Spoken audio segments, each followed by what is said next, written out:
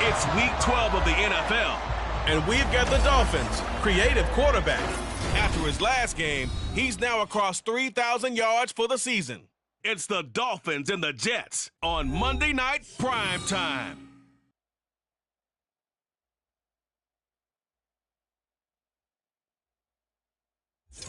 Well, we have a cold night in the Northeast. A bad evening to be without a parka, but we are set for football at MetLife Stadium in East Rutherford, New Jersey. Tonight we wrap up this Thanksgiving weekend with a compelling matchup, as it'll be the Miami Dolphins taking on the New York Jets. With Charles Davis as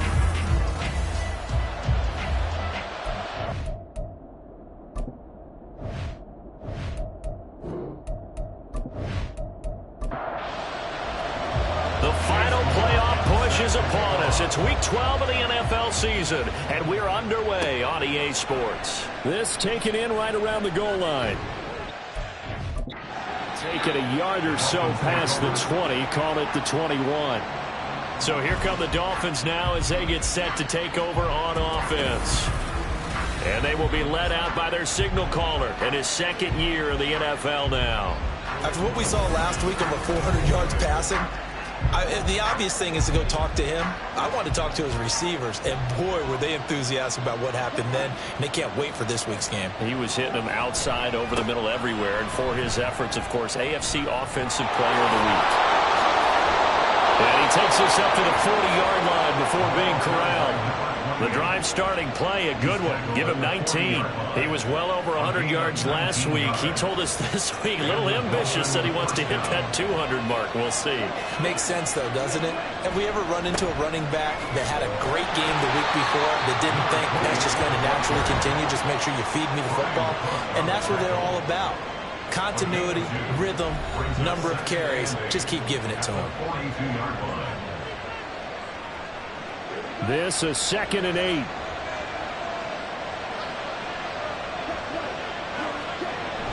Achane here. They stay on the ground. And some nifty running here as he'll take this across midfield and down to the 47. The Miami first down, that one going for a gain of 11.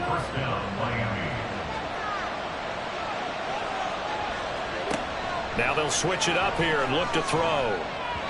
And that'll be incomplete. The Dolphins at 9-2 to start play. They've been playing their best football of the year. Winners of 4 in a row. And I thought that they played pretty well last week. Their execution, their discipline, their resilience, all on display in that victory. Another throw on second down, and this one incomplete as well. Trey McBride, the target on that throw. Third down here. Operating from the gun, Jarrett. Oh, looking for Waddle, but it's intercepted. Picked off by Christian Harris. And the Jets are going to take possession as they've got it at the 42-yard line. Not something you see very often from the quarterback of his caliber, an opening drive interception. Oh, there's no doubt in my mind that even he's surprised at how that one played out. But we know this guy is not going to stop him from continuing to fire as this game goes along. Probably give a little nod of respect across the field for that one and let him know he'll be back the very next series. So now here comes the Jet offense as they get ready to take over. And at quarterback from the University of Oregon, it's Justin Herbert. It hasn't taken Herbert long to earn this status as one of the league's best and most entertaining passers. He's locked and loaded on every snap. And the second he sees an opening, the ball's soaring downfield. You've got to be on your A game at all times against him. The second you slip up, he's liable to go here. And he has a big gain inside the 40 before being dropped. Just like that, a pickup of 20 on their first play from scrimmage. Herbert setting up to throw on first down. He's going to leave this for his running back. It's complete. And he's tackled a yard short of the marker. Good gain of 9 on first down. This defense for the Dolphins, they were terrific last week in the victory over Buffalo. Yeah, and what stood out to me on tape, the way they were flying to the football. So that tells me that they've got all their assignments down, and they're playing with extreme confidence. And he'll be brought down at the 21, just shy of the 20 in the red zone. That one a first down pickup of 8.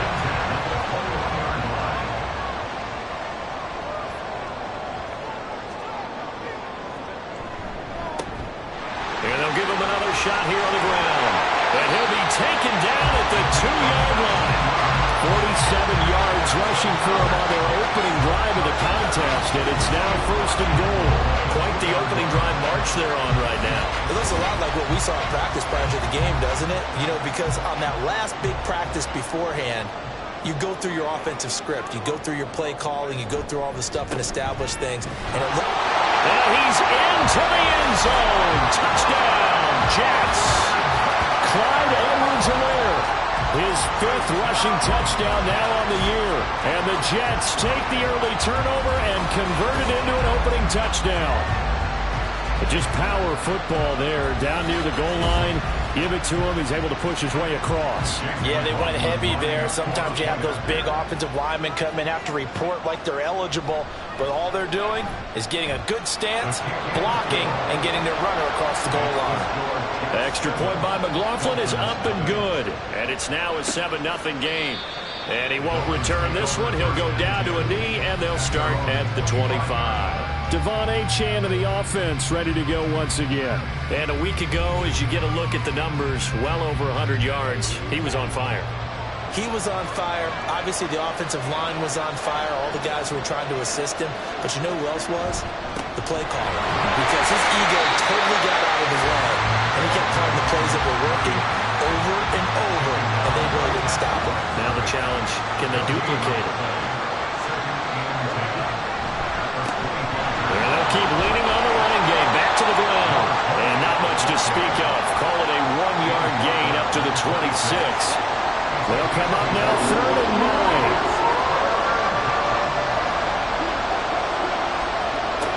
9. Back to throw. Jarrett. And this one is incomplete.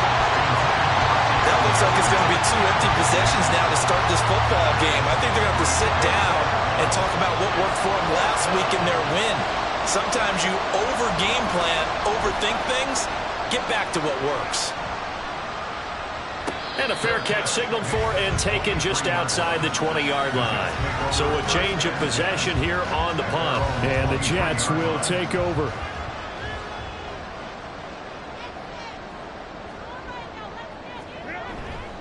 A play fake, and now Herbert to throw. Looking downfield, and that's caught right side. He's got his man. That's a good way to start the drive. 17 yards and a 1st down. Well, as a coach, you absolutely love seeing your offense find their rhythm early, and that's exactly what we've seen so far. They had a touchdown on their opening drive, and now they connect here for another nice gain for a 1st down. This offense is moving the ball well, exactly as he drew it up in practice. On 1st down, Justin Herbert. And the Dolphins rush gets home. Down he goes. Multiple players combined for their team's 1st sack of the game. And this is what you've got to do against a quarterback like him. You've got to keep him in the pocket and not let him get to the perimeter, because once he gets outside, that's where he can really hurt you. This one into the hands of Burton. So no gain on the play. And they're going to face an uphill battle here on 3rd and long. It's now 3rd down and long. Back to throw here, Herbert. And he's got his big tight end here. So the completion good for 7 there. And it'll be 4th down. So much about this game is just understanding situations and then having to execute, isn't it? Guard the 1st down sticks. Don't let them get there. And they rallied and made the tackle. And here's Gillen on now to punt as he gets this one away. This is taken at about the 14. Well, a solid punt, but also a nice return there of 14 yards. And it'll be Dolphin football.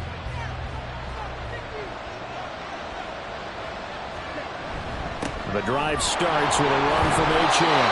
And given 6 yards here as he stopped near the 35 at the 34. And from the 34, here's 2nd and 4. Looking to throw. Jarrett. A short one here, caught by McBride. The result, only 4 yards there on the play. And that'll bring up what looks to be a 3rd and inches. Can't be more than a half a foot. Back to throw. Jarrett. Oh, and his early struggles continue. Here's another one intercepted. And they take over. They'll set up shop at the 46-yard line.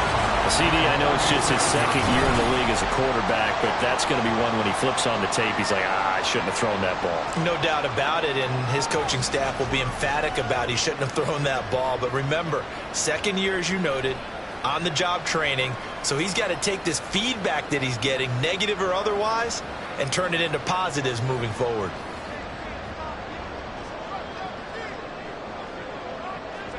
After the turnover, here's Herbert. He's got Burton here. And he's got this down a yard or two shy of the 40 before he's out of bounds. From the 41, here's a 2nd and 5. Well, Charles, you think about this defense. This week in preparation, you couldn't hide the fact from them that they're facing a team that's lost 7 in a row. You just wonder if they prepared the same way they normally do. Yeah, that's a great question, because normally that preparation goes into what you do well on defense. What is the best thing that you do going into a game? But in this case, you might want to take all the tendencies and throw them out the window. I would expect them to throw every trick play in the book right out of the gate in order to try and get something established and get things moving. 56 yards rushing for him now as he has gotten the night off to a hot start. Herbert now. Man, and he hits him in stride. And he's got another first down as he's brought down at the Dolphins' 13-yard line.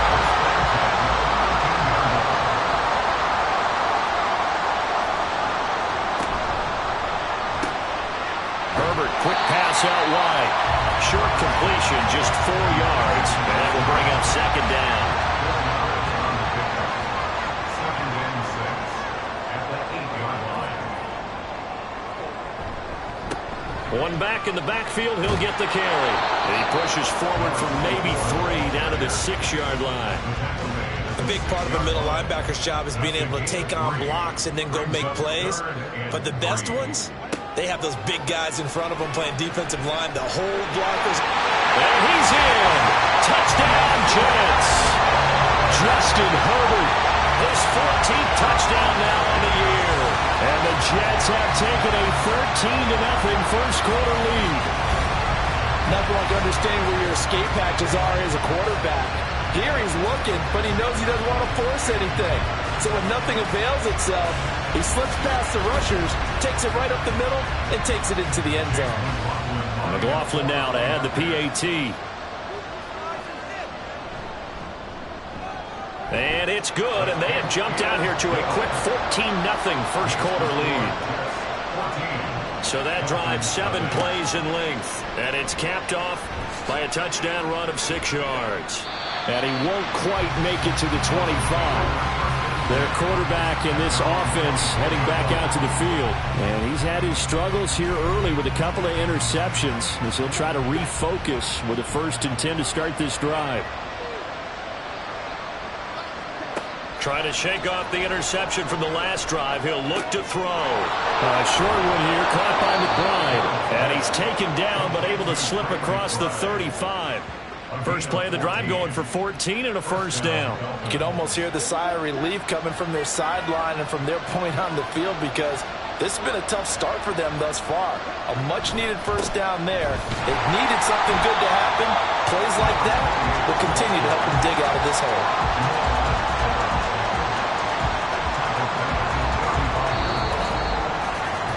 14-0 the score. This is the NFL on EA Sports. It's Dolphins football here as we begin the second quarter.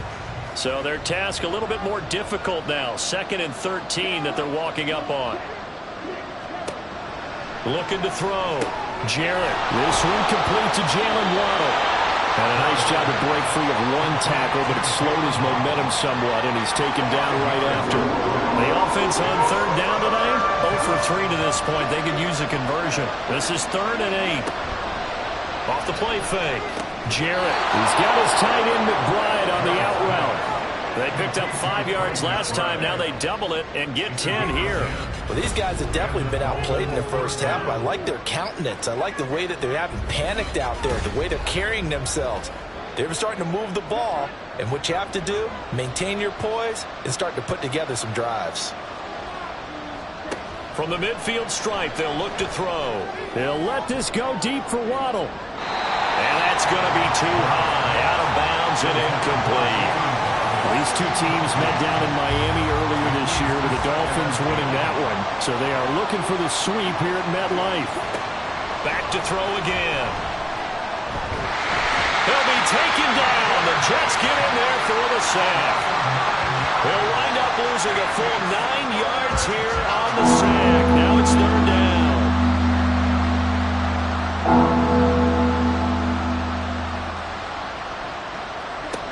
Back to throw. Jarrett. And that one off the mark. A little late with the throw. The passing game not in sync here early. And now it's fourth down. Here's A.J. Cole now to punt this one away.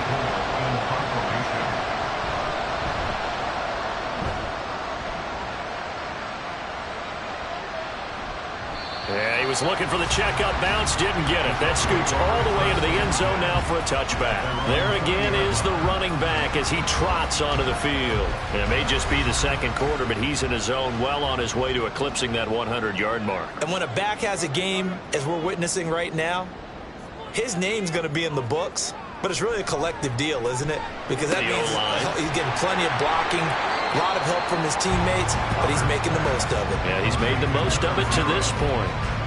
Now 2nd and 7 from the 23. 2nd and 7 at the 23-yard line.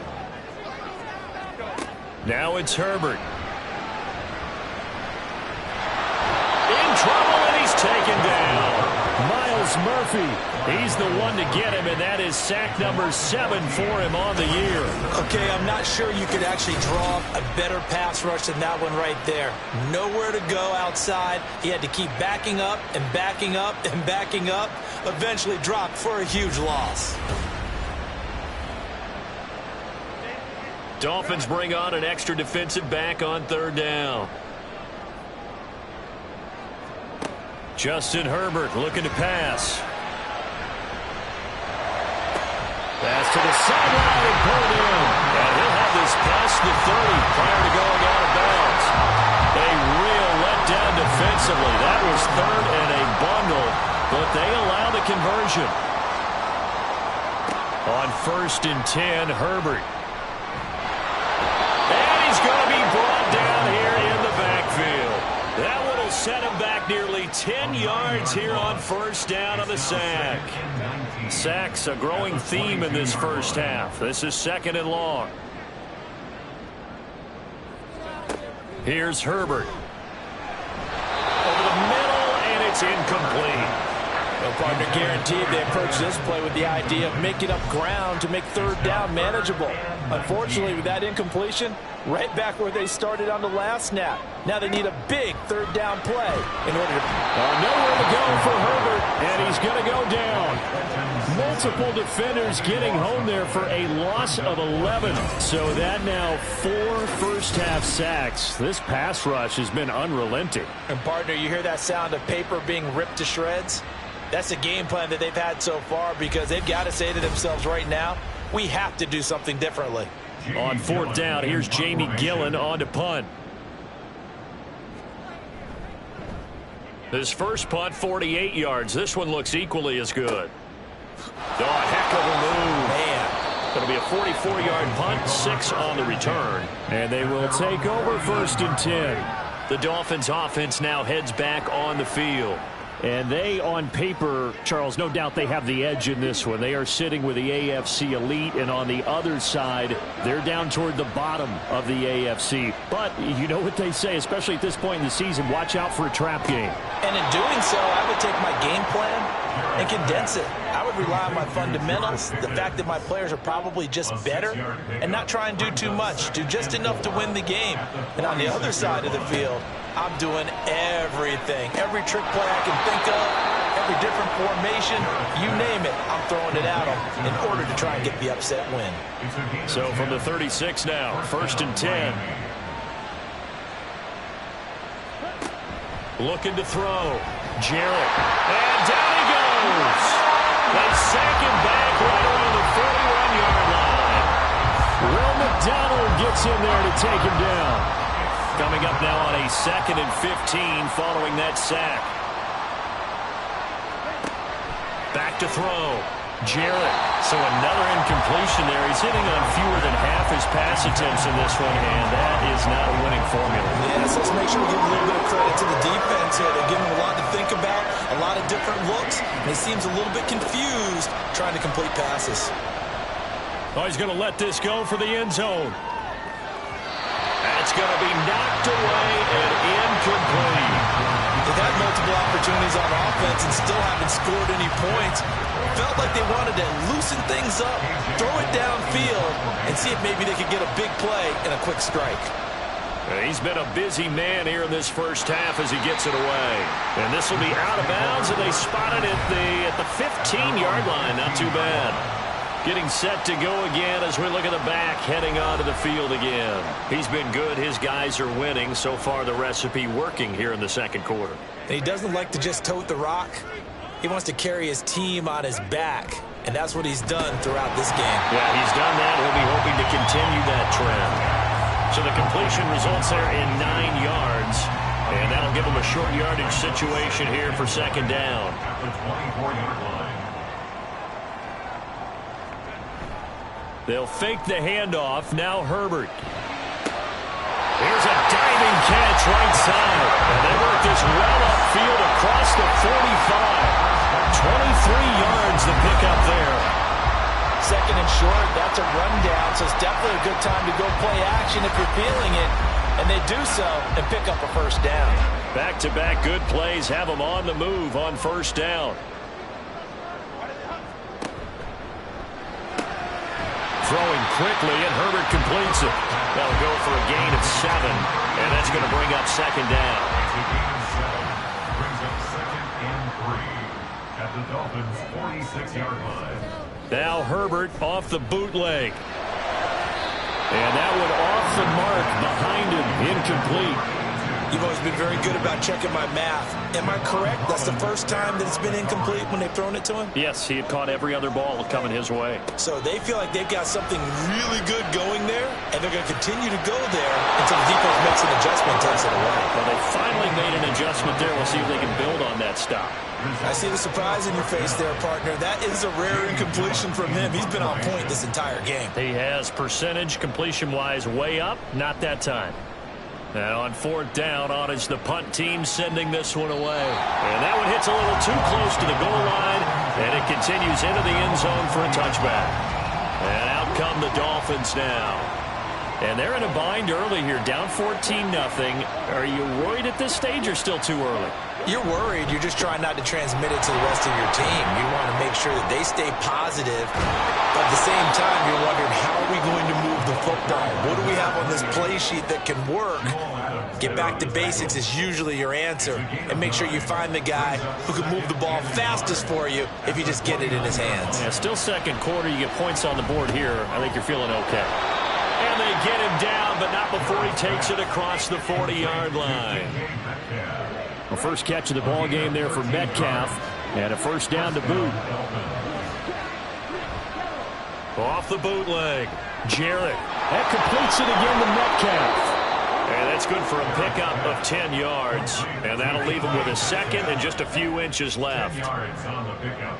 It's 2nd and inches at the Jets' 48-yard line. Looking to throw. Jarrett. Quick hitter to Jalen Waddle. And Waddle going to have a Dolphins first down as he'll get this down to the 40. Jalen Waddle. A gain of 9 yards. And the Dolphins first down. They'll look to throw again. A short one here, caught by McBride. And give him 6 yards here as he stopped near the 35 at the 34. 2 minutes to play first half. It's 14-0. Second down and 4.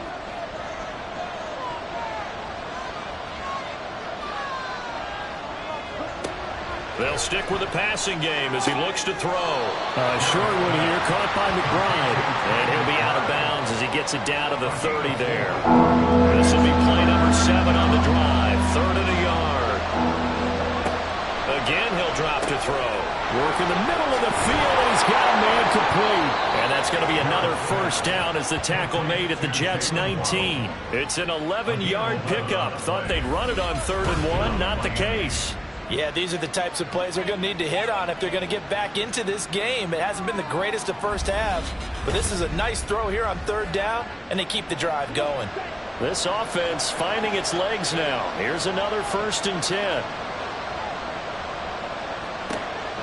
Operating from the gun. Jarrett. This is caught. Touchdown. Jalen Waddle from 19 yards away. And the Dolphins have cut it back within a score. A nice throw there by the second-year quarterback. And I don't believe that was the kind of play he would have made as a rookie, because usually your rookie season is a continuation of your college days. A lot of one read, and if you don't have it, you just take off and go. Now he's settled in the pocket a little bit more, reading the field and getting to a second and sometimes third progression. That was a nice play. Extra point by Patterson, up and good. And that'll make our score 14-7. The kicking team out for Miami as they will send this one away.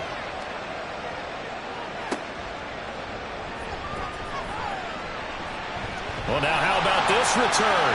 He's to midfield. Still going past the 30. And he will score. Touchdown, Jets. I know a lot of special teams coaches, they just want to keep it away from him because that's what he can do. And others have egos that their players can't keep up with. And they say, challenge it, kick it to him. The way he runs as fast as he is, I wouldn't challenge him at all. I'd do everything possible to keep it away. He is just a blur when he gets a full head of steam, and he got a full head of steam there. McLaughlin for the extra point. It's good, and it is now 21-7. Well, we talk a lot about explosive plays on offense. How about an explosive play on special teams? Certainly one there on the kick return for a touchdown. So now the other return teams out there as they'll try to duplicate what they just saw. And we will not see an attempt to match that return touchdown, as this will be a touchback and bring it out to the 25. The Dolphins taking over now late in this first half as they take over with exactly 1 minute to go.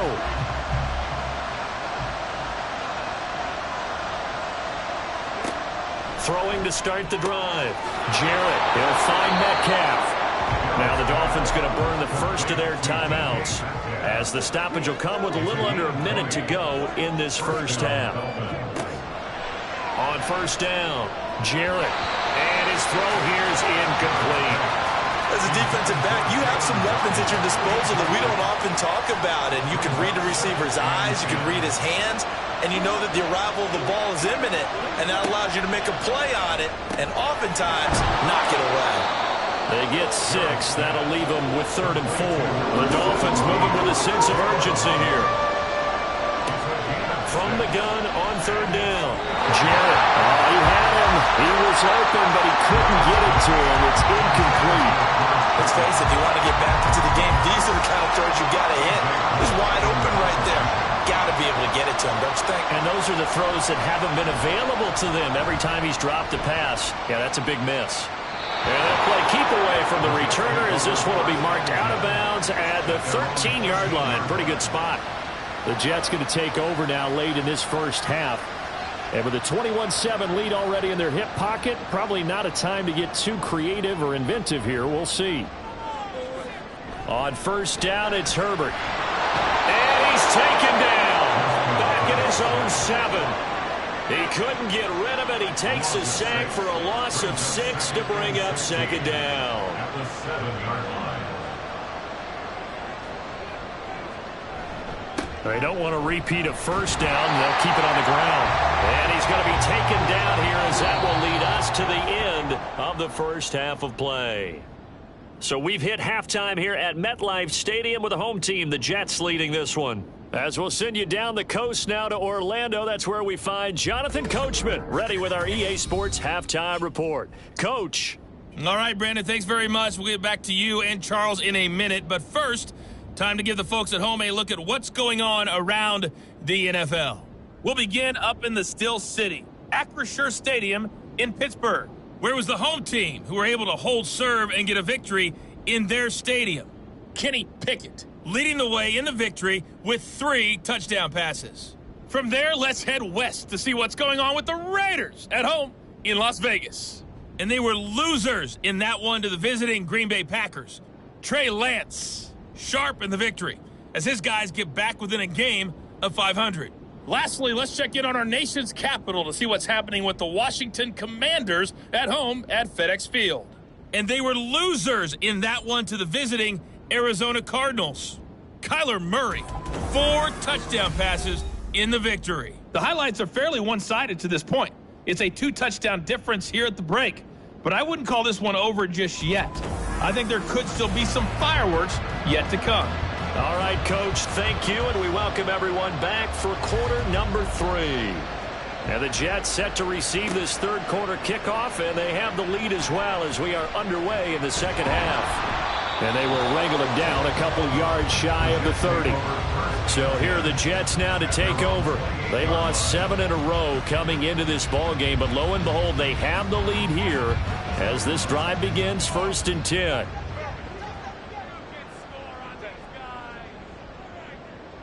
They'll send a receiver in motion to the right. Now he's going to get it on the jet sweep. And that is not fooling anyone.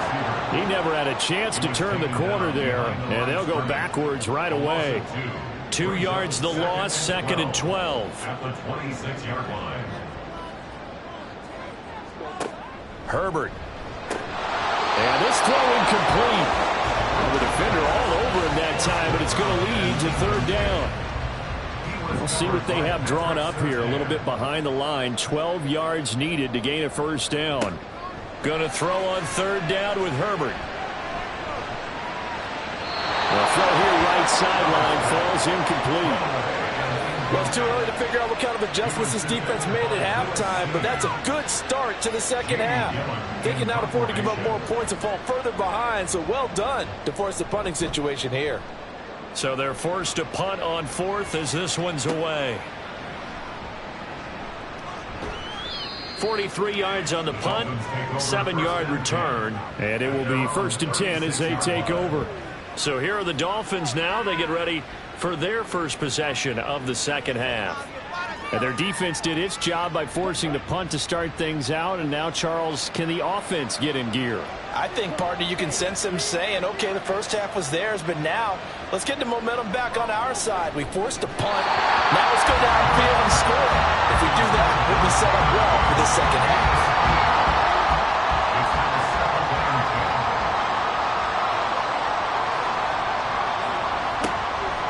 Back to throw. Jarrett. Open man is Waddle, complete. And they've got it well across midfield down to the 40 before it's all said and done. A 1st down there on a pickup of 25. That reception, it brings him up to the 700 plateau. He's at 700 career NFL catches now. And that club in baseball, a rather exclusive club and one we talk about all the time. In football, puts you in the top 50 all-time range. Not so bad either. Now Achane on 1st and 10. And he's going to get a solid gain of 9 before being brought down. 2nd and right at a yard. A gain of 9 brings up 2nd and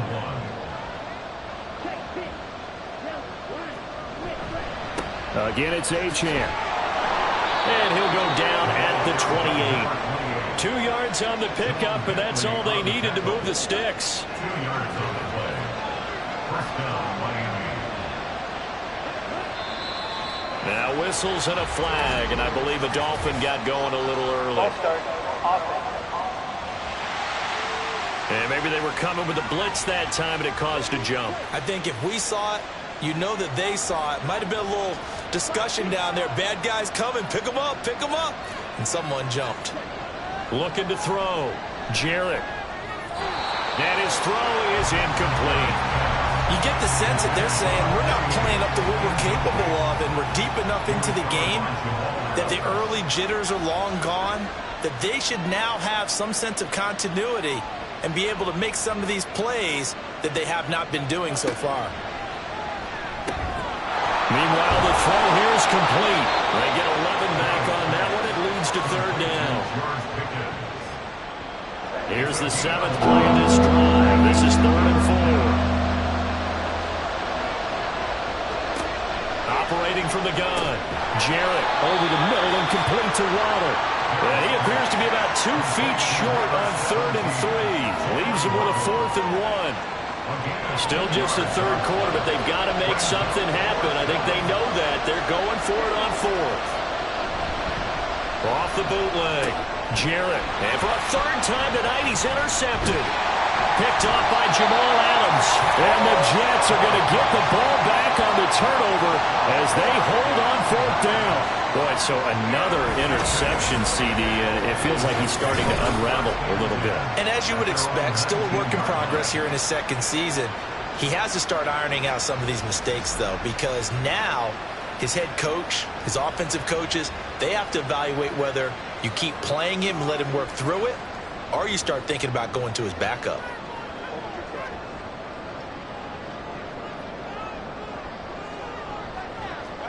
After the turnover, here's Herbert.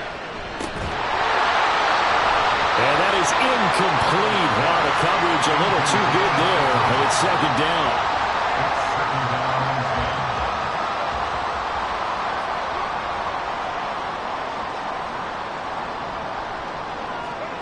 Here's Herbert. And he bats it away, and it falls down incomplete. They decided the opportunity was there and launched a deep ball, but he was unable to get away from the defender, couldn't create space, couldn't uncover the end of the route, and that one winds up incomplete. Well, meanwhile, a pass that should have been intercepted, but it winds up falling incomplete. Give them credit for excellent coverage, tight coverage. They're doing a lot of things that we talk about in basketball. They're causing disruptions in the passing game. And as long as that continues, it'll be tough for them to gain any momentum throwing the ball downfield. That's taken it around the 40. They call that a punt of 38 yards officially. And out will come the offense as they take over. Dolphins offense returning to the field. And with 3 interceptions thrown already, we'll see. Do they rely more on the ground game here? They may have to change things offensively to try and settle things down, not just for the guy throwing the ball, but for the rest of the offensive unit, because his confidence has to be shaken a little bit. And you just wonder, is the backup going to start to warm up a little bit over on the sideline?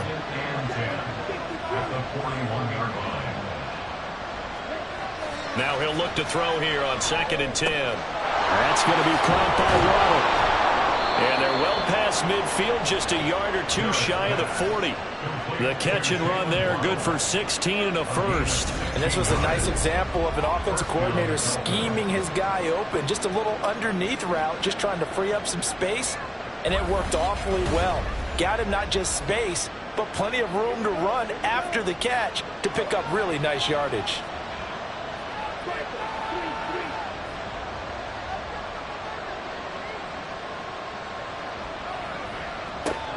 On 1st and 10, Jarrett. He'll dump this off to Achane. And he showcases the spin. A pretty good gain before he's taken down. It'll be a pickup of 10 yards. And they'll be left with a 2nd and about a foot. At the Jets' 32-yard line. Back to throw. Jarrett. And a quick throw here that's complete.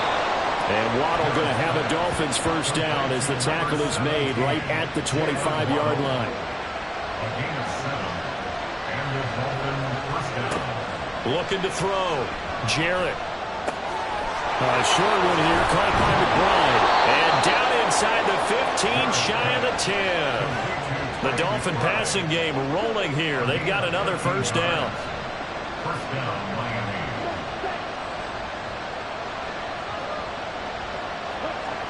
Back to throw. Jarrett targeting the out route, and he completes this to Metcalf. And inside the 5 here before he's out of bounds right at the 3. Here's 2nd and 2 now from the 3. Now a toss right side. Achane with it. And he gets halfway there from the 4 to the 2 on a gain of 2.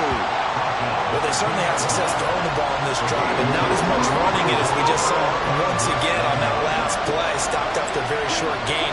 But I wouldn't abandon the run totally, because otherwise, pass rush is just too off on your quarterback. It makes it very, very difficult for him in that situation.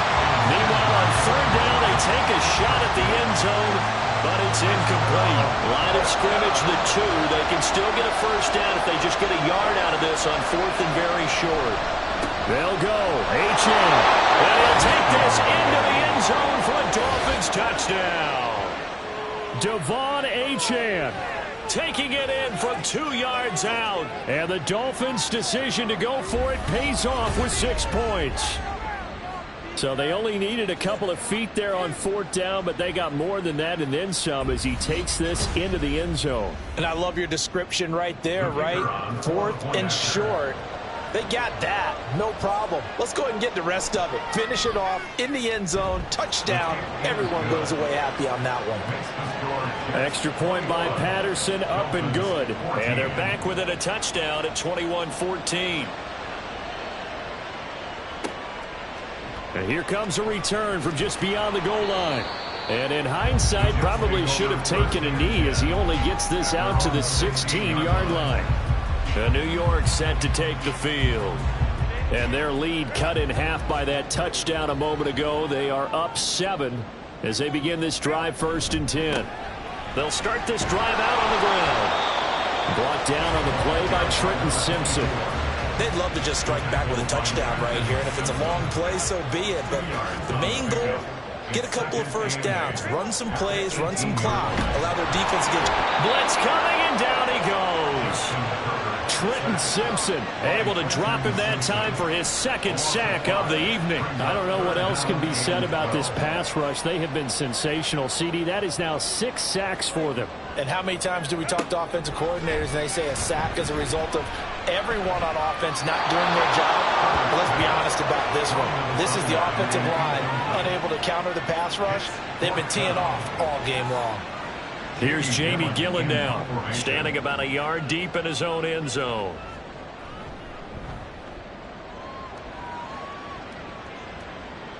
Fair catch taken just inside the 40-yard line.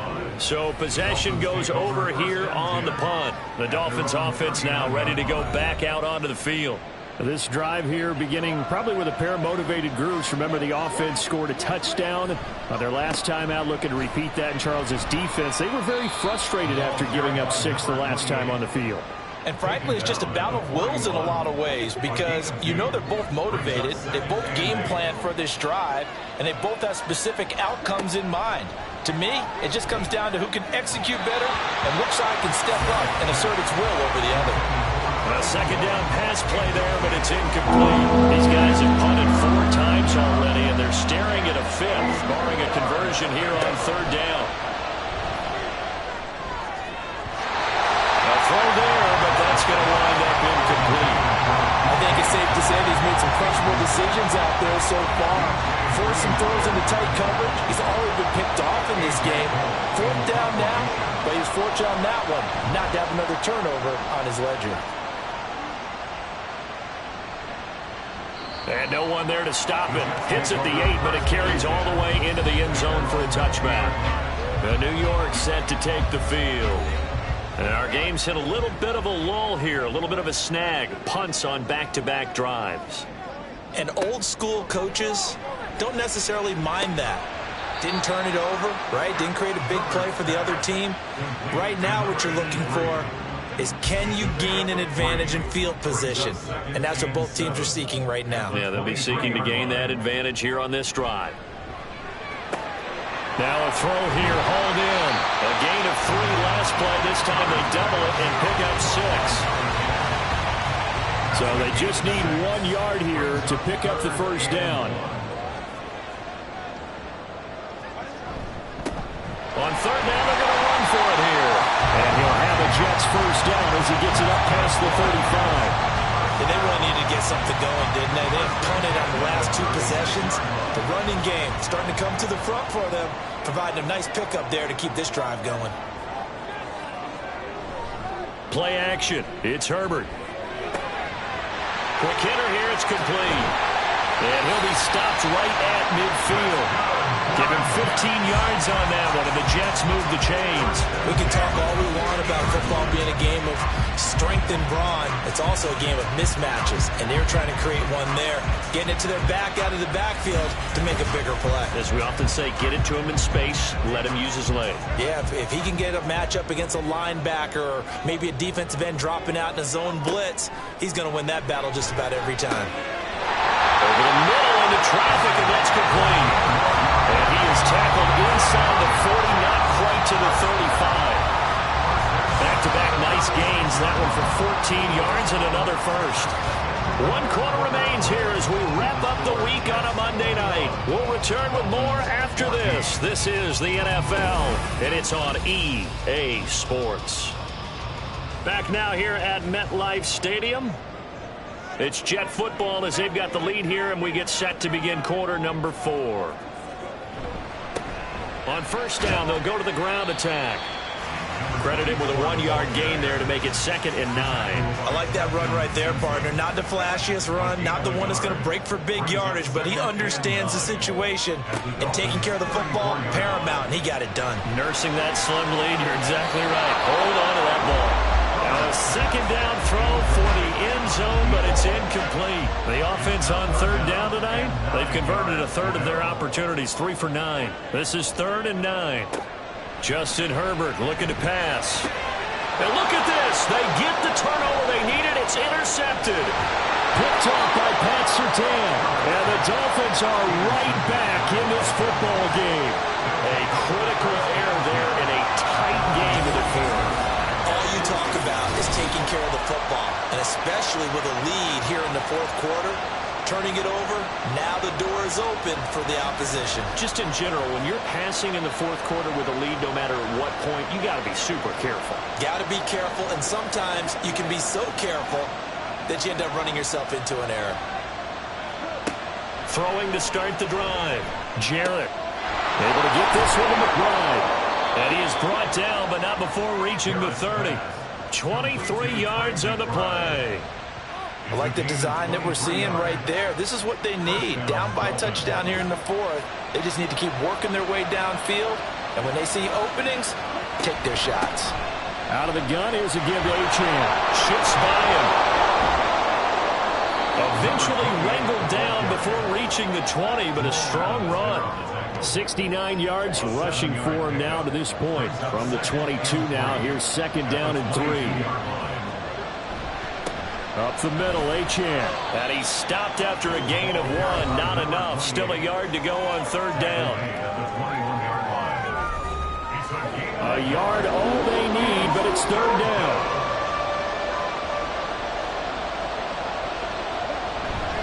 They'll run for it with Achane. Well, they hit him in the backfield, and he will not escape. And that is not going to get it done. A loss of a yard, and it brings up 4th. Just a simple run play there on 3rd and 1, but this D was up to the challenge and stopped him, bringing up 4th down. 1 score down. Here we go. They're going to go for it here on 4th down. They'll try and run for it. And he will have the first down across the 20 to the 19-yard line. Just a gain of 3, but they'll certainly take it as they convert on 4th down. Now they'll switch it up here and look to throw. So that'll be no better than an incompletion. And it's 2nd down.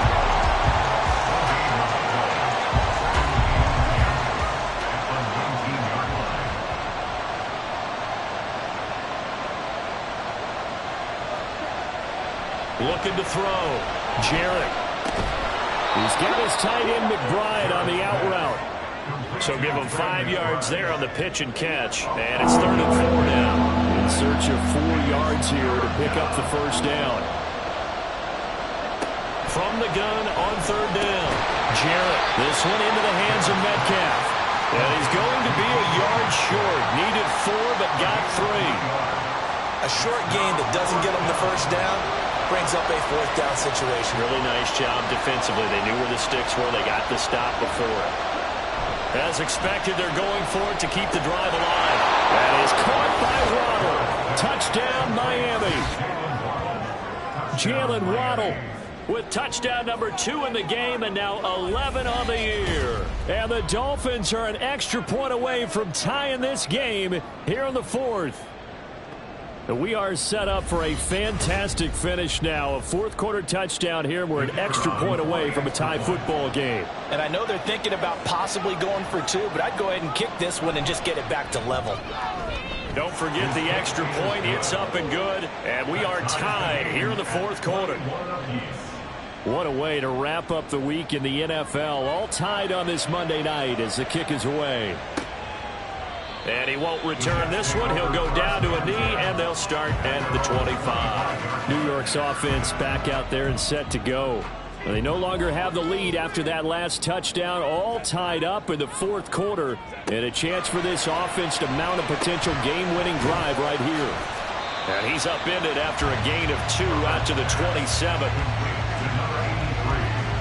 They'll break the huddle, come up on 2nd and 8 at the 27-yard line.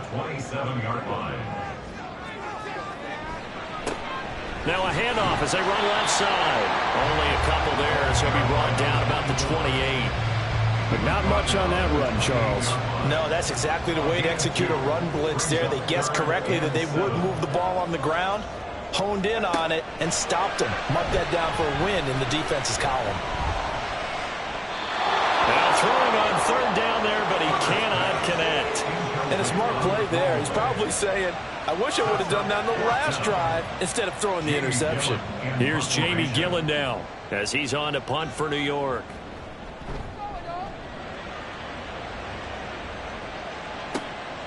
This is fielded at the 27. Powering his way forward. And he'll take this to the other side of midfield before going out of bounds.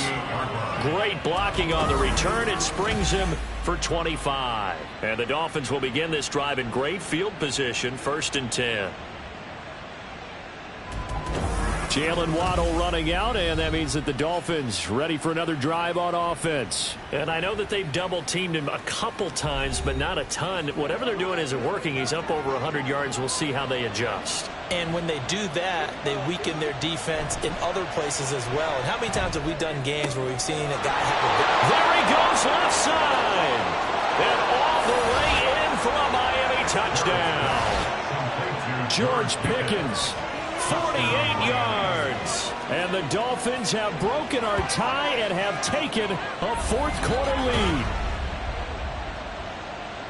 Well, Charles, he's still a young signal caller in this league, 2nd year in the NFL. But I don't know if last year as a rookie if he would have worked through his progressions like he did on that touchdown pass. I think you're right about that. We're seeing him grow up right in front of our eyes because when he went to his primary read, he recognized that they were all over that, so he continued to survey the field, picked up another target, delivered a pass exactly where it needed to be. A very mature play for the 2nd-year quarterback. The kickoff team on the field now as they will send this one away. The return man down to a knee, and this will come out to the 25-yard line. And New York set to take the field.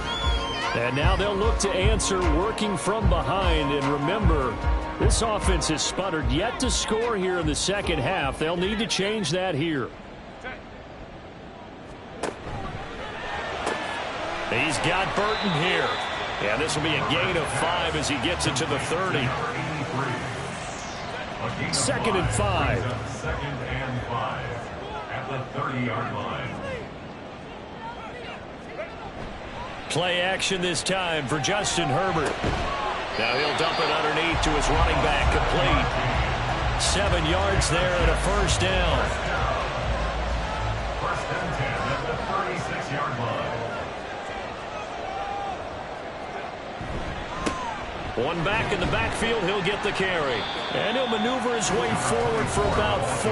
2nd and 6. 2nd down and 6 now. Now it's Herbert.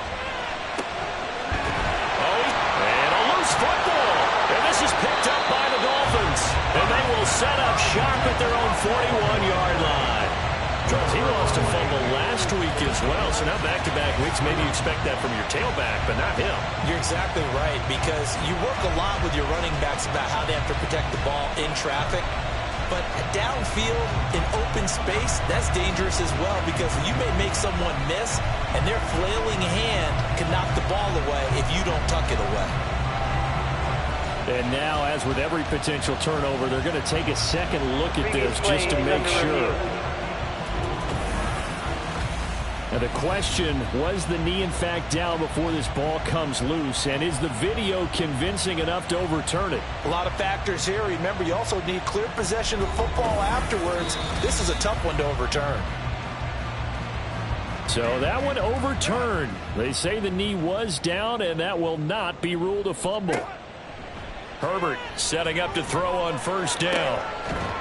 It's a short one here, complete to his tight end. And he's going to be out of bounds down around the 35-yard line.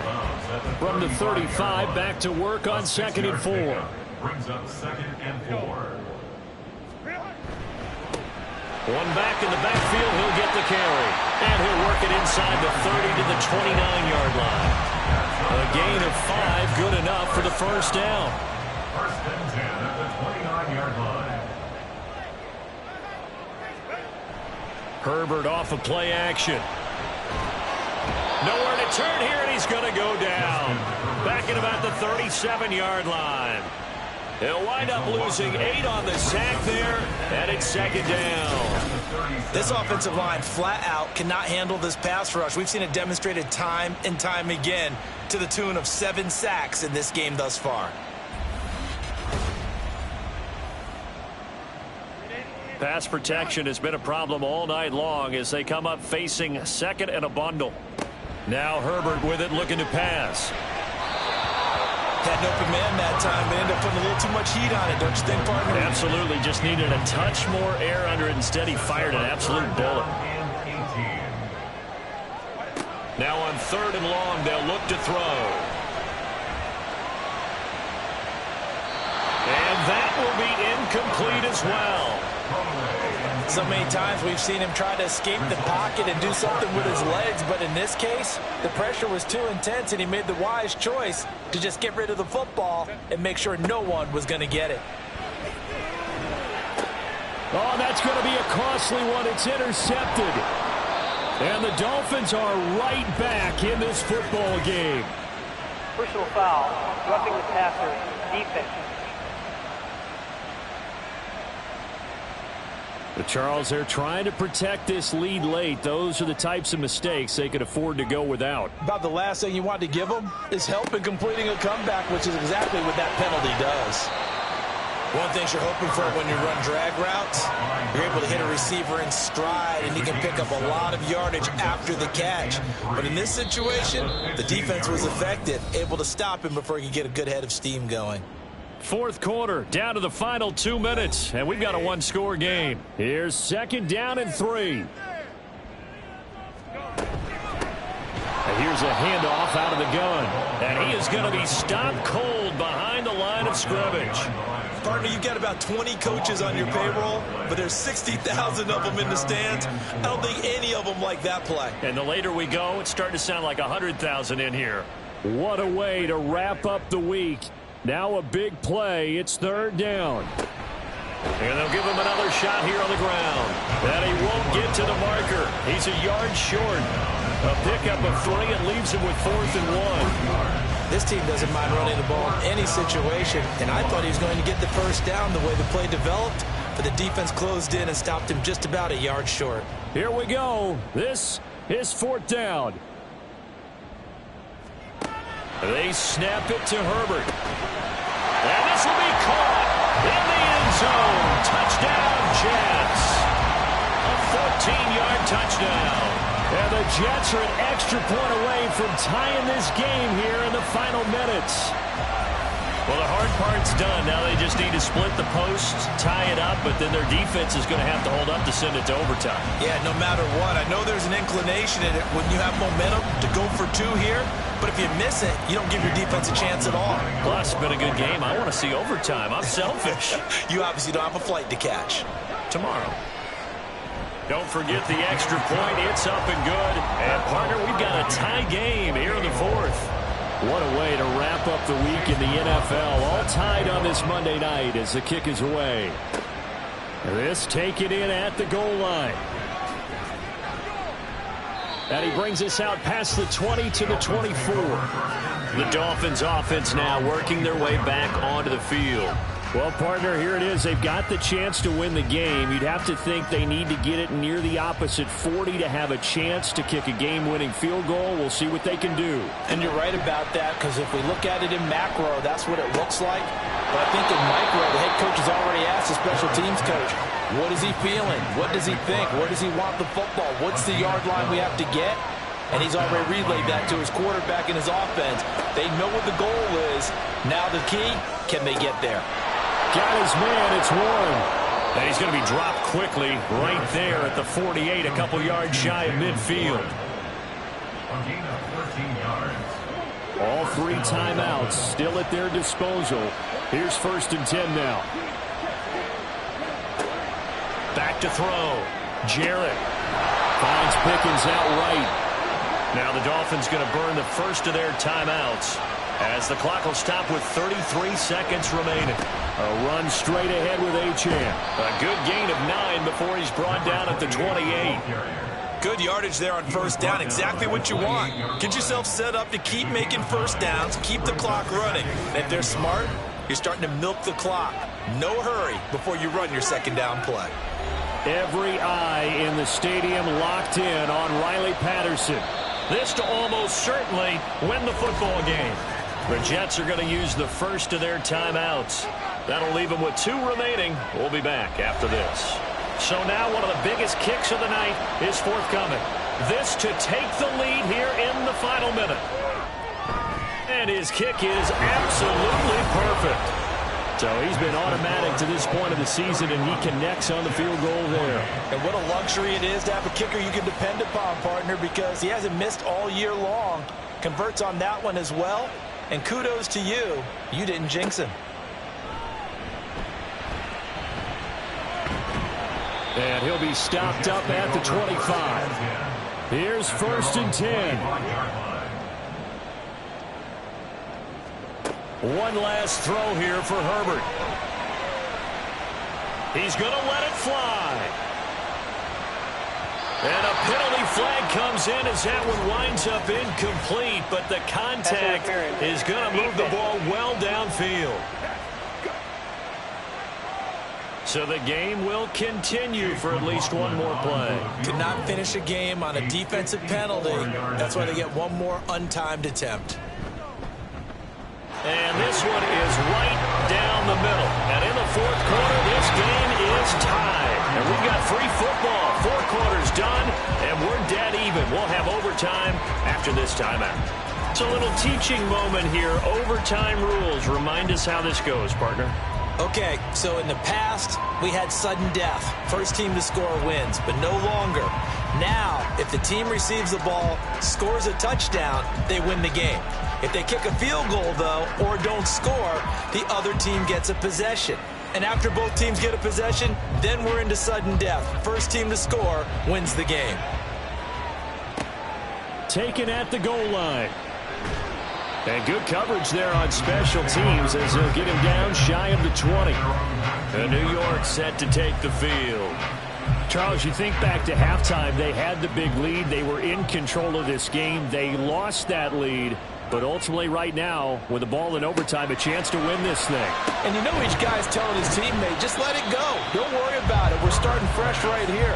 What happened before does not matter. What happens right now and going forward, that's what matters. Let's find a way to win this game.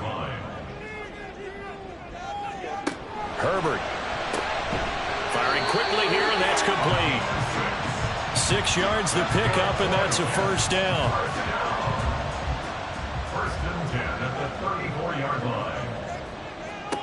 Herbert now. Over the middle, it's complete. This will be stopped about 2 yards shy of the marker. 8-yard gain, 2nd and 2. We'll play only the one overtime here. If time runs out, it'll be a tie as they come up on 2nd down.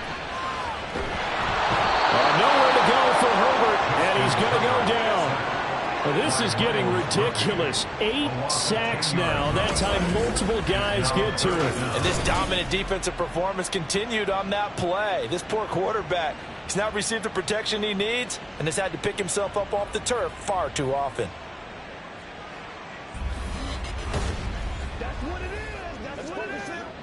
Third and 12. Here's Herbert. Under pressure again, and down he goes again.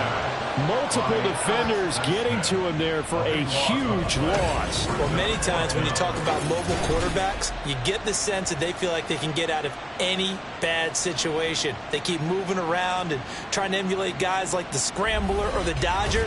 Instead, they keep losing yardage and digging themselves a hole that they can't get out of. Here's Jamie Gillen now, on for a very important punt here in overtime. Fielded at the 33. A nice job getting free on the return for 13 yards. And it'll be Dolphin football. Good starting field position for the Dolphins as they have it 1st and 10 at their own 46. Here's Achane to start the drive. And he'll take it across midfield down into Jet territory.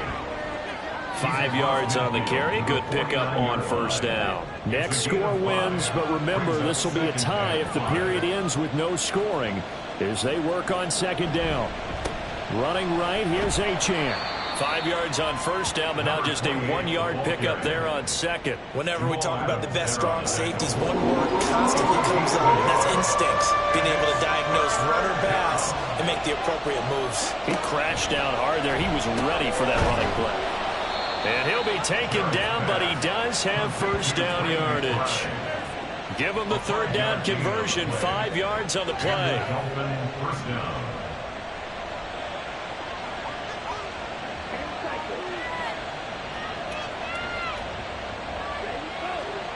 Throwing on 1st down. Jarrett. Open man is Waddle, complete. He'll be stopped at the 35, but not before he picks up 7 yards. From the 35, here's 2nd and 3. Off play action. Jarrett.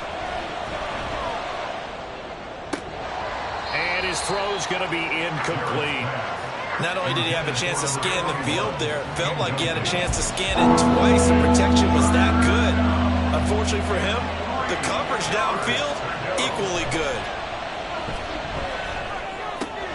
He's got his target. That's complete. And he is going to have the Dolphins 1st down as they're able to get the 3rd down conversion.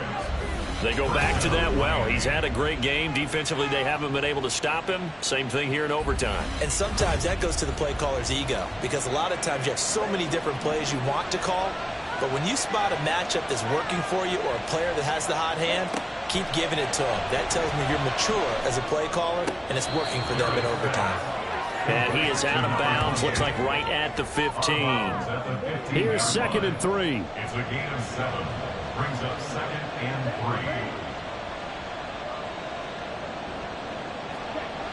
3. They'll look to throw again. And he is in for the score.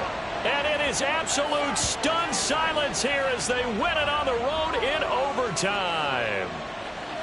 As the fans exit back out through the turnstiles, not happy looks on their faces. Feel like they probably let this one slip away at home in overtime. I would agree with that, and their unhappiness hurts the guys in concession stands on the way out, right? Not stopping to buy something for the kids. They just want to get home. But what a dramatic way to finish this bad boy off. I mean, this game was dramatic all the way through. That's why we got to overtime. And then to go ahead and finish it this way, the fans streaming out unhappy. But the team that came in here and won this one on the road, they sprinted to their locker room. And speaking of buying things, dinner on you tonight, Davis. I kind of figured that was coming. So for Miami, they continue to be one of the best teams around as they move to 10-2. And they'll get another road test next week as they head to Baltimore to take on the Ravens. Meanwhile, for the Jets, their woes continue as the record falls now to 1-10. And they'll get a chance to redeem themselves at home next week. Thanks for tuning in, everybody. Alongside Charles Davis, we thank our entire crew. I'm Brandon Gaudin. This is the NFL on EA Sports.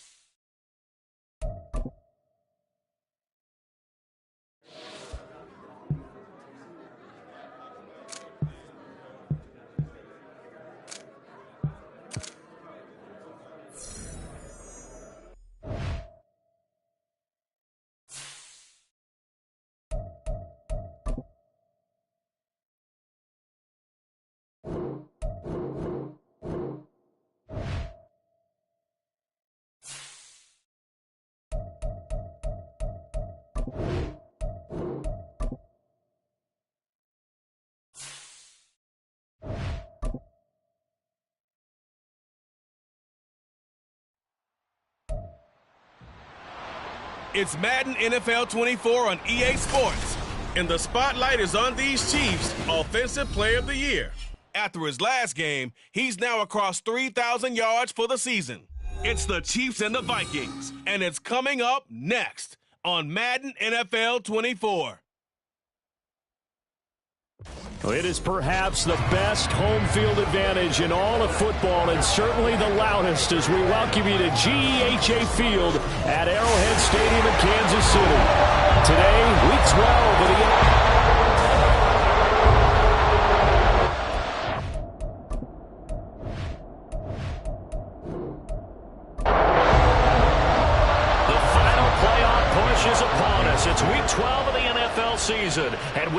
underway on EA Sports. From a yard or two deep, here comes a return. Able to get this to the 19, so probably should have opted for the touchback. So here's the Viking offense making their way out. And they'll be let out by their 6-year quarterback. And there was a positive in last week's loss. No interception.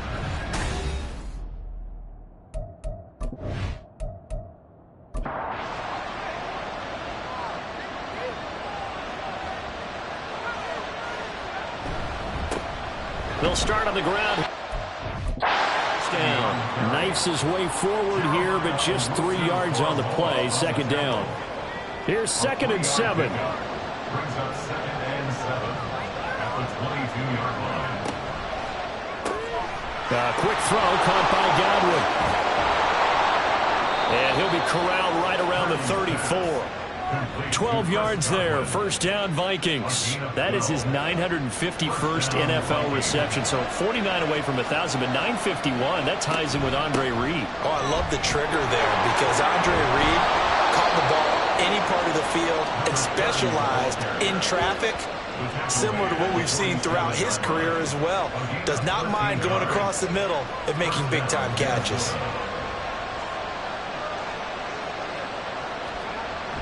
Play action, and now here's Purdy to throw it. Quick throw there is incomplete.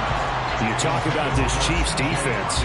They are number 2 in the NFL against the run right now, Charles. Most of their challenges have come in the passing game because against the run, they've been pretty darn good. Now you got to figure out a way to slow down those receivers before they get downfield and maybe make a few more plays on the ball when it's in the air. 2 yards the loss, and now 3rd and 12. Back to throw, Purdy. He'll try and set up the screen. It's complete. And he'll only get this to the 47. He needed a few more yards to pick up the first. They do get 7 out of that, but not enough to prevent a 4th down. The Vikings send out their punter. As the first drive of the game stalls out, he's on to punt. He punted 4 times in the loss last week as he gets this one away here. This one will sail out of bounds. It'll depend on the spot here. And the side judge says that went out at the 7-yard line. So here are the Chiefs now backed up for their first drive. And they will be led out by their 6'6" quarterback. And he's had a great season so far throwing the football. Very likely could go over 4,000 yards with a good performance here.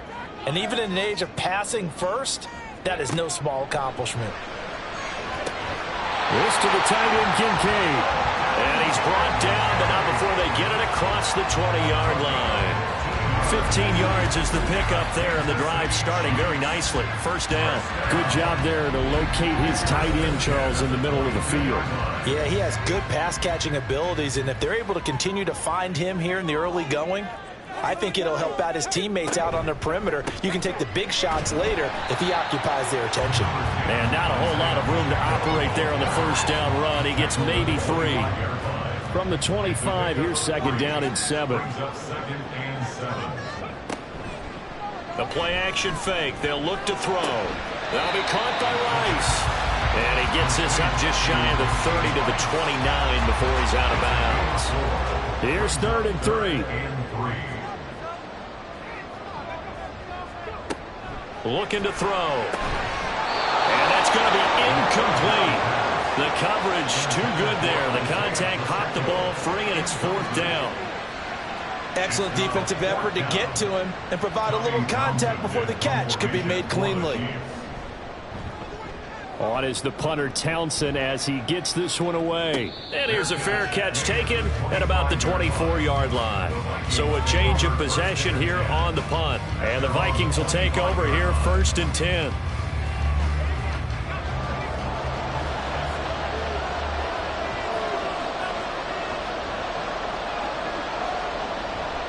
They'll start this drive out on the ground. And not much to speak of. Call it a 1-yard gain up to the 26. You talk about this Chiefs defense. They are number 2 in the NFL against the run right now, Charles. They've established themselves pretty well throughout this season. But, boy, what a competitive group of people. They do not like that ranking they have now because they think that they're better and they're out to prove it again in this game. Call it an 8-yard gain. Much better shape now on 3rd and just a yard.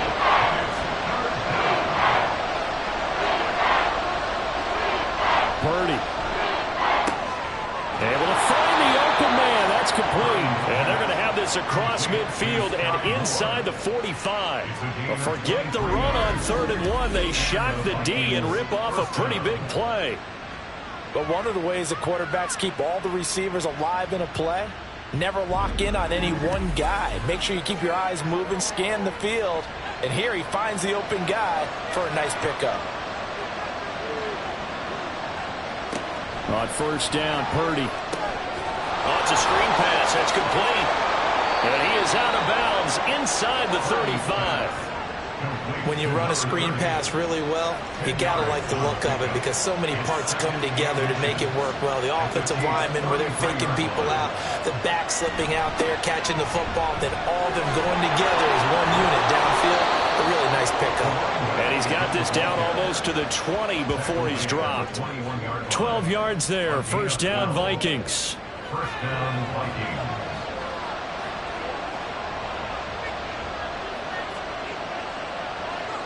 Purdy looking to throw. Over the middle, he finds Godwin, complete. They'll wind up getting 7 on the play, and it'll be 2nd down. This drive, it's been a good mix. 3 passing plays, 3 runs, hitting on all 3 of those passes, and the last one putting him in the red zone. So wouldn't you think play action right here? Because you've got the ability and had the ability to run it and throw it. Go play action and take your shot at the end zone. Out to the left there and complete to the tight end, Hawkinson. And he's going to be taken down right at the 10-yard line. So not quite a 1st and goal. It's 1st and 10 from the 10. One back in the backfield, he'll get the carry. And boy, the strength on display there as he rumbles through tacklers for a gain of about 8. Now a 2nd and 2.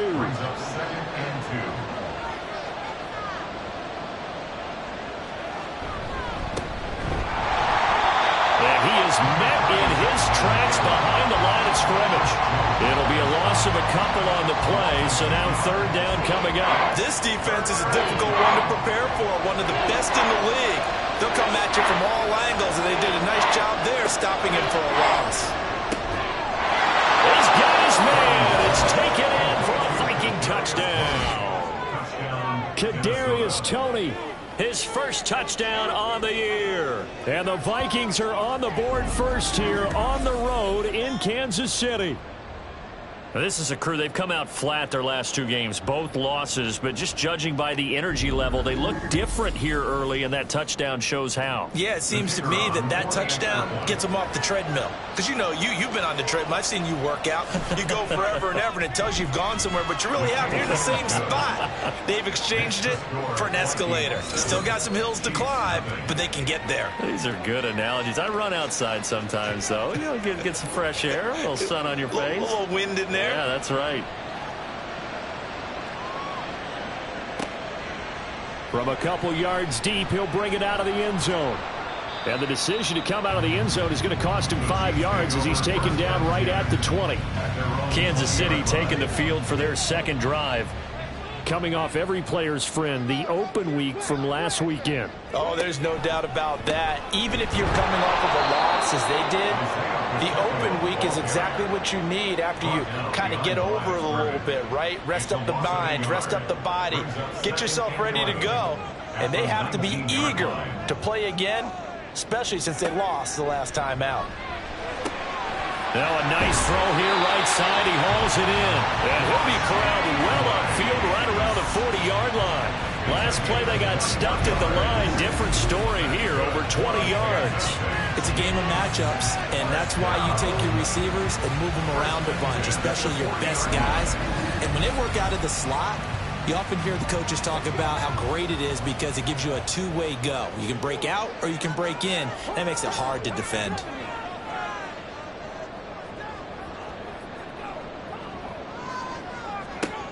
They'll look to throw now on 1st down.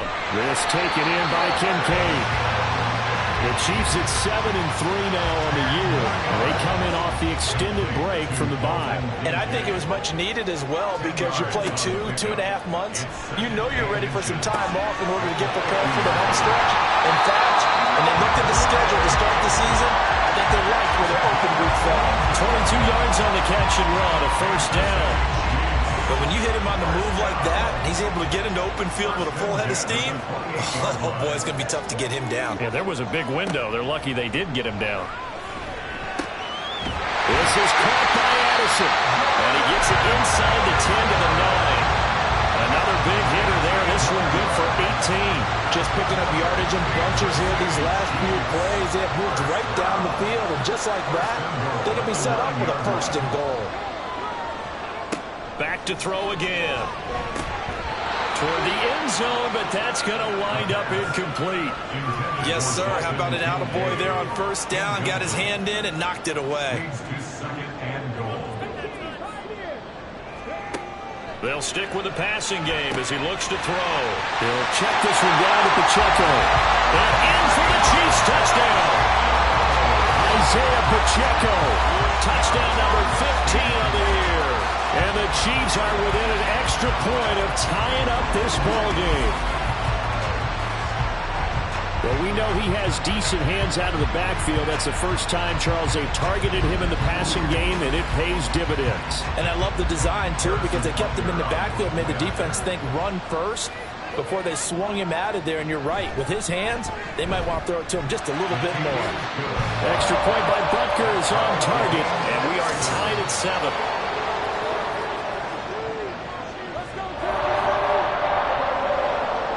So all even at 7 now as they kick it away. This fielded right at the goal line. And up to about the 26-yard line, just across the 25. And now out comes Minnesota.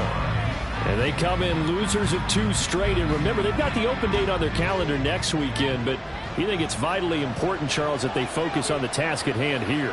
Absolutely, because these players, they know what's coming up, and the difference between taking time off following a win versus doing so on a 3-game losing streak, that's absolutely huge because they may come back if they lose this game to a facility, and there may be new faces in there and some teammates lost. He'll lose a yard there, and it's 2nd and 11. 7-7, our score after 1. The Vikings with the football here to begin the second quarter as they've got it 2nd down and 11.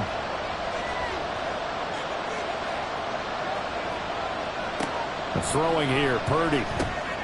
He's going to flip that out to the flat. It's complete. So they'll get nothing out of that play. And that'll bring up a 3rd and 11 situation. Backed up here, tough spot, needing 11 yards to pick up the first. Play action, now Purdy. The throw right side here going to be incomplete. Yeah, that's a nice job there defensively to blanket those receivers on 3rd down. And as a quarterback, all you can do is just lock one toward the bench. Not too close, mind you, and live to punt the football. On 4th down, the punt team is on as this is sent away. That'll be a 44-yard boot, just a yard on the return as he's covered up quickly. And it's Chiefs football, 1st and 10.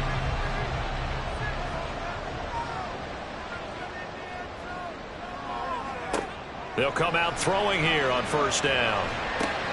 A short throw pulled in by Kincaid. And he'll be out of bounds right at the 40. A gain of 11 to kick off the drive, and it's a quick 1st down. A lot of tight ends just use their size and their strength, try to occupy some space and kind of body people away and catch the football. But not this guy. He's a refined route runner. Makes me wonder if he took some dance classes in his background with his footwork. And he'll be taken down, but not before he gets into enemy territory. That goes for a Chiefs 1st down, 14 yards. If you're going to blitz, likely going to leave you in man coverage with this guy, and that is less than ideal. It is because just about any offense that has an elite receiver, if you blitz and have him in man coverage, you're going to him, even if he has an elite defender on him, because he usually knows where the ball is before the defender does. And now a throw on first down there, but it's incomplete. 2nd and 10. Brings up 2nd and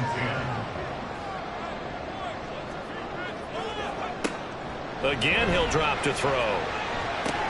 Throw left side, completion to Rice. That'll leave him with a 3rd and 2 coming up. They got 8 yards there. They'll come to the line, needing only 2 yards to gain the first here. They'll go to the air here on 3rd and 2. That is caught. And this is going to turn into another first down as the tackle is made at the Vikings' 26. They pick up 12 on the play there, and they move the chains.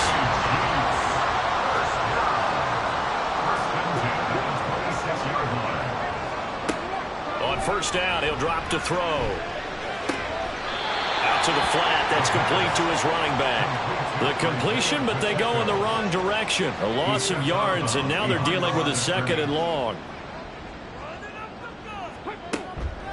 Back to throw. They're unable to connect, but a late flag comes in. And the contact may have come too early.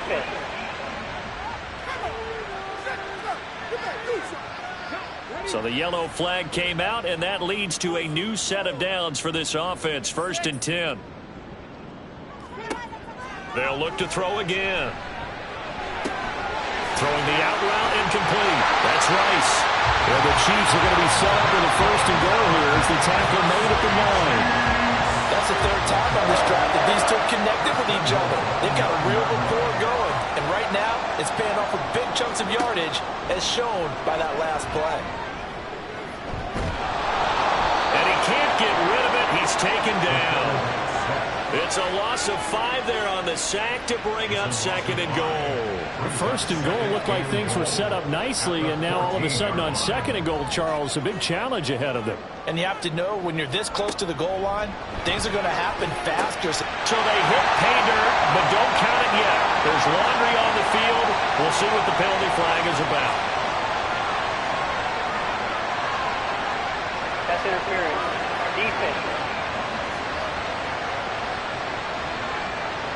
So obviously they will decline the penalty there, and the result is 6 points. Extra point by Butker is on target. And that makes the score 14-7. Now after the touchdown, here's Butker on to kick it away. And here comes a return from just beyond the goal line. And no chance to get away as they'll get him down at about the 17-yard line. Minnesota now ready for their next possession. And they have the game here followed by the open date on their calendar next weekend. And Charles, this is a crew that you have to think really is relishing the opportunity to be on the couch for a few days. Yeah, they certainly are, but let's face it, partner. They can't get caught looking ahead to that couch time while they're playing this well. They got to take care of business first. And he'll be out of bounds, but able to get it up past the 45. 74 yards rushing for him as he has been tough to stop here in this first half. Thought they were going to have him down a lot earlier, but he was able to shed that tackle. Shows the value of the weight room, doesn't it? Shows the value of the attitude when you run the football. Don't go down easily. Break a few tackles, gain some additional yardage. The big play has him all the way out near midfield for a 1st and 10. Purdy now to throw. Here's Tony on the quick slant. And they'll get him down after a pickup of 8. 2nd and 2. From the 44-yard line, here's 2nd down and 2. Back to throw, Purdy. And this one incomplete. Too much contact to hold on to that one, and it's 3rd down.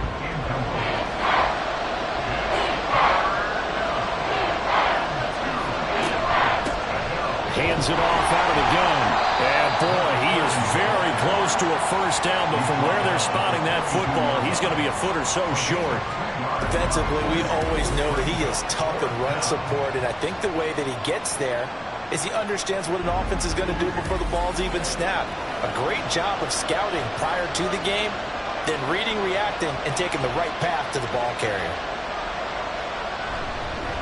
And it's a fake here on 4th and inches. And the gamble pays off. They get the first. Well, we kind of looked at each other as they decided to go for it. But in the end, great execution, a 6-yard gain, and it all works out. On first down, it's Purdy. That is caught. It's Chris Godwin. And down to the 20 he'll go before heading out of bounds.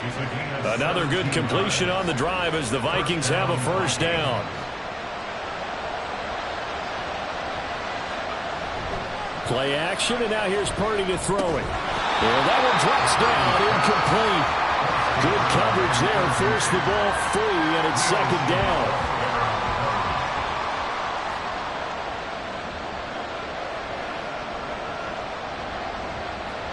Once more, Purdy looking to throw. Looking left side, and he's got a man. That's Ramsey. He'll get only 3 there, so it leaves him with a 3rd and 7 ahead. So 7 yards from the first down here as they come up to the line of scrimmage. Here's Purdy now on 3rd and goal. Now they set up the screen. That's complete. And he won't quite make it. He needed 6. He got about 5. 4th down.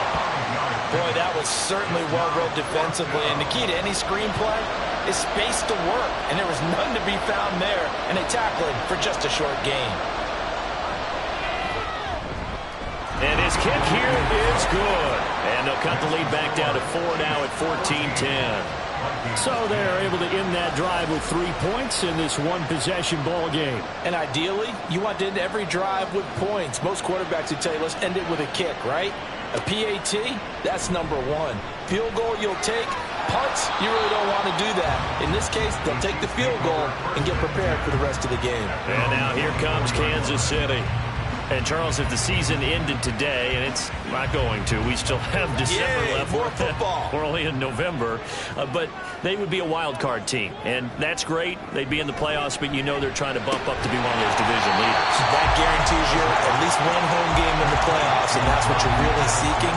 But there also isn't much margin for error for this team, right? Because right where they're sitting, a 2-game losing streak could have them out of the playoffs, so they've got to make sure they continue to keep the momentum going. Absolutely. There's some sharks smelling blood in the water behind them. Danielle Hunter able to record his 5th sack of the season. I thought there at the end he may have had a chance to release that, but that pocket closed a little too quickly, and down he went. Yeah, he was certainly trying to do everything he could to extend the life of the play, probably counting in his head 1, 2, and then he ran out of time. And he will have a Chiefs first down as they're able to get the 3rd down conversion. Good strong throw and catch right there. And so far in this game, the alleys have been open for them to get completions, and they're taking advantage of it.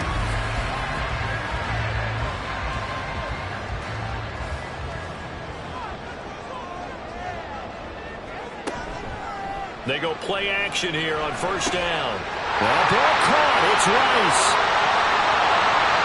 A big play there for KC. 53 yards. I'll tell you what, this is not going to be a fun discussion at halftime for this defense. They've been absolutely taken advantage of in the first half. And here's another play for big yardage.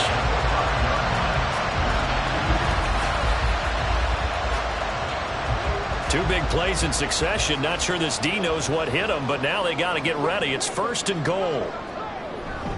They'll run here with Pacheco. And he's going to barrel his way into the end zone for a Chiefs touchdown. Isaiah Pacheco with his 14th rushing touchdown of the year, as his guys are able to extend their lead. Well, they move the ball down the field through the air, Charles, and then finally they get the running game involved, and it works to perfection. Touchdown. And, partner, I kept waiting for that running game to come into play, and they actually saved it until the very end. Touchdown goes on his stat sheet, but you and I both know, and he knows as well, his teammates airing it out made this a successful drive. Now after the touchdown, here's Butker on to kick it away. And this will not be brought out. It's a touchback. Well, look at the running back, the man out of the backfield as he gears up to go again. They're behind in the first half here, CD, but it's not through any fault of their running back. He's had a strong start to this one. And you're right about that, partner, because watching him play, you would think that his team is in the lead. He has been a lot of fun in this contest. Now let's see if they can actually make something happen and put more points on the board behind his efforts. Yeah, I'm curious to see, Charles, if they can play complementary football and get that passing game going as well. They'll come up now 2nd and 4 from the 31. Purdy will set up to throw it here. Now they go screen. It's complete. And he'll be brought down shy of the 40 at the 38-yard line. First down now, but that clock rolling. Purdy looking to throw. And his throw's going to be incomplete. Not too many things get to a quarterback of this magnitude, but I think it's safe to say that pressure can get to any quarterback. Now, he's obviously a great franchise quarterback, but felt the pressure, threw it incomplete. And he's taken down. The Chiefs sack. The Chiefs now going to use the first of their timeouts as they'll head to the sideline and talk over what to do next. And he'll be taken down at the 46-yard line. Now a second timeout called for by the defense as they'll head to the sideline and talk over what to do next. And this one will not be returnable as it sails out of bounds. So now here are the Chiefs as their offense makes their way back out onto the field. It was still more than a minute to go in the half. Time to try to mount a drive. And I would think that they would have to. This is today's NFL. You got to push it whenever you get an opportunity. You can never have enough points with the high-powered offenses that you face. And analytics will tell you, try and score when given the opportunity. Creeping up on a minute to play in this first half. 35-yard line. 2nd and 1. Looking middle, and it's incomplete. That is the first time that they've targeted him that he has not come down with a catch. He's caught everything that's been thrown his way. A dominant pass receiver that can break down any defense, because when he's doing that kind of work, it really hurts you on the back end. And even though it's an incompletion there, I think they're going back to that well. Instead of a 3rd and 1 run, they go pass and they get 12 yards out of it. But things are definitely going right for them here in the first half. Pick it down, any down, even 3rd down, no problem. They get a connection there and pick up a fresh set of downs, continuing to move the ball.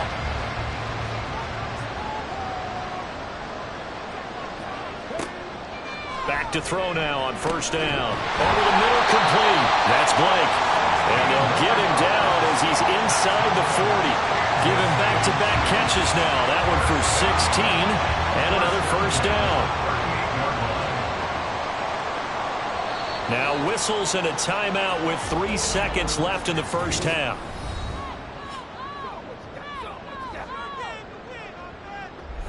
So 3 seconds here remain in the half. On is the field goal unit to see about getting 3 points. This officially a 55-yard attempt. He's got the leg, but it's no good. He missed it right, and this will remain an 11-point spread. So we've come upon halftime here in KC with the Chiefs on top. As we'll send you down to Orlando, and we check in with Jonathan Coachman for our EA Sports Halftime Report. Coach. Okay, Brandon, bye weeks, they're over. We've once again got a full slate of games to get to as we take you around the NFL here in Week 12. We'll begin up in the Still City, Acrisure Stadium in Pittsburgh. And they are nearing halftime with the Steelers out in front. Tyreek Hill, a touchdown reception. From there, we head over to Detroit. Check on the Lions at home, Ford Field. And they were winners in that one as they take care of the visiting Chicago Bears. Rashad Bateman, well over 100 yards with 2 touchdown catches to boot. Lastly, we head to the Gulf Coast and check on the Bucs at home in Tampa. And they've gone to the half with the lead over the visiting Bills. Mike Evans, a touchdown catch in that first half. We got a strong first half out of the running back Isaiah Pacheco. He found the end zone twice, once on the ground and once in the passing game, as he proved he's anything but a one-dimensional running back. All right, Coach, thanks very much. Fine work as always as we welcome you back for quarter number 3. Ready for the start of the 3rd quarter. The Chiefs have the lead and set to receive the football. And no fireworks to start the half. This will be a touchback. The Chiefs ready to go on offense to begin quarter number 3. As this offense takes the field to begin the opening drive of the second half, Charles, remember in that first half, good through the air and really all around an outstanding offensive performance. Absolutely. They reached the end zone several times. The passing game working awfully well. And most importantly, partner, And they went to the tunnel with a lead. They come back out with that lead. Absolutely. NFL coaches, we know they're perfectionists in a lot of ways, but they had to like what they saw in that first half. 2nd and 6. And he's got his man in stride, complete. And he'll be brought down right around the 37. That one a first down pickup of 8. On 1st and 10, here's Pacheco. And a 5-yard gain gets him to the 42. In the first half, he was held in check on the ground, but despite that lack of production, they still have the lead. Yeah, and they've got to feel fortunate about that. If they could actually get production from their lead horse, that would help open up this offense and widen this margin, too. And he takes this one down almost all the way to the 30. That one good for 26 and a first down. And now we get into the psychology of the whole thing, because a lot of teams with a 2-score lead in the third quarter, they almost become defensive with their offense, just playing not to lose. I think with this team, you got to figure at this point, this is a great spot for them to go into attack mode, really try and put the hammer down and finish this one off. They'll look to throw now on first down. And he slides and covers up at the end as he's going to be able to pick up decent yardage. Nice work to get 7 out of that, and it's 2nd down. At the Vikings 24-yard line. He'll look to throw. Got a man, and he hits him in stride. So he'll be stopped here for no gain. And that's going to bring up 3rd and 2. No gain on the play. Makes it 3rd and 2.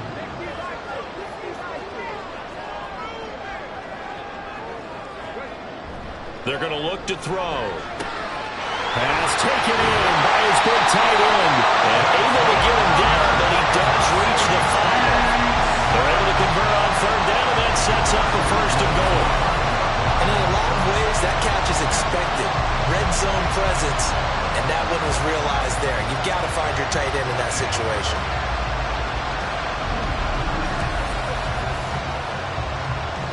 They come out with 1 back and 3 tight ends.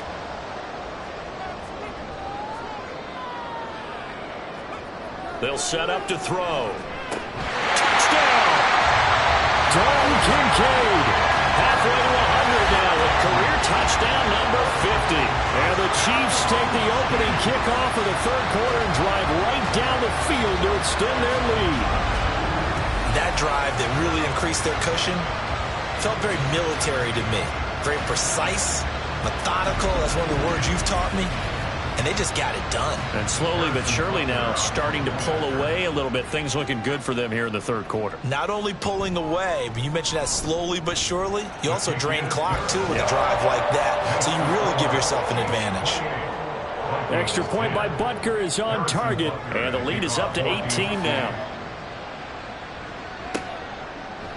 And there will not be a return here. It's a touchback, and it'll come out to the 25-yard line. It's the Vikings' turn on offense. We get ready for their first possession of the second half.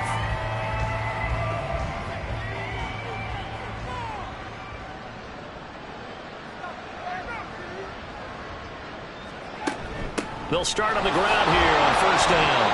And he edges forward, but only gets a pair of yards out of it, and it's 2nd down. They'll break the huddle, come up on 2nd and 8 at the 27-yard line. Throwing here, Purdy. And he knocks the ball away, and it falls incomplete. And there's another stop. One of the league's best defenses is certainly bringing it again this week. Purdy with it on 3rd and long. Steps away to his left.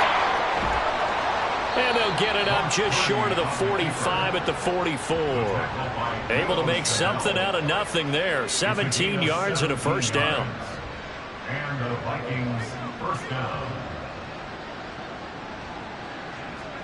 Here's Purdy. Looking for his running back, and he's got it. And they'll work this down to the 40-yard line. Tackled there. 15 more there, and they're on a roll. It's another first down. Well, we talk all the time about playing situational football, and right now I think the scoreboard is dictating what they need to do. Where they are in this game, they've got to push the ball downfield, take their shots, try and get big chunks of yardage in a short amount of time. That was a nice play there. And they'll run on the inside handoff. And he'll get what he can up the middle, 3 yards. That'll bring up second down. Here's a second down and 7 from the 37. Brings up 2nd and 7. They go play action here. Purdy. And incomplete on the deep ball.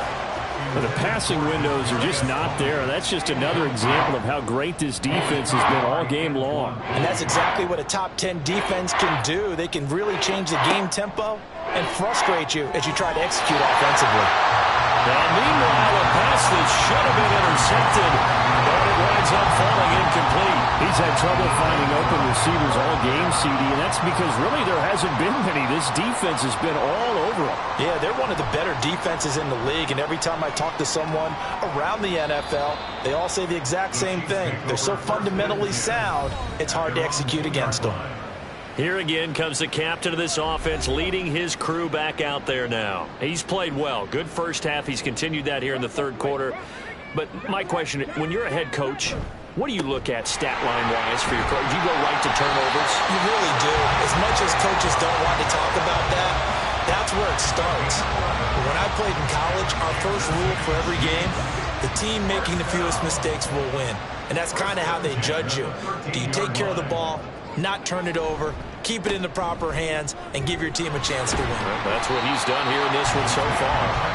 And he can only manage to get a couple. 2nd and 8 coming up.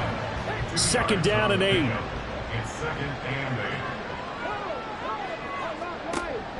8. Looking to throw.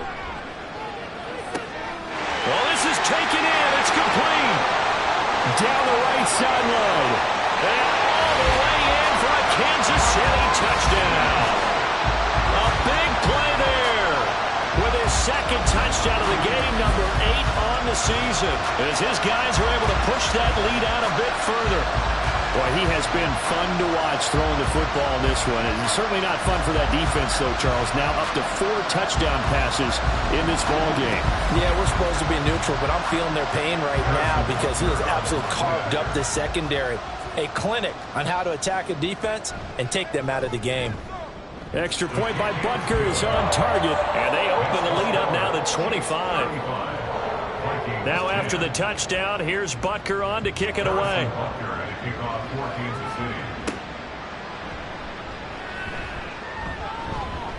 And he'll go down as this drive will start at the 25-yard line. The Vikings ready to go again on offense.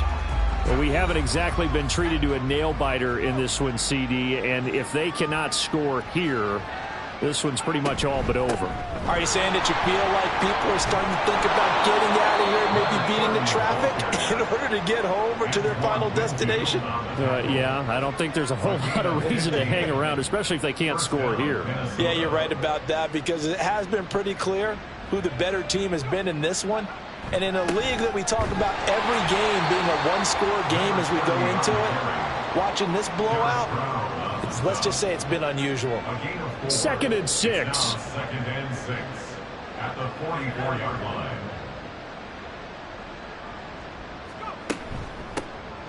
From the gun, he'll hand this off. And maybe a measure of revenge there. He's had his way in this one, but this time they get him behind the line. It'll go down as a 2-yard loss, and it brings up a 3rd down. We'll come to the line here needing 9 yards to pick up the first. Purdy from the gun on 3rd down. Open man, he's got him, the tight end Hawkinson. And he'll get this up near midfield, but that's still a few yards shy of the first down. So the completion good for 6 yards. And that'll bring up 4th down. I thought maybe when he caught it, he'd have a good chance of getting that first down, but that's a nice job of holding him up and preventing him from getting to the sticks. And he'll get off a fairly short kick here as this is toward the sideline. And this will be up to the ruling of the side judge here. He says it crossed out of bounds at the 16-yard line. And out come the Chiefs now. They have picked up right where they left off in half number one, just looking really dominant, extending this lead. And it's fun to see when teams actually do that, because so many times you go into the half after playing well, and you kind of relax a little bit. We've got this. We can kind of punch the button whenever we get good and ready. But for a team to keep the intensity and keep the execution up and come back after the half and play so well, that's actually really, really nice to see. And a pedal to the metal. That's what we're seeing right now. And he'll be tackled right on the chalk at the 45. First down for the Chiefs. Solid chunk of yardage, 17 on the play. The partner still in the third quarter, but they've got this one well in hand and still airing it out with gusto and picking up some nice gains. And even in lopsided games like this, you don't really see starters get lifted or the foot come off the gas before the fourth quarter. No one wants to leave any doubt when they're playing well. They just want to continue the process. He'll get a nice chunk there on the first down run, and it's 2nd and 4.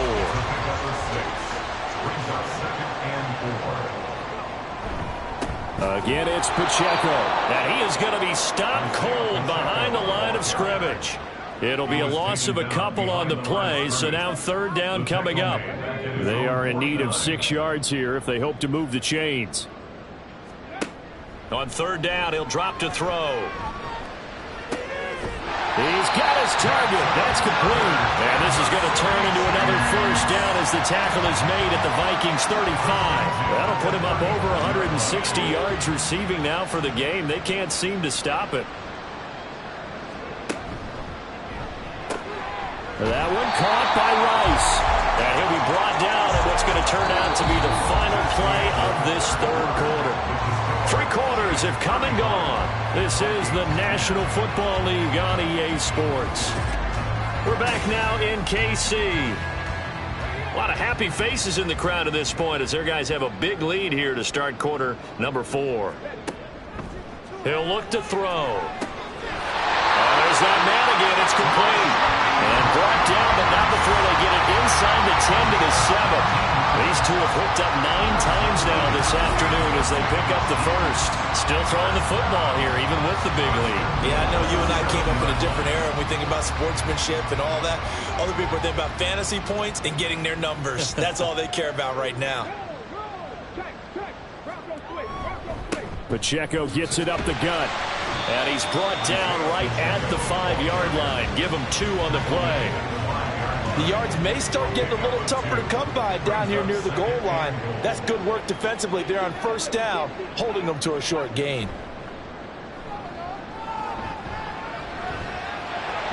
And he will take it on in for a Chiefs touchdown. A 5-yard touchdown. And the Chiefs look like they're going to get back in the win column as they extend their lead here in this 4th quarter. So definitely a good day's work throwing the football. Very good day's work. A 4th touchdown pass as they're really pouring it on. Yeah, and so much for going into clock mode after getting that touchdown, right? Because you would think with the lead, 4th quarter, they might actually do that. No chance. They've kept attacking and got another touchdown pass as a result. Extra point by Butker is on target. And this one was over a while ago as they just add on to that big lead. And he won't return this one. He'll go down to a knee, and they'll start at the 25. And the Vikings now heading onto the field. And they unfortunately are staring at a mini losing streak developing, trailing here in the 4th quarter. This would be their 3rd straight defeat. Purdy now to throw. And a quick throw here, that's complete. Just a gain of a couple there. And it's 2nd down. A gain of 2 brings up 2nd and 8. Back to throw, Purdy. And the timing a bit off that time as that one falls to the ground. They lead big, and a major part of that has been how they've taken their play to a whole new level this 2nd half. No points allowed since the break, and you can add another incompletion to the total number that they've forced in this runaway contest. And he will have a Vikings first down as they're able to get the 3rd down conversion. So signs of life in what's been a dormant offense in this 2nd half. Here's 1st and 10. Purdy. Now he'll dump it underneath to his running back, complete. And he'll get it out a couple yards shy of midfield at the 48. Now a 2nd and 6. 2nd and 6 at their 48-yard line. Now Purdy. is caught. It's Chris Godwin. And he'll be brought down with a first down as the tackle's made at the Chiefs' 26. It's a gain of 25 yards. First down, Vikings. Back to throw again. And that nearly their first pick of the game, but it falls down to the ground incomplete. Now it's 2nd and 10.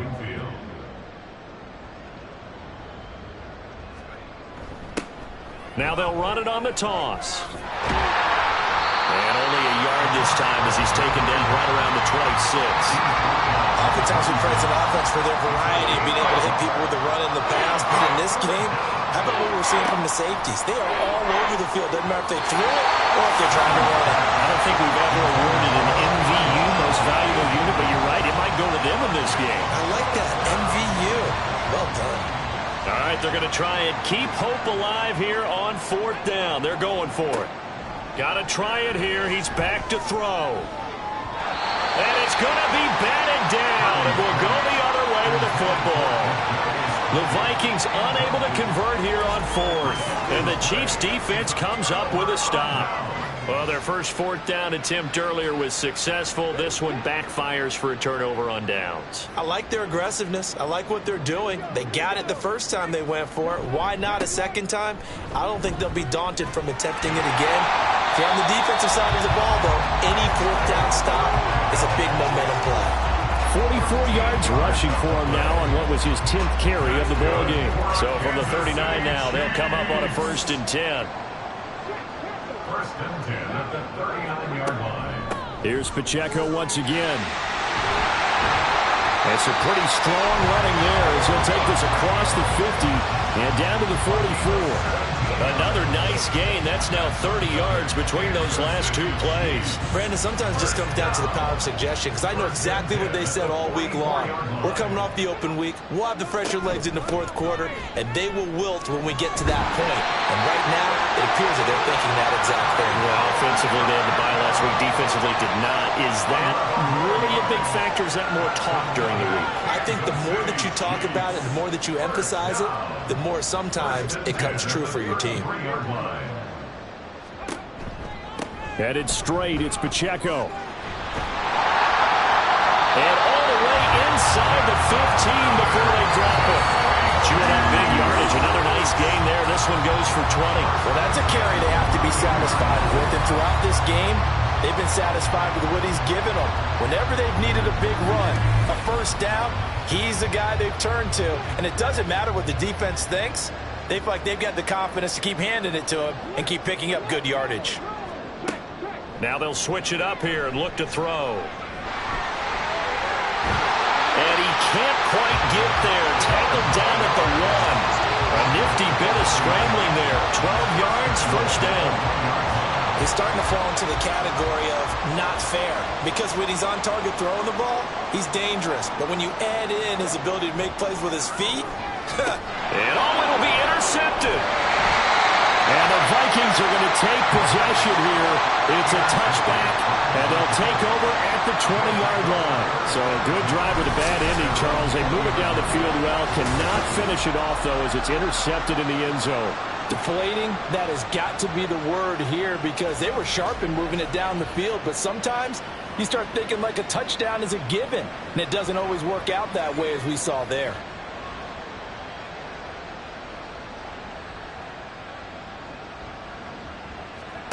Here's Purdy on 1st and 10. Defensively, you look at the numbers. Another incomplete passer we just saw, and they're under 200 yards passing for the game, so they've done their job on that side of the ball. Yeah, recently I was actually working a game where a quarterback had a streak of 5 straight games without a 200-yard game, and that was a big talk both in his town and amongst his team. How do we get the passing game going? So big credit to them, holding them under 200 today. 3rd and 3. And it's 3rd down. Purdy will set up to throw it here. They'll try and set up the screen. It's complete. And he will have the Vikings first down by a couple of yards as they're able to convert here on 3rd and 3. So they'll come up 1st and 10 now from the 33. Again, it's Purdy to throw it. Oh, he dropped it. liking the way this one's gone.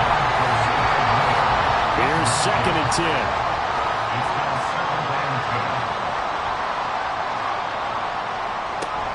Purdy off the play fake. And he drops it incomplete. And their struggles continue here. I think this one offensively, this is one where you just say, let's move on. Let's not watch the game tapes from this one. Yeah, you might just want to throw it in the trash, act like it was never there in the first place. Yeah, just say we're good. I actually have heard of a coach in the past who took his team out to the practice field and ceremonially buried the game film from the prior game when they got clobbered. That was his way of putting it behind them. And they're indeed going to go for it here on 4th down. So trailing here in the last quarter. Let's see how this plays out. And he'll be taken down, but he does have first down yardage. But no reason not to try it there, and they do indeed convert on 4th. So this offense able to convert on 4th, and now a fresh set of downs here, 1st and 10. Now this throw caught left side, and he gets this inside the 35-yard line. So now 1st and 10 in Chiefs territory at the 34. Purdy looking to throw. His throw incomplete. At this point in the game, they've got to continue to try anything they can. They're still working at it, even though this one feels like a lost cause.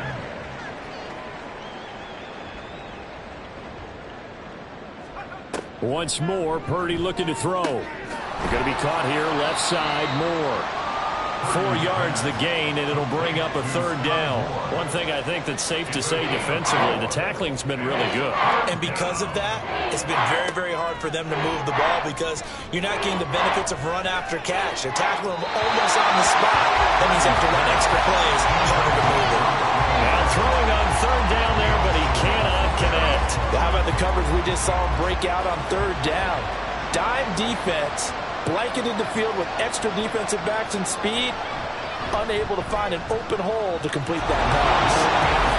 Well, in the grand scheme of things, those 3 points likely not going to matter much, but I guess they get a little closer, a little more respectability. Yeah, you're exactly right. They've been outplayed all game long, but like my mom used to tell me all the time before I went out, dress up a little bit, son. Make yourself respectable. And that's what they're doing here. They're just dressing up the final score. From a yard or 2 deep, here comes a return. And they'll get him down right around the 25, actually the 26 officially, so a net gain of 1 there. KC's offense ready to take over. And it would appear that the open week a week ago came just at the right time as they have dominated the proceedings here into this 4th quarter. Here's Pacheco to begin the drive. And he is not going to go anywhere. They're going to get to him behind the line, and that is going to get us to the 2-minute warning. So the Chiefs in possession of the ball as we welcome you back. They've got a 2nd down now as they look to salt this one away. Pacheco gets it again on 2nd down. And he's going to be dropped following a pickup at 7, past the 30 to the 32. That's it. That's what you want. Straight ahead positive gain. Just keep that clock ticking. 3rd and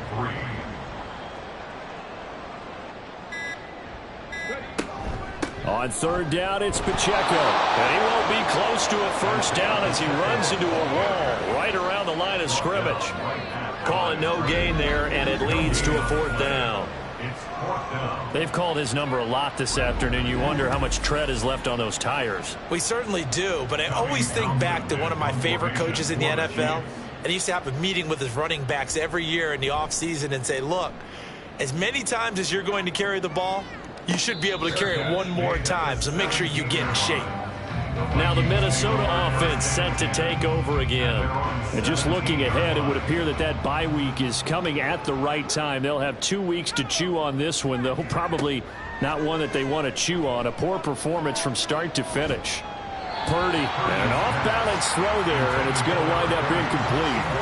At this point, down big, you'd have to imagine this defense are just going to sit back, blanket the field as best they can. Yeah, this is actually the easy part of the game for them because, just as you noted, they can sit back, keep everything in front of them.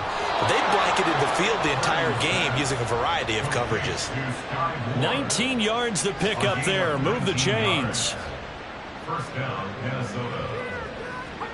Purdy with one final shot here. Looking for Godwin, and he's got him complete. And he has a big gain inside the 40 before being dropped. So this one in the win column for Kansas City. And it was their defense that led the way, allowing just 3 points, that lone field goal in the entire second half. And remember the old adage, offense sells tickets. Defense does what? Wins championships. And in this game, maybe a championship wasn't won, but a game was by the defense, right? Held them to just a field goal. That's a heck of a job. I mean, when they went out there with that determination and a pretty good game plan, pretty good idea what they wanted to accomplish, just love the execution, love the tenacity, love the way they finished. So for Kansas City, they keep pace in the playoff race as they move to 8-3 on the year. And they'll hit the road next week to take on the Dallas Cowboys. Meanwhile, for Minnesota, it was a win they needed to turn the season around, but instead, they fall to 5-7. And they'll get the extra week to think about this one as they return to action in 2 weeks' time.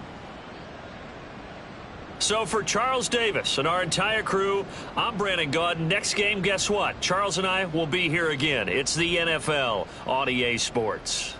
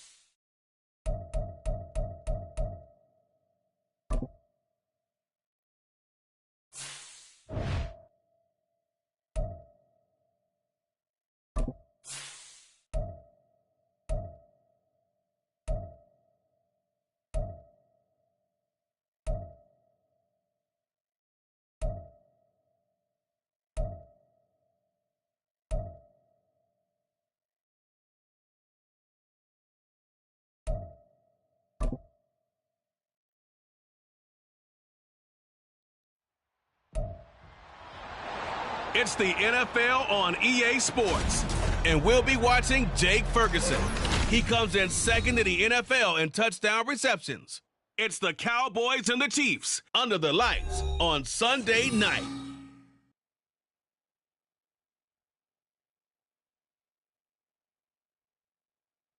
EA Sports coverage of the NFL brings us to the Lone Star State and the very mammoth AT&T Stadium in Arlington, Texas. Tonight we've got a great Sunday night matchup on tap, as it'll be the Kansas City Chiefs taking on the Dallas Cowboys.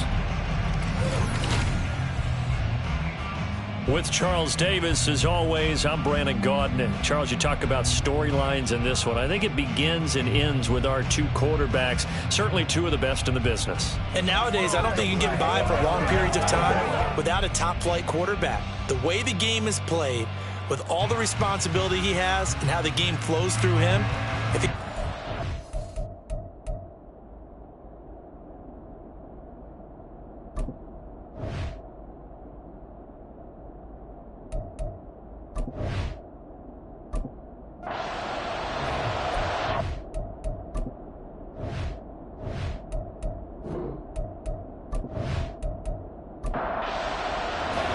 The calendar has turned to December, and we're in the home stretch now as we're underway in Week 13. And he opts to not bring this one out. The first drive will start at the 25. So here are the Chiefs now coming out for their opening drive. And leading them out is their fifth-year quarterback. And he's had such a sensational season to this point, leading the NFL in passing yards. He's been helped out a lot by an outstanding set of receivers, and he's quick to give them credit. But I think even they would tell you that he's the guy that makes this offense go. Addison will go in motion left. A little jet sweep to... A great read by the secondary. They come up to stop that touch pass before it can even get back to the line.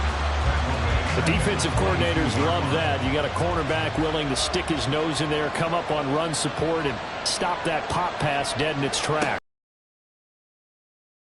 And right away, he lost the football.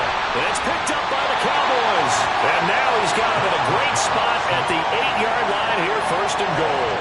The pocket collapsed around him. I know we talk about it a lot, but a QB has to have that sixth sense, doesn't he? He really does, and I know of one team at one point was training their quarterback with that time frame, and anytime he didn't get rid of the ball within the right amount of time, they would blow a horn or blow a whistle to show him this is what that time is, just what you're talking about, training him to understand this is the amount you have, make sure the ball's gone. Didn't happen in this case. The defense gets him the ball via the turnover. Now can this offense cash in? First and goal. Prescott now after the fumble recovery. And he's got it. A gain of 7 that time. Second and goal. They kept the receiver in the short field, but that let his quarterback get the ball quickly to him before either guy in double coverage could react. They'll try to run this one in. And he is met in his tracks behind the line of scrimmage. It's a loss of 2. Now third down. It's third down and goal to go. Out of the gun. Here's Prescott. And they're going to get him. They bring him down to the sack back at the 16-yard line. Derek Brown drops him for a loss of 14 yards, and it also brings up fourth down. We always talk about how teams are so competitively matched, and you just want to make those plays that give you an advantage.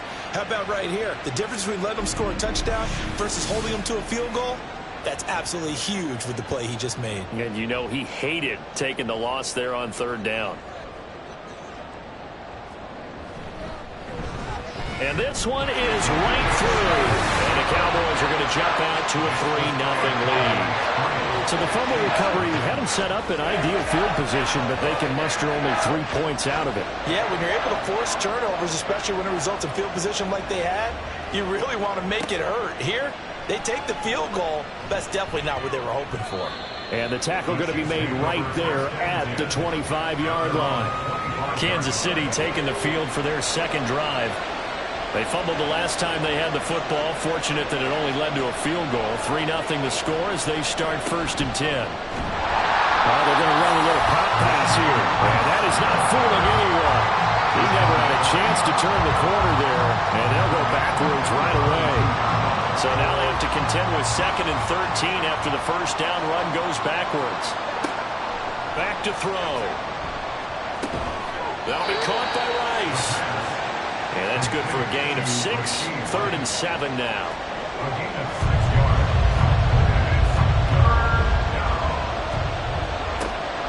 They'll look to throw here. Work in the middle of the field, and he's got a man complete. And he will have a Chiefs first down as they're able to get the 3rd down conversion. I don't care how many times we see it. I still get a kick out of watching quarterbacks and receivers do the pass tree in pregame warm-up. But I always remember that when we go to practices, we see that after practices as well. They really tune it up, don't they? They tune it up. They know why they do it for these situations. First down. And they build that trust, and that's why they're able to find him in this type of a situation. And he'll be brought down at the 45-yard line. The numbers on the ground for Pacheco last week. 16 carries, 98 yards, and a score. And their success running the ball in the previous game has to give them a lot of confidence, but they also understand going against a top 5 rush defense means you have to have a lot of offense in your game plan. Misdirection, counters, power game, maybe even some quarterback run to take the heat off of the running back. And good space to operate there as he takes this down inside the 35-yard line. Absolutely love the run right there. This guy's known for his quickness, but also for his speed. And he's able to get to the 2nd level almost before you blink if you give him any type of blocking. Always talk about slot receivers. They're usually known as quicker than fast. In this case, we've got a guy who's quick and fast, and he used it to great advantage. 2nd and a couple. At the Cowboys' 25-yard line. They'll drop to throw. Completes this to Addison out left. And they just keep marching right along. First down on a pickup of 8 there. An 8-yard pickup. And their first down, Chiefs. They'll set up a throw. Looking for Addison again, and he's got him again. And the Chiefs are going to have a 1st and goal coming up as the tackle made at the 3-yard line. And these two hooked up on a nice game that played before, and I always admire play callers that see a play that works and go right back to it, so they went right back to him. The reward, they're set up with 1st and goal. Pacheco will get down close to the goal line, but not in, as he'll be marked down at the 1. 2nd and goal from the 1. And they'll let the fullback try and take him home. Trying to keep those big legs churning, but he's going to go down in the backfield. He lost 2 there, and it's 3rd down.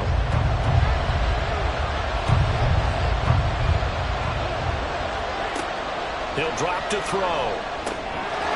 And that is caught for the touchdown, Kansas City. Dalton Kincaid, His 9th touchdown of the season. and the Chiefs are able to answer the early 3 points and take a first-quarter lead. No surprise there. 3rd and goal down here. That's where they're going to look for their tight end. Yeah, you want that big guy running his routes because it doesn't matter who they cover him with. If it's another big guy, he might use his bulk against him. If it's a shorter defender, might go over the top. Either way, you tend to find a little bit of a mismatch in that area. Extra point by Butker is on target. And that makes it a 7-3 lead. Now after the touchdown, here's Butker on to kick it away. And this will not be returned. It'll come out to the 25. Second drive forthcoming here for the Dallas Cowboys. And after the field goal last time, we'll see what they can get here. At least they got points out of the last drive, Charles.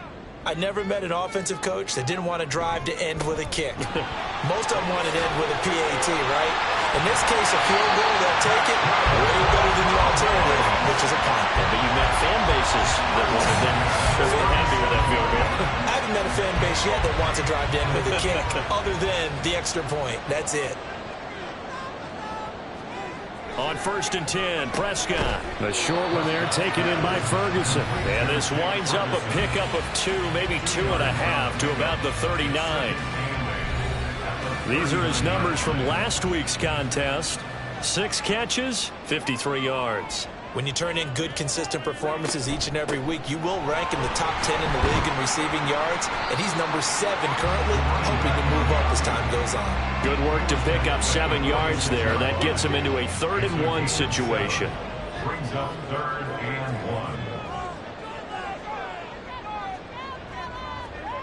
1. Looking to throw. Prescott.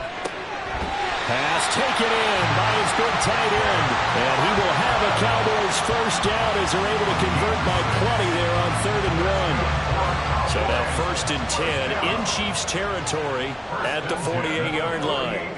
To throw is Prescott. Open man, the tight end, Luke Schoonmaker. Give him a gain of 5 on the completion, and it'll be 2nd down. The Cowboys at 10-1 now on the year. Well, they were winners their last time out, so they'll be looking to make it 2 in a row.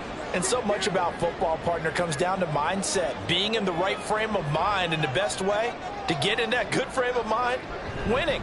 So they come in feeling good. They've got the home crowd behind them. I think they're going to be tough to beat in this one. Now, meanwhile, a pass that should have been intercepted, but it winds up falling incomplete. They'll throw again. Prescott. And he's got his man out of the backfield. That's complete. And I don't think he got there. No. He's short by maybe a foot. Maybe. Call it 4th and inches.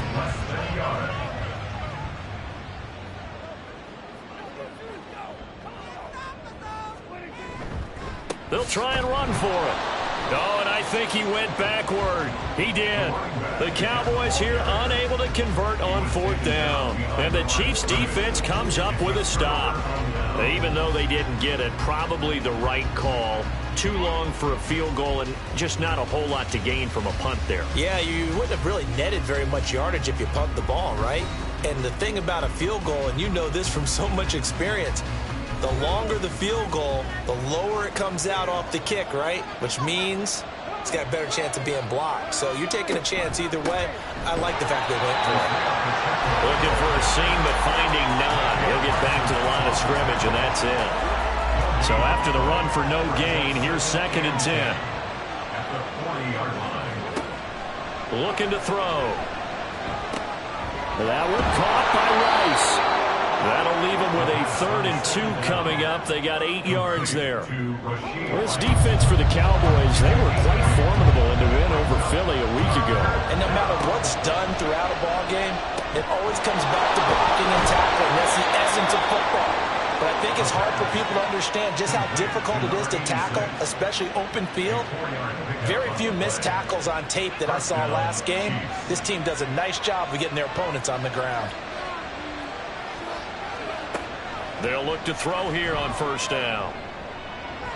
Yeah, to the right sideline, and it falls incomplete. Defensively, celebration time because they finally forced an incompletion. He was perfect throwing the ball to that point. Yeah, but from his viewpoint, they didn't force the incompletion. He just missed. That's how hot he is right now, and that's how he wants to continue to throw the ball. The improv act there, good for 9, and now they'll be looking at a 3rd and short, 3rd and 1. After one, 7-3 the score on EA Sports. The Chiefs with the football as we start the 2nd quarter. The offense on 3rd down tonight, a perfect 3 for 3 as they look to keep that streak going. They're up against a 3rd and 1 situation.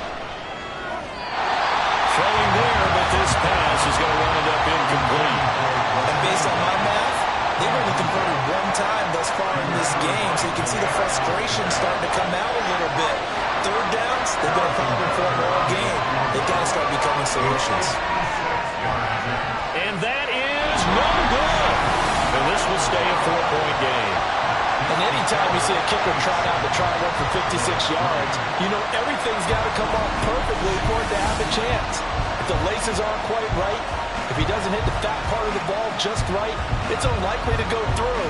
And that one winds up no good. So the missed 56-yarder, and now the flip side. Good starting field position at the 46 near midfield. They'll start this drive out on the ground. It's a 6-yard pickup, and it gets them to 2nd and 4. First play of the drive, let's give credit all around. Excellent blocking, but the guy carrying the ball, he was the finisher. A really nice run. Here's Prescott. That's complete to Justin Jefferson. And he's taken down inside the 30. Jefferson has his first catch. He also has a first down. And that's a more than acceptable read right there because it's zone coverage, so timing is everything. This time he waits for his man to come open, puts it right on him, and they pick up a first down. Prescott off play action. Touchdown, Cowboys! Justin Jefferson with career touchdown number 91. He joins a group that includes Tony Dorsett and Isaac Bruce, among others. And the Cowboys have regained the lead. Week after week, Charles, when we see this offense operate, I don't know, they just seem to get more impressive.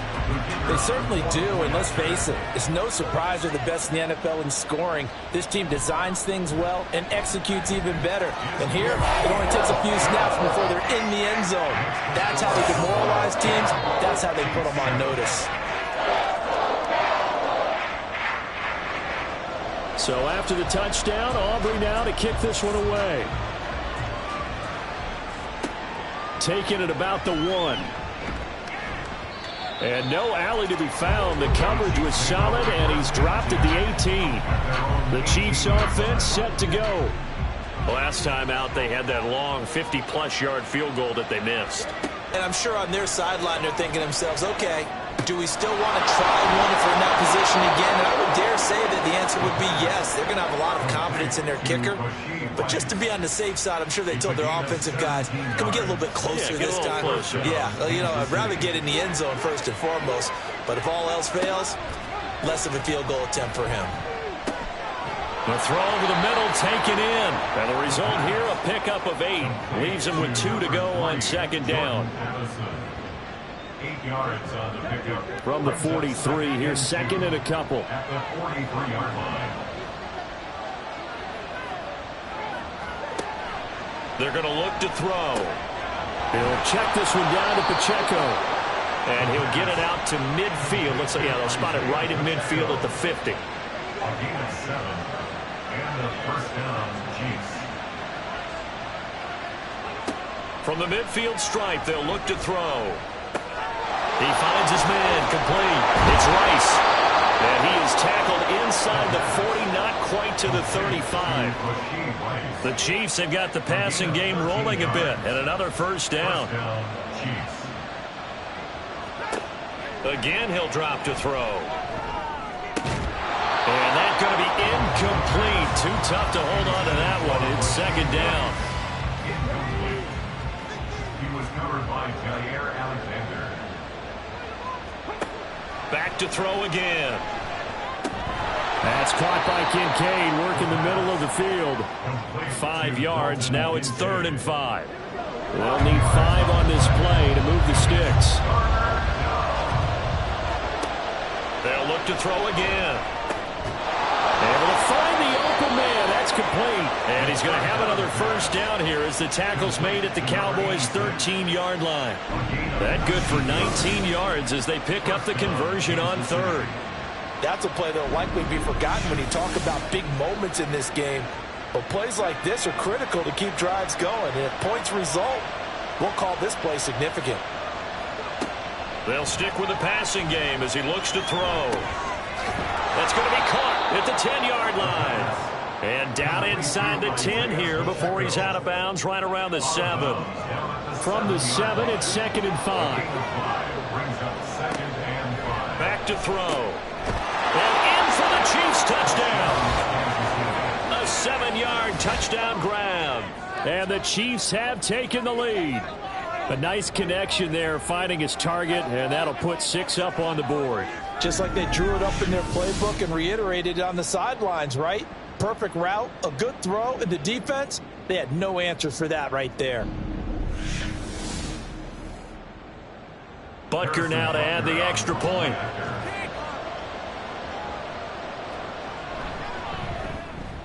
And that makes it 14-10. That time a 9-play drive, and it's capped off with a Kansas City touchdown. This taken in right around the goal line. And he will make it to the 20-yard line and no further. Justin Jefferson and the rest of this offense, they've got their helmets back on, and they're ready for this next series. He's been good so far to this point in the second quarter. Need to get him even more involved, maybe? I would agree with that. Definitely. Yeah, it's not even a question for me. The way he's playing, he's doing a nice job. Increase things. More touches, more opportunities. Maybe that can reverse things on the scoreboard for them. They'll try to ratchet things up then maybe here in the second quarter. A second down throw for Prescott. Sideline throw, it's complete. And a nice job there of keeping the toes inbounds. They'll come up now 3rd and 3. Brings up 3rd and 3. From the gun, they'll try to run it. And he's able to get the first before he's taken down at the 36. It's a 9-yard gain, and it keeps the drive moving. On 3rd down, that's a good job of situational football and understanding where the first down marker was and getting there. Prescott on 1st down. Open man, right side, it's Lamb. And he showed off the athletic juke. Good little gain there. Not a whole lot of real estate, but a nice carry. Options galore here. 2nd and a few inches. One back in the backfield. He'll get the carry. And he'll be brought down just shy of midfield at the 49-yard line. They'll get 3 as the drive continues. It's a 1st down. Now here's a handoff out of the gun. Now a strong run there, so he'll take this all the way down to the 35. 50 yards rushing now on 8 carries for him so far. Consecutive plays now where that offensive line has really created a lot of space. And we've seen the confidence rise, haven't we?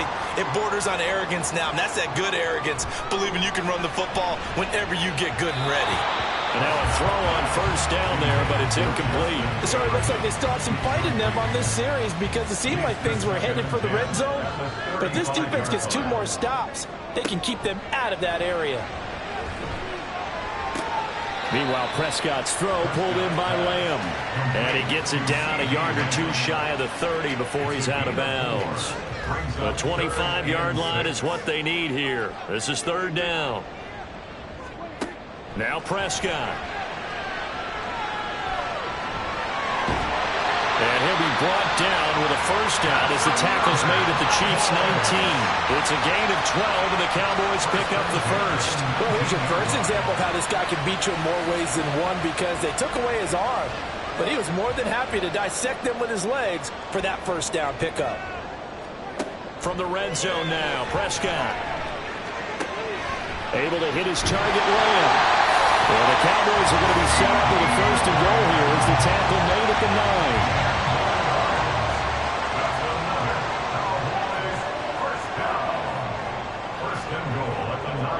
Now Prescott. To the goal line, but it's incomplete. I'm really liking what I'm seeing from this defense because their coverage has been playing at a shutdown level so far. Even backed up late, they're forcing incompletions and fighting to keep them out of the end zone as the first half winds down.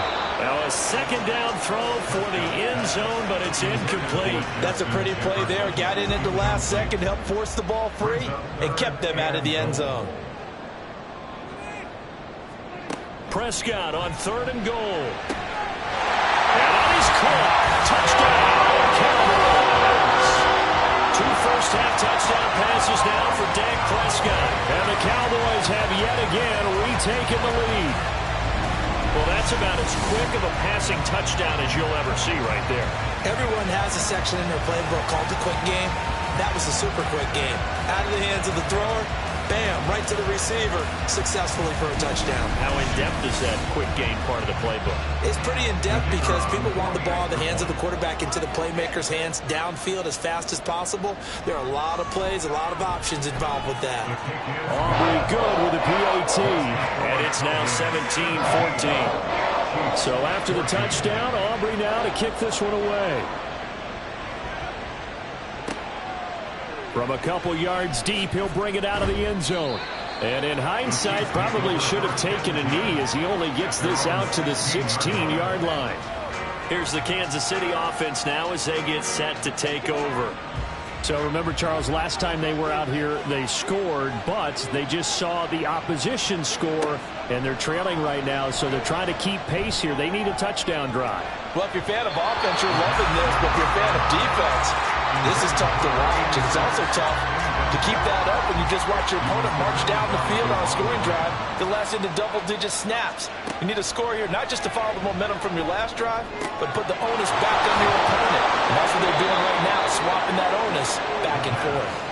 And they're going to get this beyond the 40 before he's taken down. 27 yards there, a first down.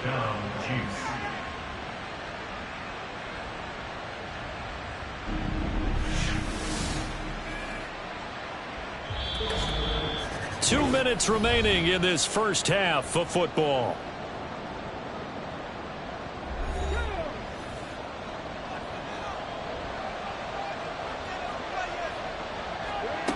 Now on first down, he'll drop to throw it. That is caught. Kincaid with it. And he'll be out just a yard or two shy of the 30. A good pickup there, 26 yards. From the 32 now, here's first and 10.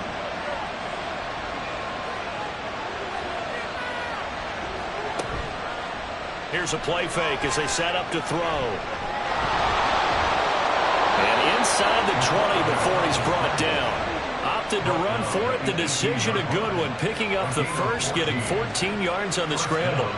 So from inside the 20, here's first and 10 at the 18. They'll set up to throw.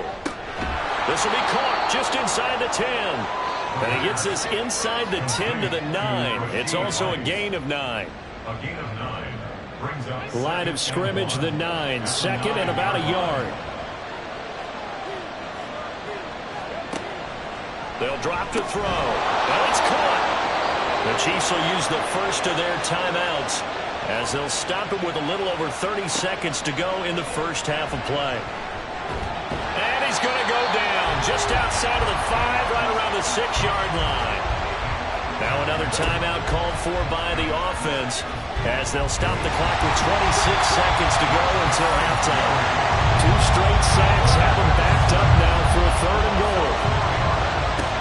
He'll look to throw, sliding out of the pocket. And with just 4 seconds left in this first half, a timeout call.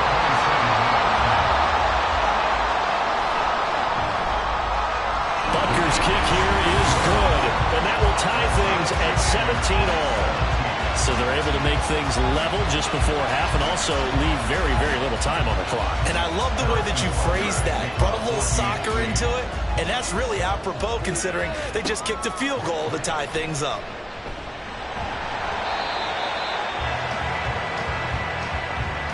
So thanks to the late field goal, we are all tied up heading to intermission. As we send you on over to Orlando for Jonathan Coachman at our EA Sports Halftime Report. Take it away, Coach.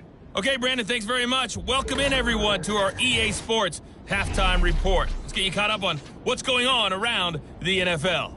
We'll get started up at Cleveland Browns Stadium in Cleveland, where it was definitely a game with some intrigue, as you can see by the scoreline. Kyler Murray leading the way in the victory with 3 touchdown passes. From there, we head down to the Sunshine State to check on the Jaguars at home in Jacksonville. And they were losers in their ball game as the visiting Buffalo Bills come in and took it to them. Stephon Diggs, a touchdown catch in the victory. And finally, a good one on Monday Night Football between the Denver Broncos and the LA Chargers.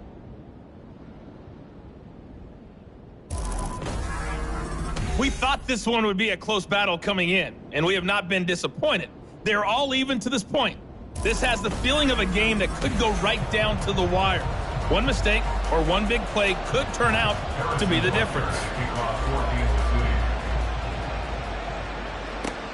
This taken in at the goal line. And he won't get this to the 20-yard line as he's down at the 19. The Cowboy offense set to go to begin this 3rd quarter. This offense ready for the first drive of the third quarter. Well, quarters number 1 and 2 entertaining. We saw some good offense points put up, Charles, and all tied on the scoreboard. And it sets us up for what could be a really fun second half because we've seen both sides score almost at will here in the first half. And now, here in the second half, getting the ball first, you got to think, hey, we can go out and really run our offense the way we did in the first half. But if I'm a defensive player, all I'm thinking is, can I make a play to really help out my team and break this streak of offense? Second down, Prescott. To Jefferson on the slant. It's a first down, his 4th catch of the game after having 3 in the first half. That's good for a Cowboys first down. Prescott off play action. That's down the field for Jefferson. And this is dropped. Oh, it's incomplete. He had a big gainer in his sights, but he could not reel it in. From the 34, they'll come to the line on 2nd and 10. Here's Prescott. Throwing the out route, incomplete. It's Ferguson. And brought down, but not before reaching the 45-yard line.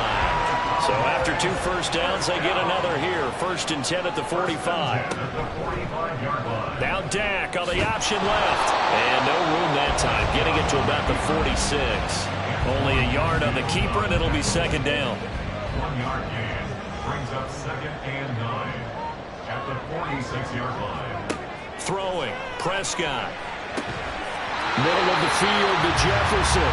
And he'll be brought down with a first down as the tackle's made at the Chiefs' 38-yard line. A new set of downs after a strong pickup of 16 yards. Well, that certainly has to feel good. It's not all the time that the play caller should get all the credit. Sometimes I think in the huddle, the quarterback just says, hey, who's going to make a play for me? I just need something right here. And the end result there, nice first down. Clock keeps moving. And they will eventually get him down, but he's inside the 5 all the way to the 3. 36 yards on the play. Let's just call it as we just saw it right there, a breakdown defensively. Seems like no one went with the tight end, and no one really did. Had all sorts of space in the middle of the field. Yeah, everyone else was covered, but he was not. Big play results. They'll try and run for it on 1st and goal. And that one blown up quickly as he's going to be stopped before he could even get started. Call it a full 3 yards in the wrong direction there. Brings up 2nd down.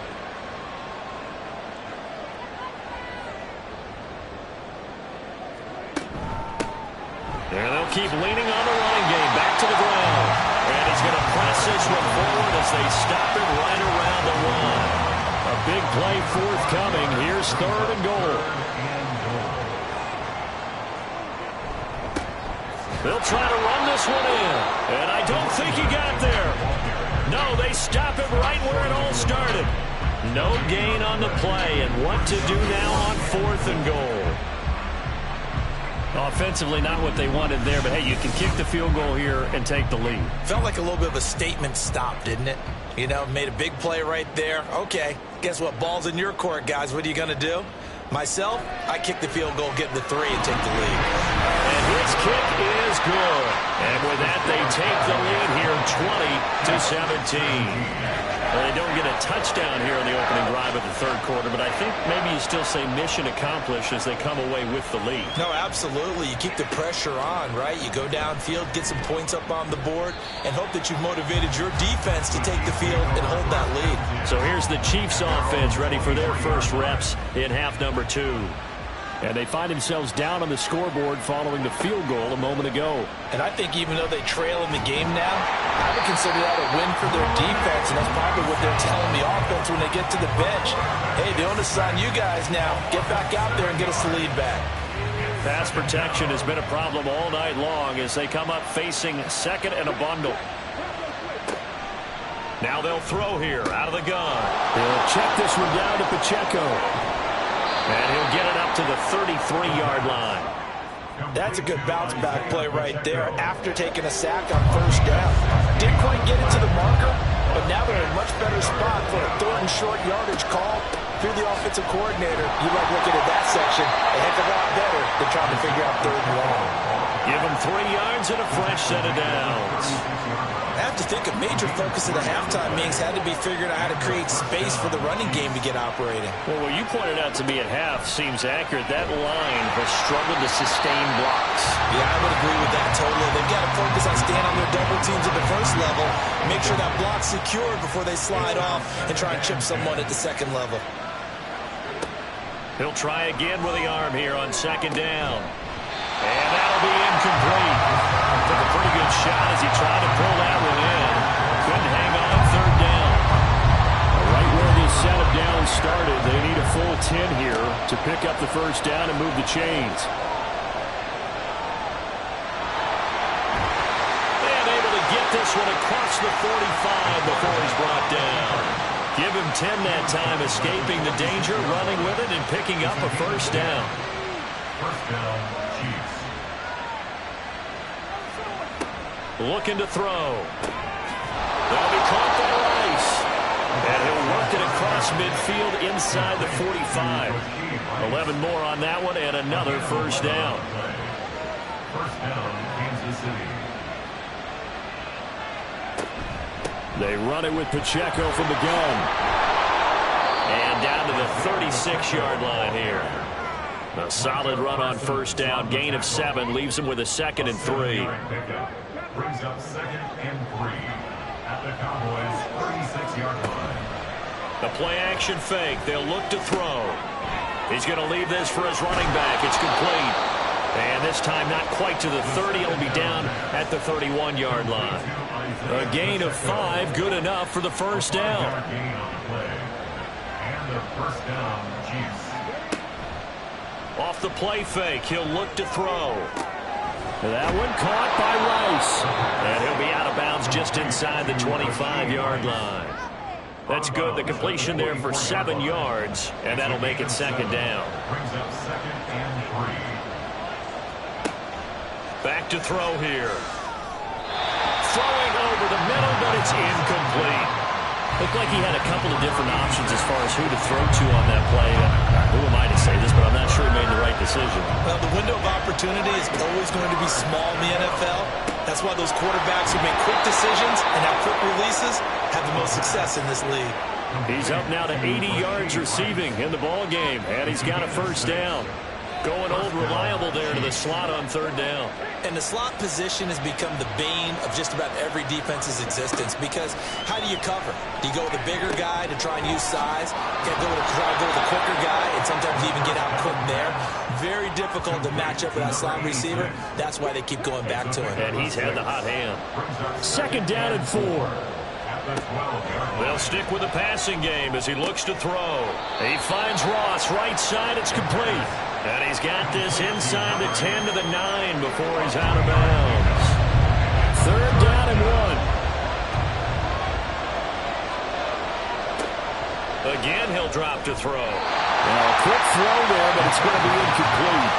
This Cowboy defense looked ready for that third down pass. Brings up 4th. What an excellent defensive stand there in the red zone. Nice tight coverage. They certainly recognized how important it was to bring up 4th down here. Butker's kick here is good, and that's going to tie things at 20. So matching field goals here to begin this third quarter of play, and we are tied again. And this is how it's been all game long. Very much like a boxing match. Each team counter-punching each other, neither gaining a clear advantage. And able to take it past the 25 and up to the 28-yard line. Dallas offense set for this next drive. And last time they got 3 points, but it was a chip shot field goal. And when you go to the sideline after a chip shot field goal, maybe the offense not too happy. It's a balancing act, isn't it? Because you're exactly right. They're none too pleased that they didn't punch it in for 6 points. But also have to remember, they did put points on the board. 3 points is 3 points. And in this league, you take points when you can get them. Not easily done. And from the 34, here's 2nd and 4. One back in the backfield, he'll get the carry. And tackled down after a gain of 3. Leaves him with 1 yard to go on third down. Here now, 3rd and a yard. It's 3rd and 1. hands it off out of the gun. And he's taken down at the 43, but not before picking up the first. 69 yards rushing for him in the ball game now on 14 carries.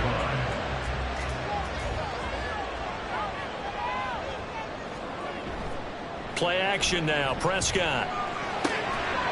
He's got a man. It's his fullback. And he's able to get this one out closer to midfield across the 45. It's pretty easy to overlook the fullback when you're making your assignments defensively in the pass coverage game. But in this case, they made him pay for that oversight and picks up a nice gain. Back now in Arlington. All even as we get ready to start the fourth. Now 2nd and 5.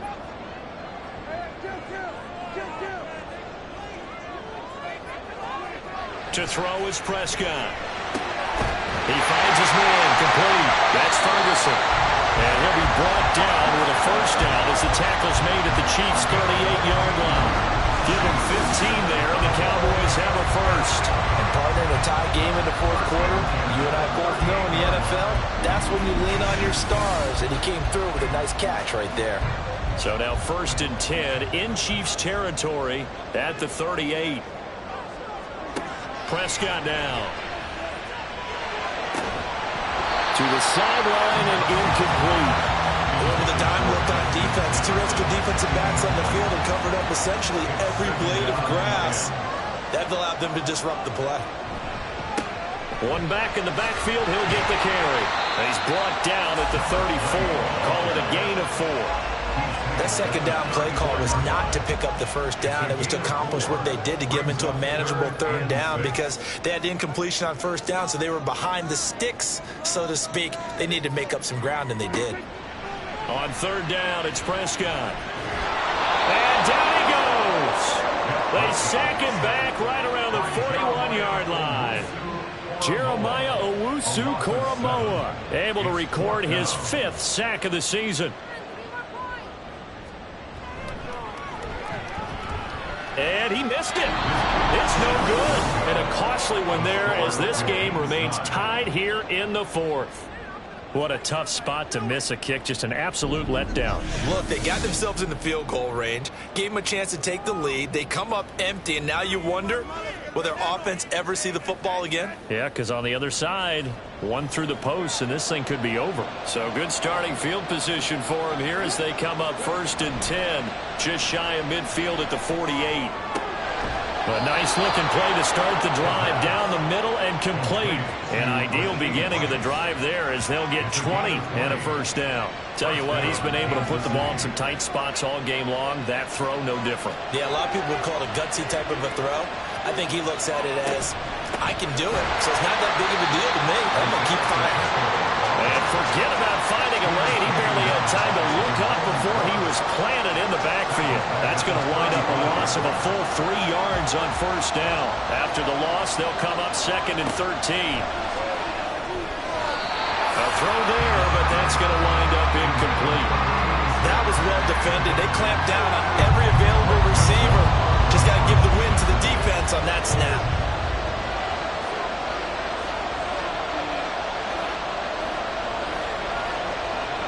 Now on 3rd and long, they'll look to throw. And it's knocked away and incomplete. That would have been a nice one to hit on in a tie game. You start to think that one big play, maybe the next big play, could turn out to be the game winner. They took the big shot, but it winds up incomplete. Butker's kick here is good, and they have taken the lead here in the 4th quarter. So the drive here ends with a field goal. It does give them the lead, but this one's still certainly a long ways from over. It definitely puts a lot of pressure on your defense to hold the lead, right? They're happy to have it and happy to be out there trying to do so. But I know as a former player, in the back of their mind, they're thinking, why don't you score the touchdown and seal this thing? And able to get this out to the 25. The Dallas offense back out onto the field. And now they find themselves trailing following the field goal. Still a good amount of time in this 4th quarter, but this drive very well could determine the outcome of this ball game.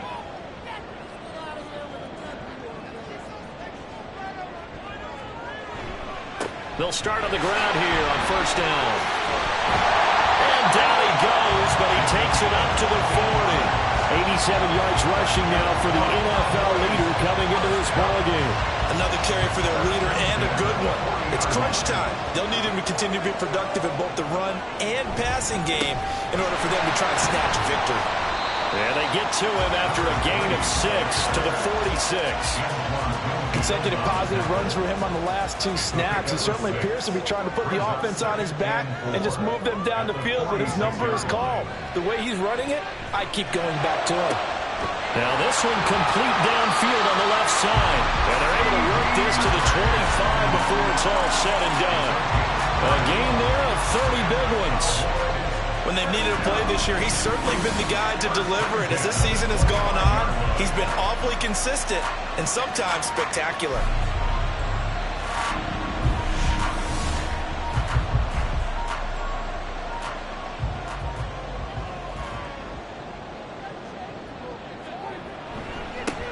On first down, they'll go to the ground attack. He is going to be stopped cold behind the line of scrimmage. Officially, it's a 1-yard loss. That's going to bring up 2nd and 11. At the Chiefs' 26-yard line.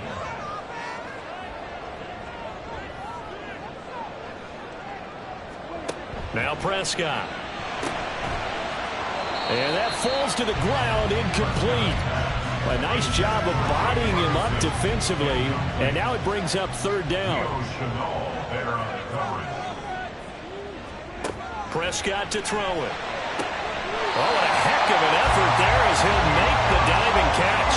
A good-looking drive for the Cowboys so far. It's a 1st down. And here we are in the 4th quarter, partner, and we watch them drive for what would be a go-ahead touchdown. And you and I both know this is where you need a quarterback who can keep his cool back there. Not just for himself, but to keep the rest of the team relaxed too. And he'll be dropped at about the 11 after only a yard. 2nd and 9.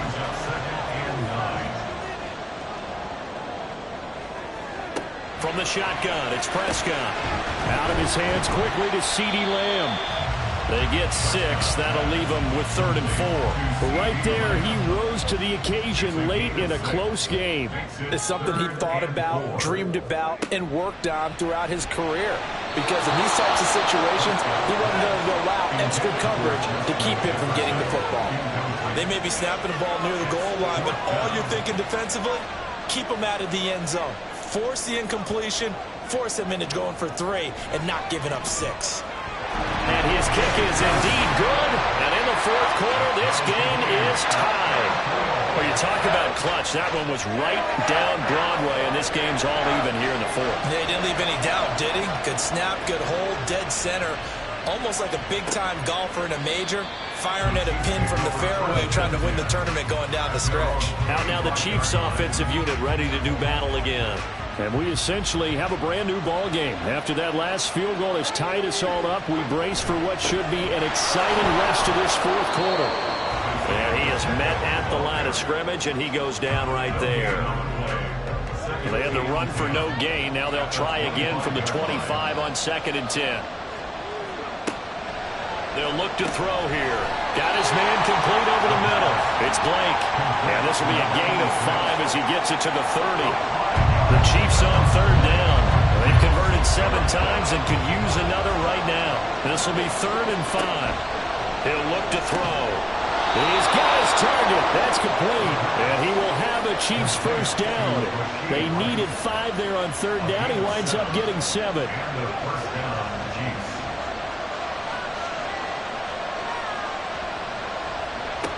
Now a shotgun snap as they'll look to throw. Over the middle, complete. That's Blake. And he'll be taken down, but not before he works it past the 50. It'll be a pickup of 16 and a Chiefs 1st down. And with that last play, he's now up over that 300-yard mark. And in today's NFL, it almost feels routine. And I hate that when you talk about a 300-yard passing game. To me, 300 yards still signifies excellence, and he's achieved that in this performance. Quick throw as that's complete on the hitch route. This will be stopped about 2 yards shy of the marker. 8-yard gain, 2nd and 2. 2 yards to go, 2nd down. They'll run out of the gun with Pacheco. And they will only muster a yard here to the 38. They know that old expression, it's not my night. It hasn't been his so far. I don't know if the legs are a little bit heavy. Sometimes having to hang out all day and play doesn't exactly play to your advantage, but it's been a tough go for him. And every time he looks up, somebody's there defensively. That was the same case on that play.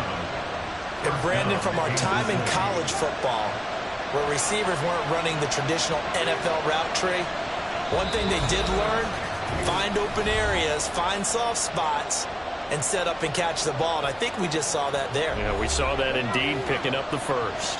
Plenty of time. All 3 timeouts still remain. Here's 1st and 10 now. A give right side for Pacheco.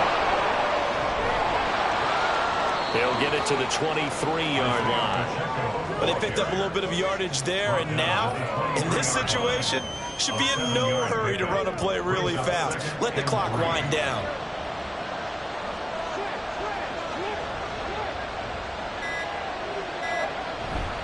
Pacheco gets it again on 2nd down. And they'll get him down right about the 20. Now the Cowboys are going to burn the first of their timeouts as they'll head to the sideline and talk over what to do next. The Cowboys going to use their 2nd timeout now. Boy, no chance as he was met and dropped behind the line there. Butker's kick here is good. And with a little over a minute to play, they have taken the lead. Big kick right there to give him the lead in the 4th, but there is still time left for a final drive. Did they score too soon? Post-game will tell us, right? Depending on what happens on this drive, that's how we'll analyze it. If the other team scores, they scored too soon. If they somehow hold on, they manage the clock exactly right. So Dak and the Cowboys down by a field goal, a little over a minute to go. And they need, at minimum, 3 points out of this as they come up 1st and 10. Here's Dak. Got his man complete over the middle. It's Ferguson. And they're able to get this one across the 35. Here's Prescott. Complete. Jefferson the target. And he'll be taken down across the 50 at the 45 in enemy territory. To throw, Prescott. He'll rifle this one deep right side. And that's going to be incomplete. These are the spots, this stage of the game, where it pays to have speed on the perimeter, doesn't it? It certainly does, and in the 2nd quarter, he may very well run by him, but in this situation, I know as a defender, I'm loosening up a couple of extra steps that allowed him to run with him stride for stride. And that'll be incomplete with 11 seconds remaining now. Now we're in the situation where the quarterback's got to take full charge of his home, got to totally command and make sure all eyes are on him. All focus is locked in. Going to call multiple plays and go over different situations and scenarios to make sure everyone is on the same page. Meanwhile, on 3rd down, they take a shot at the end zone, but it's incomplete. That's taking a big risk at this late stage. They're not thinking field goal, though. They wanted to leave no doubt on that one. So they took the shot at the end zone, but it winds up incomplete. This for all the marbles. And that is incomplete, but a penalty flag coming in. This could be a 1st down. Defense. So the defense helping him out a little bit here late in the 4th. Yeah, and you're exactly right. And when you're the one doing the chasing, you'll take a little help from the other guys, won't you? And his kick is right there. It's good. And we are all tied at 26. And we need overtime to decide this one after 4 quarters of play. We're all even. The extra session in a moment. This is the NFL on EA Sports. And here in overtime, if the team that receives the ball scores a touchdown, it's over. If they don't, we can still have some more football. That's exactly right. If they go down and kick a field goal, the other team gets a possession to either match it or score a touchdown to win the ball game. If both teams kick field goals, the next team to score wins. But if the receiving team throws a pick six or fumbles the ball and it gets picked up by the defense and they score, the game is over at that point. And he'll be tackled just shy of the 25. The Cowboys about set to take over on offense. I cannot imagine how these players and coaches feel, Charles. My palms sweating up here in the booth now as we go to the third drive of overtime. And as we know, from here on out, any points win this football game. I'll throw you a towel as well, partner. I've got one for myself, but let's face it, our nerves, our pressure, nothing compared to what's going on that field. Both of the field goal kickers active here early. Can one of them become the hero and end this thing? He takes this for 3 to the 29. Typically, we think it's the strong safeties that are better tacklers, especially closer to the line of scrimmage amidst traffic. But in this case, how about the free safety coming up and making the big-time play? Out route to Jefferson, and he's got it. And he will have a Cowboys first down by about a yard as they find a way to convert there on 3rd down and 5. Ball up to the 35 now as they come up on 1st and 10. Here's Prescott. And the Chiefs are going to get him. Jeremiah Owusu-Koramoah, his 2nd sack of the night. Tell you what, he did not have much time there to scan the field before he was ducking and covering. Did it appear to you, as it did to me, that the defensive front won their play really quickly? Meaning the guys in front of them had almost no chance to block them. They were on him in a hurry. A 2nd down pass play there, but it's incomplete. An incomplete pass on that last play, and that means they'll need to come up with something here on 3rd down. Throwing, Prescott. He's going to float this one deep right side. That's going to be knocked away and incomplete. I like the fact that he took the shot deep downfield. Even if you don't get the catch, maybe you get a defensive penalty and pick up the yardage that way. Here's Ryan Stonehouse now, as he's on to punt for the first time tonight. He only punted twice in the win last week as he gets this one away. Fielded at the 20. And 9 yards there on the return following a punt of 47. And they will take over 1st and 10. And the Chiefs now getting set to go. Well, their defense did the job, got off the field without giving up any points. And now, Charles, all they need here is a field goal and they get the victory. Yeah, and this is the way I love overtime. I'm one of those really, really old school guys that like sudden death right from the beginning. Well, we've got it now because any points wins the game. On defense, get a safety, a pick 6, fumble return, you can win it as well. So I'm really looking forward to this series and see how both sides play. And he'll be brought down shy of the 40 at the 38-yard line. The improv act there, good for 9, and now they'll be looking at a 3rd and short, 3rd and 1.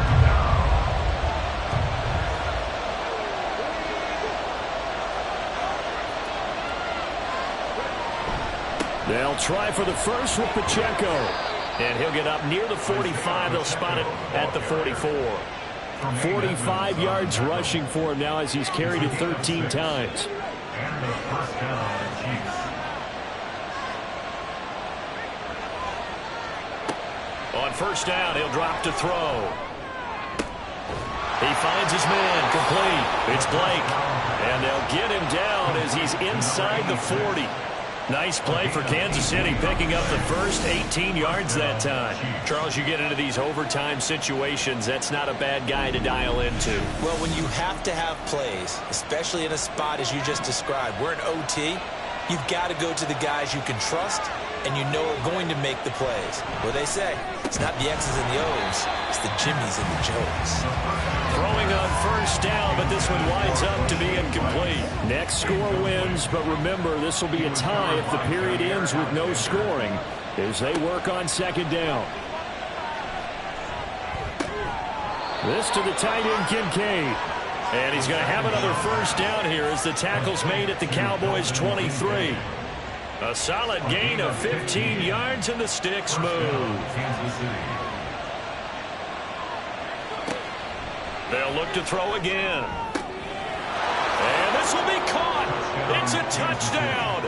And absolute stunned silence here as they have come in and stolen this one in overtime. As the fans exit back out through the turnstiles, not happy looks on their faces. Feel like they probably let this one slip away at home in overtime. I would agree with that, and their unhappiness Hurts the guys at concession stands on the way out, right? Not stopping to buy something for the kids. They just want to get home. But what a dramatic way to finish this bad boy off. I mean, this game was dramatic all the way through. That's why we got to overtime. And then to go ahead and finish it this way, the fans streaming out unhappy. But the team that came in here and won this one on the road, they sprinted to their locker room. And speaking of buying things, dinner on you tonight, Davis. I kind of figured that was coming. So for the Chiefs, they continue to make their case for the playoffs as they move to 9-3. And they will head back home next week. Meanwhile, for the Cowboys, this could hurt in the race for home field advantage as they drop to 10-2 on the year. And they'll look to regroup next week as they head to MetLife Stadium to take on the New York Giants. And for Charles Davis and our entire crew, I'm Brandon Gaudin. You've been watching the NFL on EA Sports.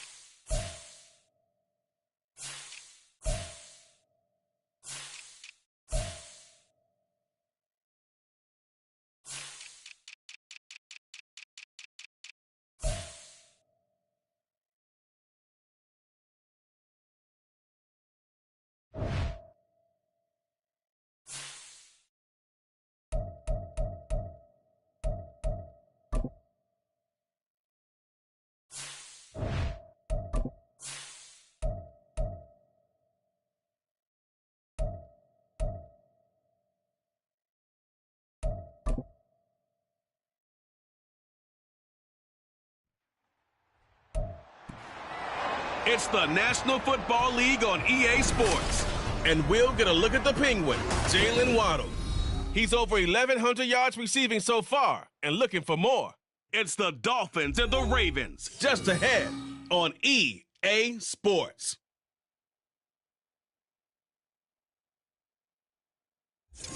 With Chesapeake Bay gleaming in the distance, we are inside M&T Bank Stadium near the Inner Harbor in Baltimore, Maryland.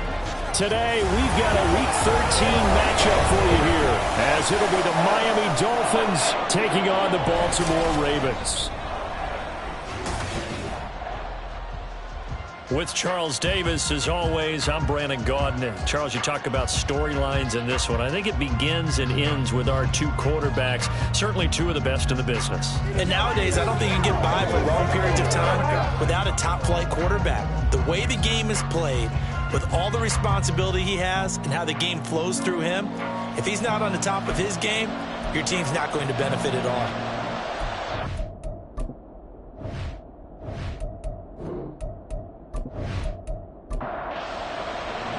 The calendar has turned to December, and we're in the home stretch now as we're underway in Week 13. Taking it about the 1.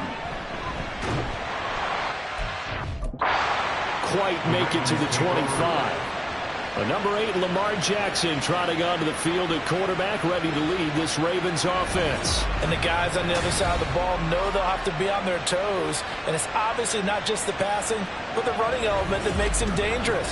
He ran for over 100 yards in that game last week, so keeping him contained will be a big emphasis for this defense.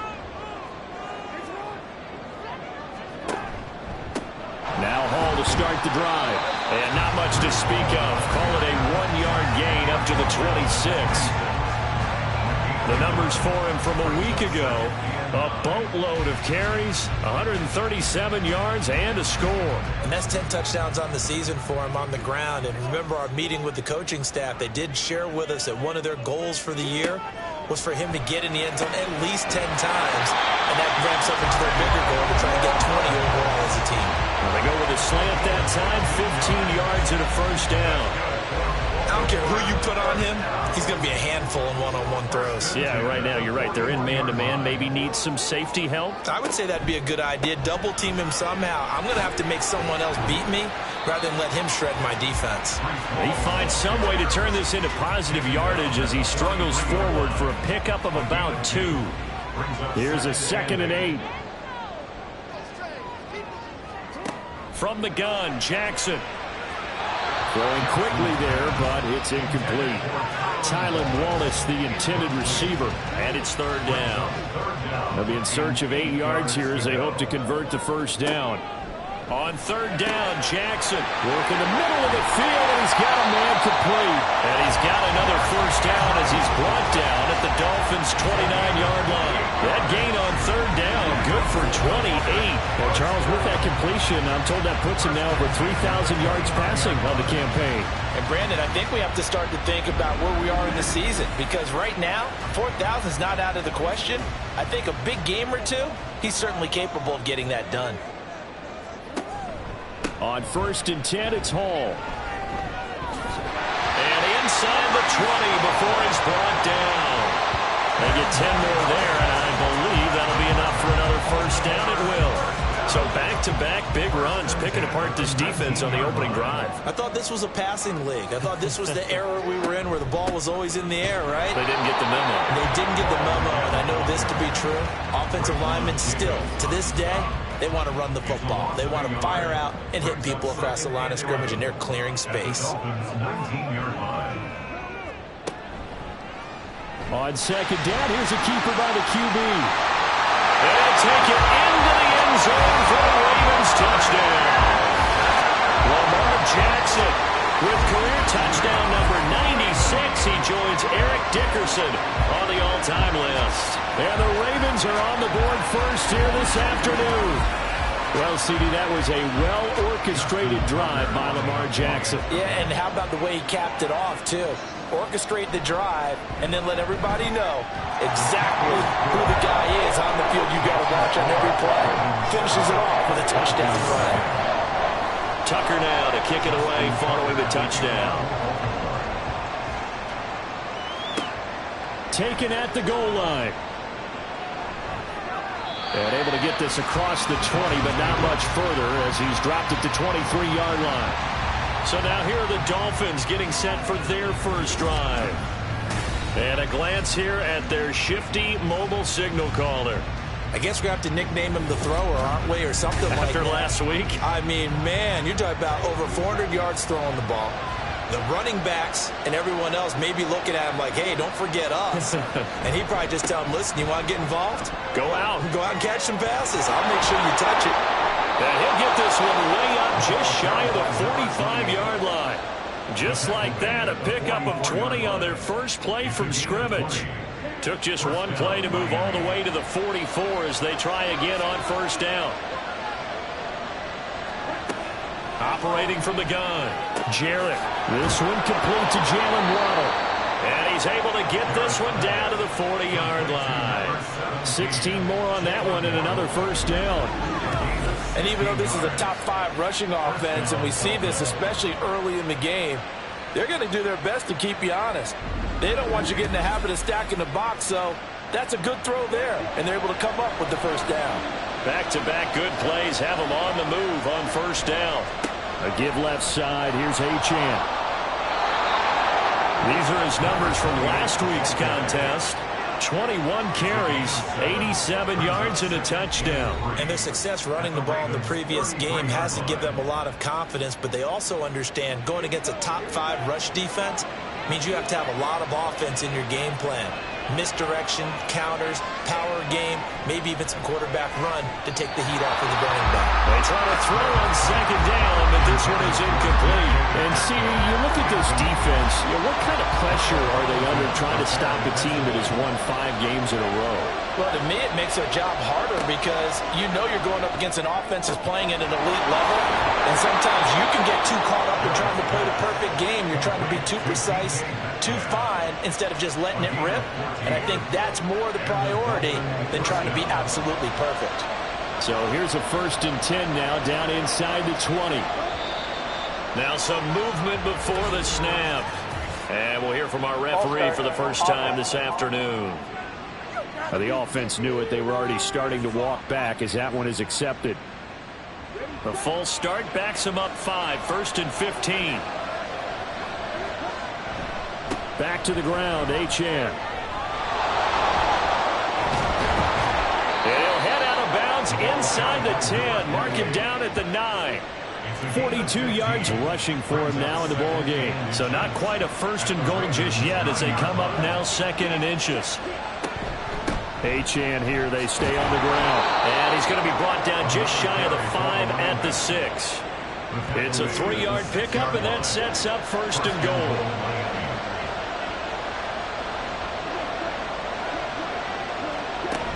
They'll run, Achane. And they get him down at the 1. He had the broken tackle, but ultimately could not get into the end zone. 2nd and goal from the 1. Achane looking for a signal, but none forthcoming. They stopped him shy of the goal line. They hold him again, and now all of a sudden it's 3rd and goal at the 1. Warren will take this in for the Dolphin touchdown. And there's an offense that didn't panic after getting down early, and with good reason. No better way to silence a home crowd than with a nice, long, sustained drive. And they were able to put one together here and finish with the touchdown run.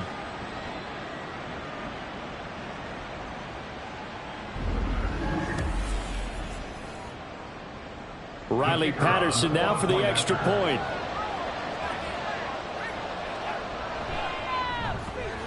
It's up and good. So these teams match touchdowns here in the first quarter, and we're tied 7-7. Each team's had it. Each team has scored. 7-7 here as the kick's away. And he'll elect not to return this one, so they'll bring it out to the 25 on the touchback. Baltimore's set to take over here for their 2nd possession of the game. So both of these teams, Charles, coming off touchdowns now, but this offense, they just had to stand on the sideline, watch their opponent author a really impressive drive to reach the end zone. Yeah, and I think you're not telling yourself the truth if you don't think there's some one-upsmanship going on right now, because they just had their touchdown answered by a drive of double-digit plays that also found the end zone. Now they want to do something even more impressive to answer that one. Ball again on second down. And he'll get about 3 here as he's out to the 30. This defense for the Dolphins, they really played well a week ago in that win over the Jets. It was a little bit enlightening talking with the defensive coordinator about their performance last week, because the feeling was that it was a good, solid performance. They did what they needed to do to get the job done and get the win, but definitely a few lapses that they're looking to correct. It's a pickup of 6 and good enough to move the chains. This running game so important for them, and they know that. It helped lead them to a victory last week when he was over 100 yards. Let's face it, it's their identity, and that's what they want to play to. They want to be that team that runs the ball really well each and every week, and right now we're seeing Jackson hit, and he lost the football. Oh, one of the linebackers has got it. And to the 43, so down inside the 45 to the 43-yard line. That's where they'll take over. Problems there on the option and a costly turnover.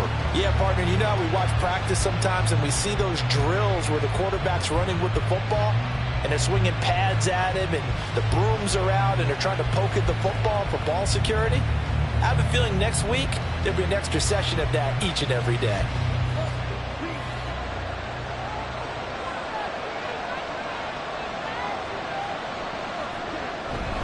Now Achane on 1st and 10. And he'll take this ahead for about 4. Second down coming up. Well, the end of all that hitting and hollering, it was a 4-yard run, so the offense is going to go back there and feel pretty good about themselves. Defensively, you have to feel okay because you didn't let it turn into a bigger run, but the goal, shut it down for 2 yards or less. Touchdown, Dolphins! Trey McBride with touchdown number 7 on the year. And the Dolphins have taken the lead. For a big tight end, he can sure move like a slot receiver when he gets a head of steam going. And as a defensive back, you've got a big decision to make when he's moving like that.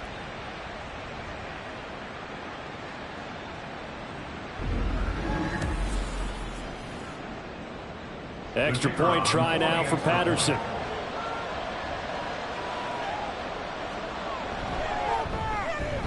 It's up and good, and it's 14-7 now here in the first quarter. Pretty clean and simple there. Just 2 plays. The long pass resulting in the touchdown on play number 2. The kicking team out for Miami as they will send this one away.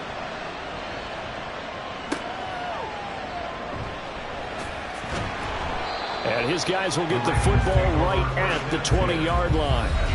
Breece Hall helped leading out this offense for another series. A tough challenge here in this one. We'll see if he can duplicate the numbers on your screen that he put up last week, up over 100 and a touchdown. We were watching tape to prepare for this game. One thing you noted that I totally agree with, great complimentary piece in the last game.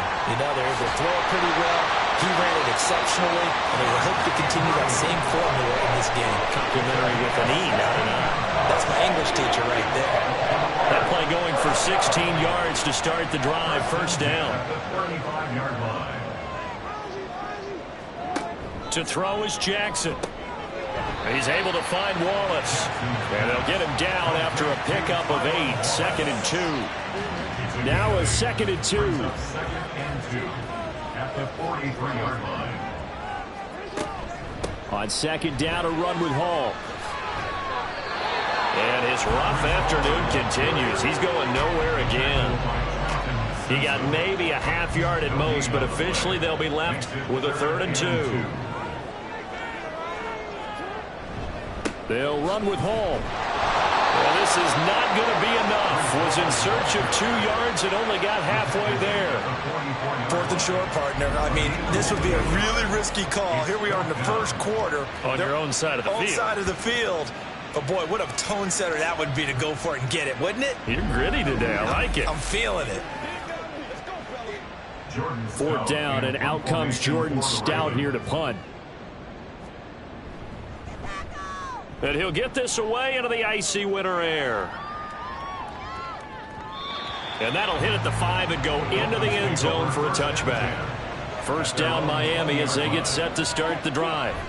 And they come into this one riding that nice long win streak. And remember, next weekend is an open week for them. So if they can get the win here, a lot of momentum into that time off. It certainly is. And if you're wondering if anybody's saying, boy, this is coming at a bad time, we want to keep playing, the answer can be yes, because when teams are on a hot streak, they want to keep going. But what the veterans are telling the young guys in the locker room, an open week is always good, guys. Take it, and let's go with it. It's Dolphins football here as we begin the second quarter, as they've got it with a 2nd and 4 coming up. And they work this well upfield across the 45. 22 yards there, a first down. 22 yards. First down play.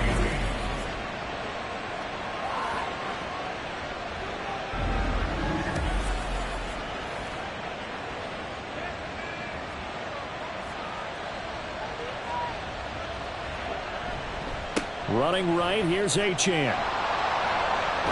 Well, they nearly sprung him that time as he takes this all the way down to the 37. 76 yards on the ground for him now on 9 carries. So in Raven territory now. Here's a 1st and 10 at the 37-yard line. Looking to throw. Jarrett. He's got McBride here over the middle. Call it a gain of 6 on the play, and that'll bring up 2nd down. Brings up 2nd and 4 at the 31-yard line. Up the middle, Achane. And inside the 20 before he's brought down. The Miami first down, that one going for a gain of 11. We both know it's difficult, but they've made it look effortless out there. Through the air, on the ground, they've moved the ball with relative ease. On first down, back to Achane. He'll get forward for 3 down to the 16-yard line. He's had success on this drive, but not on this play. Finally, they bowed up defensively. I think they were determined not to let him take it pretty much all the way down the field. Yeah, it looks like they handled their run responsibilities correctly this time. What we call them run fits, everyone was in the right place. And the Dolphins are going to be set up with a 1st and goal here as the tackle made at the 9. 1st and goal at the 9-yard line.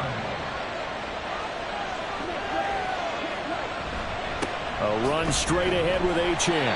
And he is swallowed up right at the line of scrimmage. They'll say no gain on the play, and it'll be 2nd and goal. One more time with Achane. And once again, he'll get possibly back to the line of scrimmage, but no more than that. Call it no gain that time, and now it's 3rd and goal. They'll look to throw on 3rd and goal. To the end zone, but it's incomplete. Fine work by the Baltimore defense to help bring up 4th down. That is certainly one way to frustrate a quarterback. When those extra defenders out in the field, dime package, lots of speed, no space to fit in the football. Patterson's kick is good. And the Dolphins will add on to their lead. So that one on target, and it adds to this first half lead. And maybe we're too early to worry too much about 1-score lead, 2-score lead, etc. But this is where you kind of start banking those points that come in helpful later on. And he returns this to the 22. Baltimore about ready to go on offense. They find themselves down 17-7 as they start this drive 1st and 10.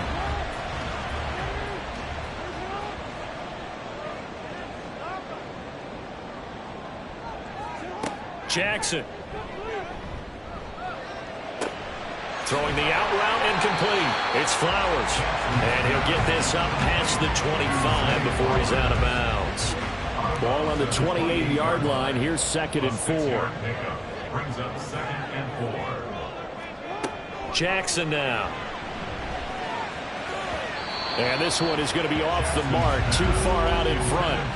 The touch and timing are critical for those types of throws. He put a lot of zip on that one. Needed just a little bit more finesse trying to get it to his back. Here's Jackson. A short throw caught by Andrews. And he will have the Ravens first down as they're able to get the 3rd down conversion. Well, sometimes our pregame meetings do pay off, don't they? What do the guys in the locker room call it? Well, they said it with a chuckle. They called it old reliable. Yeah, that means he doesn't move quite as fast as he used to, but he still knows all the tricks, doesn't he? Even that little gentle push-off in order to get open, he finds a way to pick up a first down. Line of scrimmage, the 37 on 1st and 10. And Jackson throwing once more. Got his man there. It's Wallace complete. And this will be stopped at the 44. That one good for 7 yards. Now 2nd and 3. Second and 3 at the 44-yard line. Now Jackson taps his forward jet sweep. Oh, and that is well read defensively. A great job of setting the edge, and that little touch pass is going to turn into a loss. This offense so far on 3rd down, they've been good. 3 for 4 thus far. This will be 3rd and 5. Here's Jackson to throw. Able to find the open man. That's complete. And he will have a Ravens first down. They needed 5 there on 3rd down. He winds up getting 7.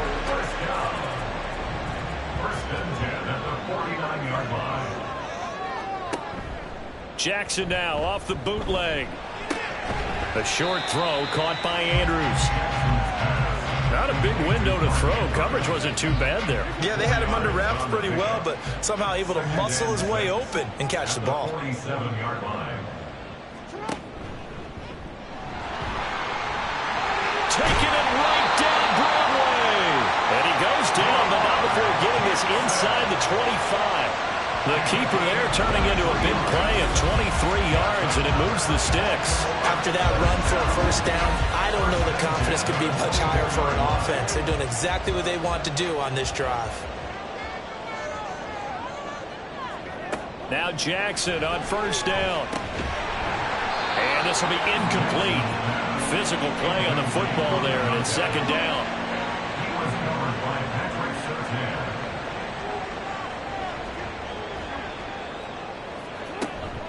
They go play action with Jackson. He's to the 15. And he's going to get it all the way down to the 10-yard line. First catch here by St. Brown. Good for a first down. The partner, they're locked in man coverage out left, and they end up running a crossing route. Rounded it a little bit more than a slant.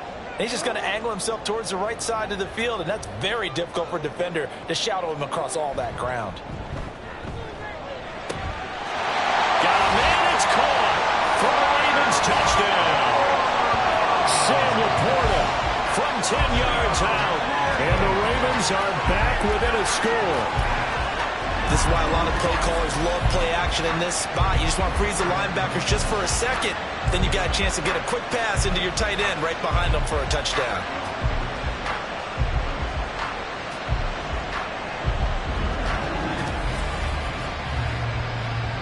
Now Tucker to add the PAT.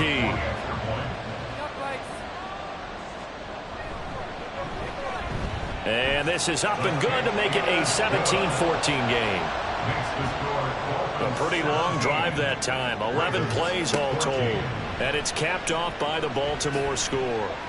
And he'll be brought down shy of the 20, so the decision to bring it out of the end zone, not a good one. Miami's offense set and ready to go. Sitting in first place in the division. They've got an open date on the calendar coming up next week. So, Charles, you and I were talking about this before the game. This one for them kind of has some extra importance. It certainly does, because if they can get the win here and pad their lead a bit or at least keep pace, then they can really kick their feet up and say a job well done at this point and not have to worry about ball at all until they're back in their facility, back in their meeting room, getting ready for the next game.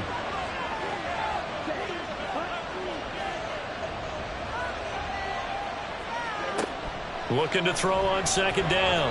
Jarrett. That's caught. Waddle on the left side. They'll wind up getting just a yard. And that's going to lead to a 3rd and 11.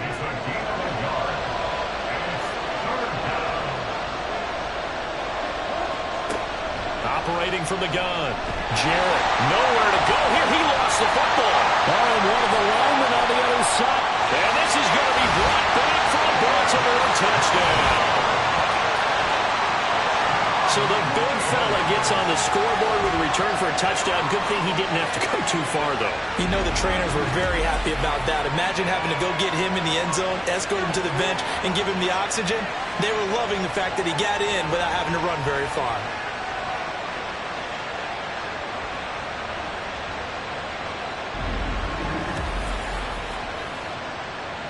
Tucker now to add the point after.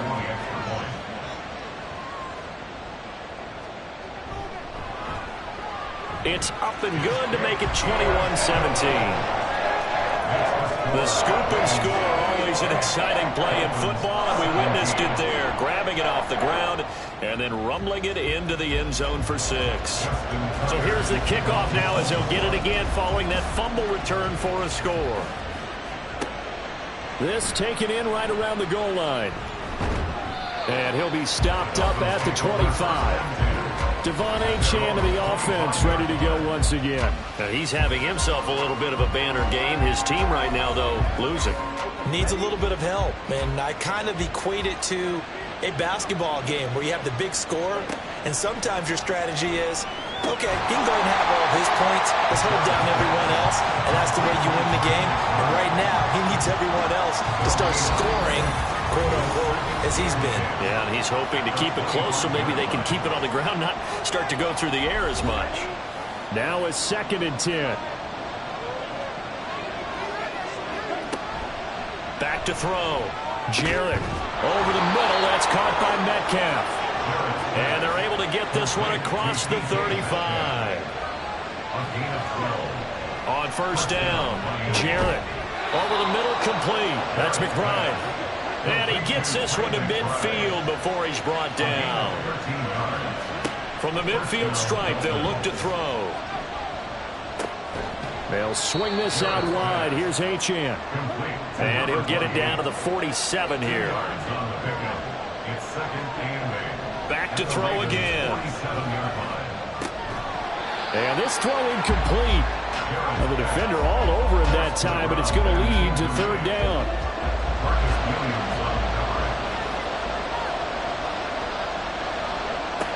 Again, he'll drop to throw. He had him. He was open, but he couldn't get it to him. It's incomplete.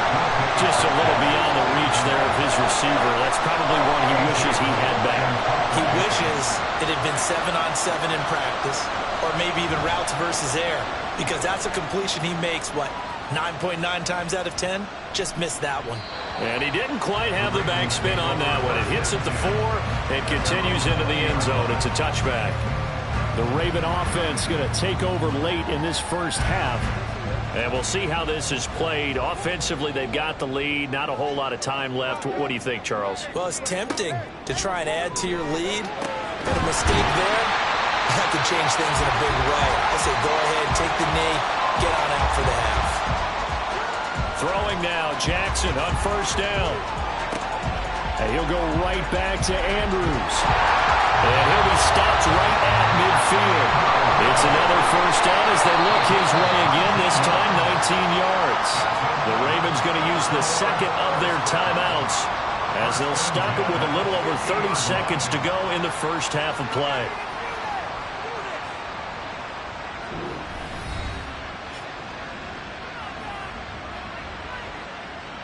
Back-to-back good plays have them on the move on first down. From midfield now, here's Jackson. A short throw caught by Andrews. And he'll go down inside the 45 before going out of bounds. From the 43, it's 2nd and 3. Jackson will throw again. And he bats it away, and it falls down incomplete. Zone coverage there, and they were playing deep. That makes it obviously a little bit harder to run by guys. And that time, there's not much of a window to get the ball in there, and it winds up incomplete. And it is caught. And he's got another first down as he's brought down at the Dolphins' 32-yard line. They call his number again. It's his 6th catch and a first down. Now here's a timeout as they're going to get it with 8 seconds remaining here in the first half. So even though it's first down, here's the field goal unit on now to try to get 3 before halftime. It'll be a 49-yard attempt from the left hash. Tucker's kick is good, and they will open their lead up to a touchdown at 24-17.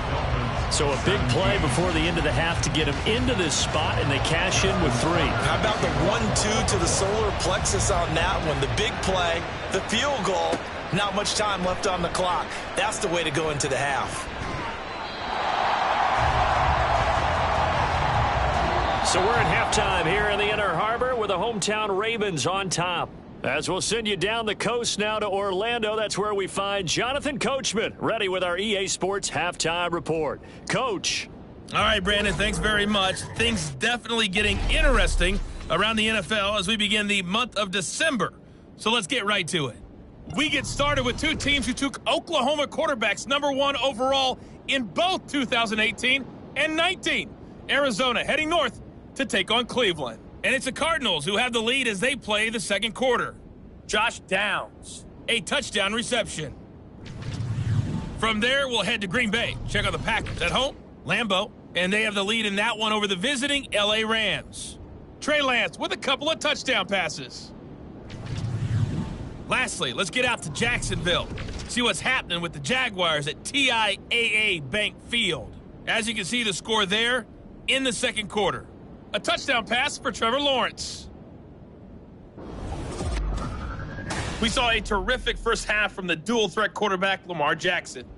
He had a touchdown both in the air and on the ground to help push his guys into the lead at the break.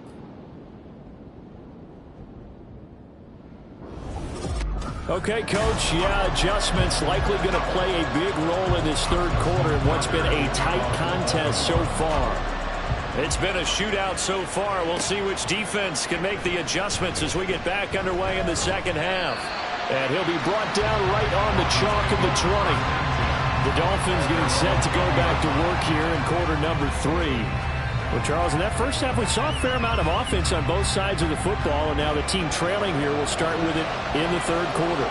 And we both know this coach pretty darn well, don't we?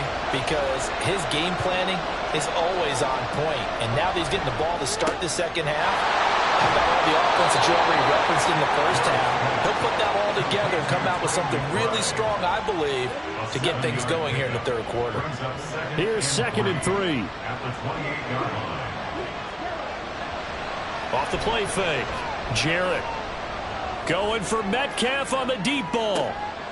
This is caught inside the 15. It's a big play there for Miami. 65 yards. And that throw there going to put him over 4,000 yards passing now for the season, maybe strengthening his MVP consideration. And you figure with still a handful of games left to play, 5,000 yards is not totally out of the realm of possibility. The way he is playing, I think he's going to get there.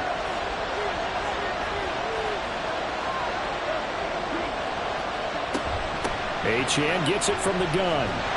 And running room scarce here. He's going to be stopped in his tracks at the line of scrimmage. They'll try again here from the 7 on 2nd and goal. Looking to throw. Jarrett, quick hitter here. It's complete. 5 yards that time on the completion. And now it's 3rd and goal.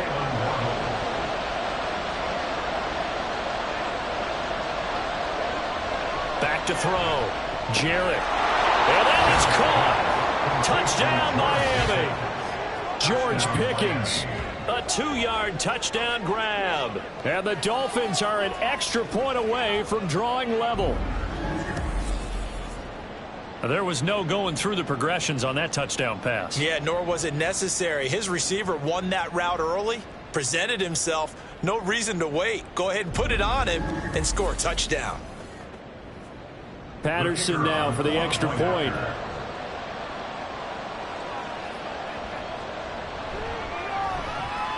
And that will tie our game here in the third quarter. So that drive spanned 5 plays. And it was finished off by a George Pickens touchdown grab. And they can't bring him down. The Ravens offense getting ready now for their first possession of the second half. After that last touchdown we just saw, Charles, we got ourselves a brand new ball game, all tied here in the third as they have their first possession of this second half. And Brandon, this drive is all about one word to me, and that's the word answer, because they're trying to answer the momentum the other offense picked up in tying the game, because not only if they score and they feel better about themselves, they'll retake the lead and maybe set the tone for the rest of the half, keeping them in the driver's seat. So they'll come up 1st and 10 now from the 33. Throwing is Jackson. And his throw here is incomplete. As a corner, you have to be able to run with guys step for step downfield in man coverage and make up ground quickly in zone. You have to put yourself in position to make plays just like that one we saw there. Jackson. And this will be caught at the 30. It's a big play there for Baltimore. And even 40 yards. Well, this game has certainly had no shortage of offense. Both teams have been revved up from the start. And here's yet another big play. Boy, both defenses have just got to be dragging out there because they've been run ragged throughout. So now then, the big play has them all the way inside the 30 now, 1st and 10. Now it's Jackson. And the ball is knocked out. And the defense not able to get it. From a defensive perspective, what's that moment like when you realize the ball is loose? It is a moment where all concentration goes right to the football. This is something you've talked about in all your preparation for the game. You probably talked about since training camp. Knock the ball free, take it away from the other team, and now you have that chance.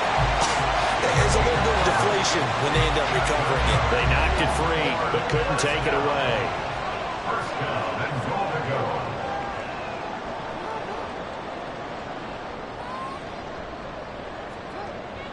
Off the play fake, here's Jackson.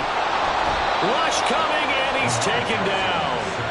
Corner blitz got home there. Pat Surtain, the one that dropped him. Well, there's still time to rectify this situation because the silver lining, they took a sack on 1st and goal. But that close to the goal line, that still definitely hurts. And he'll be brought down this time at the 5-yard line. It's a pickup of 12, and that'll set up the 3rd down.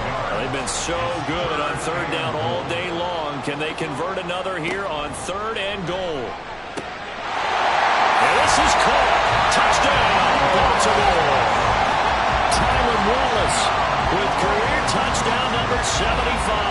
And the Ravens have taken the lead. So this game tied at the half, but we are tied no more. A touchdown there on the opening sequence of this 3rd quarter. And what a great drive put together by their offensive coordinator. He had a plan, and they executed it almost to perfection, coming right out of the locker room. Now they're feeling good about their chances here in the second half.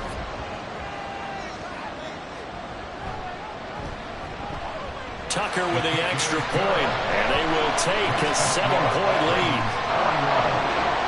Tucker now to kick it away following the touchdown. And here comes a return from just beyond the goal line. And he'll be brought down shy of the 20, so the decision to bring it out of the end zone, not a good one. Dolphins offense returning to the field.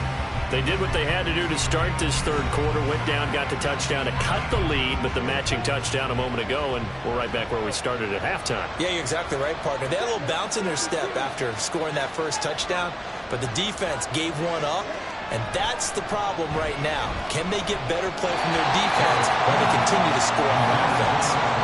Throwing on 1st down, but this one winds up to be incomplete. Here's 2nd and 10. Throwing again. Jarrett. This is taken in by McBride. And mark him down way up close to the 40 at the 39. A gain there of 21 yards. I'll tell you what, a lot of those mid-range throws have been available because sometimes teams get too concerned about the deep ball and they leave too much space in front of them, and these guys have been taking advantage so far. So from the 39 now, they'll come up on a 1st and 10.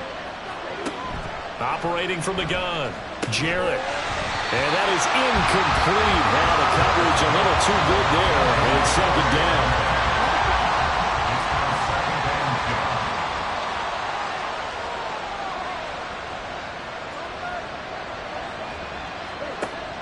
They'll stick with the passing game as he looks to throw.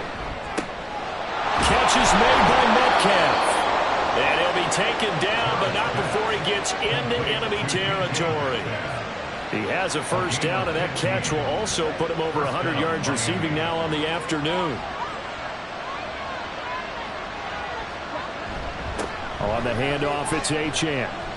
Oh, he shifts past him. And a strong run there as he'll take this all the way down to the 35. 102 yards rushing for him so far as his terrific season continues here.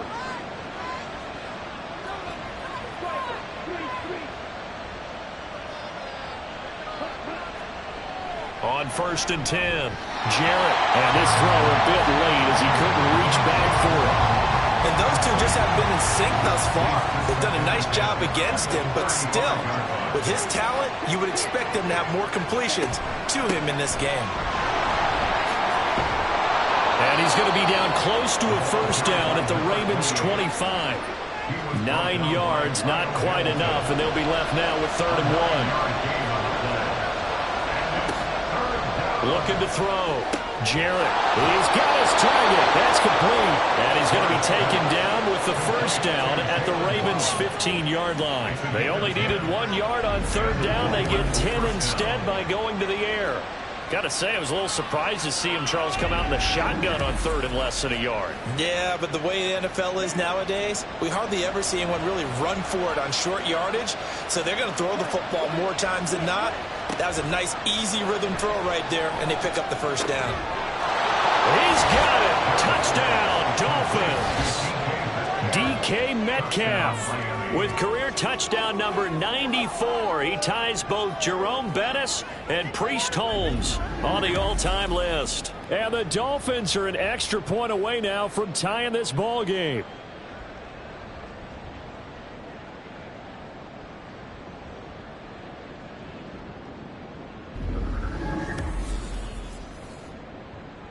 Extra point try now for Patterson.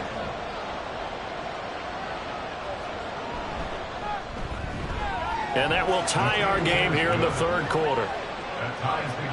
A good drive that time as they go 9 plays in all. And it's DK Metcalf who finishes things off with a touchdown reception. So a tie ball game here as the kick's away.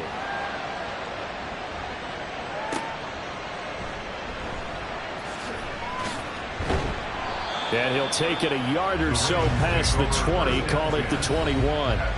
Here is Tylan Wallace and company set to begin this next series. Pretty good game for him so far. I guess he's still got time here to make this a great game, but so far he's been solid. I like where you're going with that because it has been pretty good.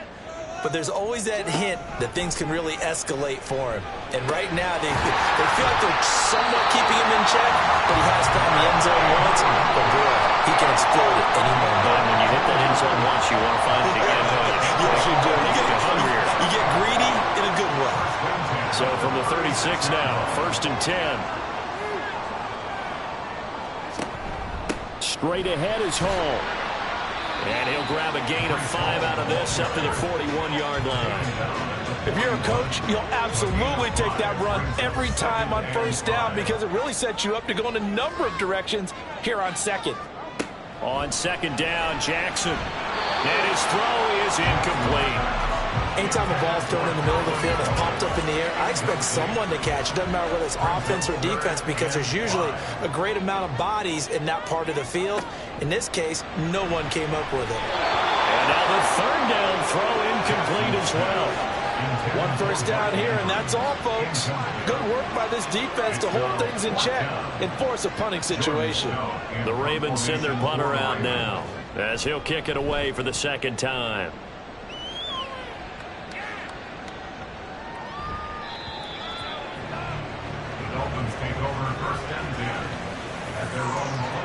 Get a look at DK Metcalf as this offense returns to the field. Good day for him so far here in the 3rd quarter. He's hit pay dirt once, over 100 yards, but hey, it's the 3rd quarter. He's thinking, I want more, right?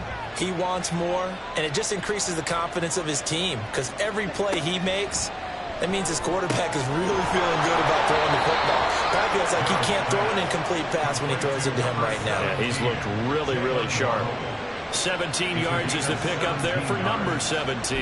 This offensive game plan has just been sensational. I mean, when you think about all the different ways they've gotten their receivers open so far, it's really been impressive. Scheme, design, execution. One play has him to the 37 here for 1st and 10. Achane on the counter. And the second wave of tacklers is going to get him as they stop him behind the line. He'll lose a yard there, and it's 2nd and 11. Well, that was one of the few times they've been able to contain him thus far. He's over 100 yards for the game, but he lost a bit off his total on that carry. To throw on 2nd down, Jarrett. Throw left side, hauled in by McBride. And he's going to be taken down with the 1st down at the Ravens' 44-yard line. Final minute now of the 3rd quarter.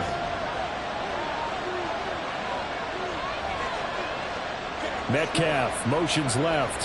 He'll get it here on the jet sweep. On this one, that may need to go back to the drawing board. He's going to be swallowed up right away. 2 yards the loss, 2nd and 12.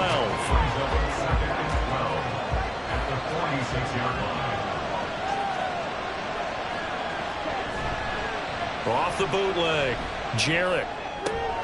He'll dump this off to Achane. And he's got this down a yard or two shy of the 40 before he's out of bounds. 5 yards on the play. And it's 3rd down.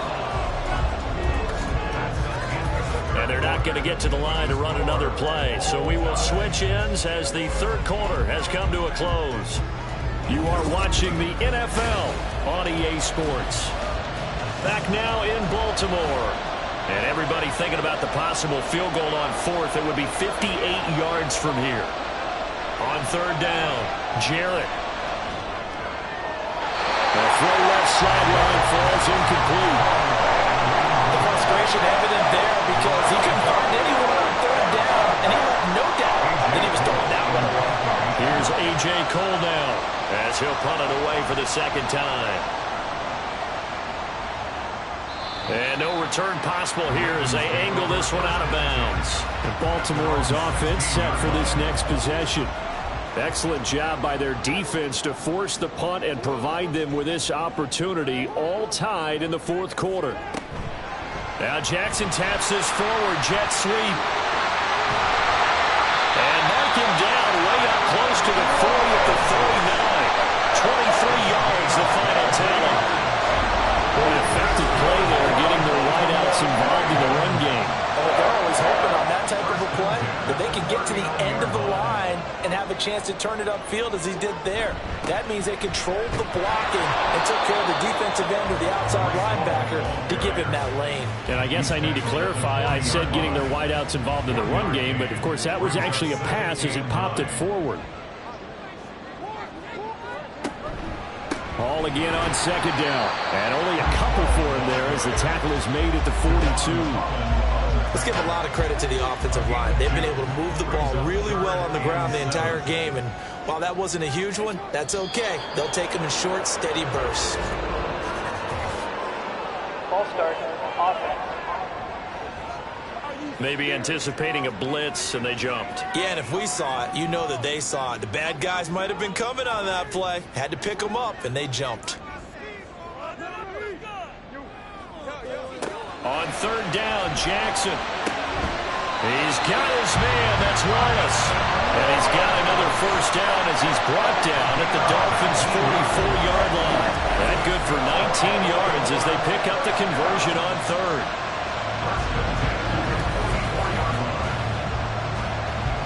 So now 1st and 10 as they've crossed into Miami territory at the 44-yard line. Paul on a give up the middle. Javon Holland coming up to make the stop. Watching that play unfold and watching him complete it brought back memories of doing all those pursuit drills to make sure you don't over-pursue and let a guy get a cutback lane on you. He did that very well. You praised him on tape yesterday for the angles that he takes to the ball. Took a great angle right there.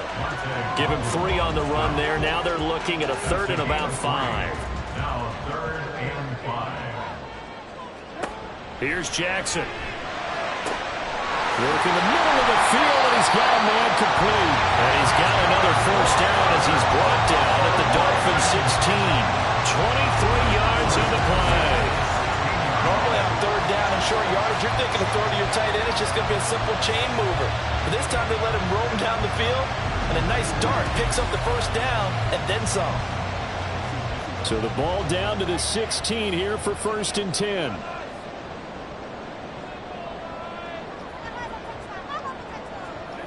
To throw is Jackson. Yet again, targeting and fighting Mark Andrews. And he's tackled a yard short of the marker. Good gain of 9 on 1st down. I don't care what sport you're playing. Everyone likes to build up a little momentum, don't they? And look at this, back-to-back completions to the big target at tight end. That one not as profitable as the other, but still a decent gain. Back to the ground with Hall. 55 yards rushing for him now as he's carried it 16 times. This has been an up-and-down, back-and-forth type of a game, hasn't it? Maybe this long drive take a little bit of the wind out of their sails, kind of settle things down a little bit. They'll run with Hall. Trying to find a lane, but instead he'll get back to the line of scrimmage, and no more. No gain on the play that time, and it sets up 2nd and goal. They'll look to run with Hall. And he'll get in! Touchdown, Baltimore! Breece Hall with his 9th rushing touchdown on the year. And the Ravens have broken our tie and have taken a 4th quarter lead. And this is the time of game where offensive lines can really dictate a team's fortunes. It's been a tough battle. They've been out there for a long time. But this was a question of who can wear down who. And that's excellent work to put a long drive together and finish it with the touchdown run to take the lead. Tucker able to connect on the extra point, and they will take a 7-point lead.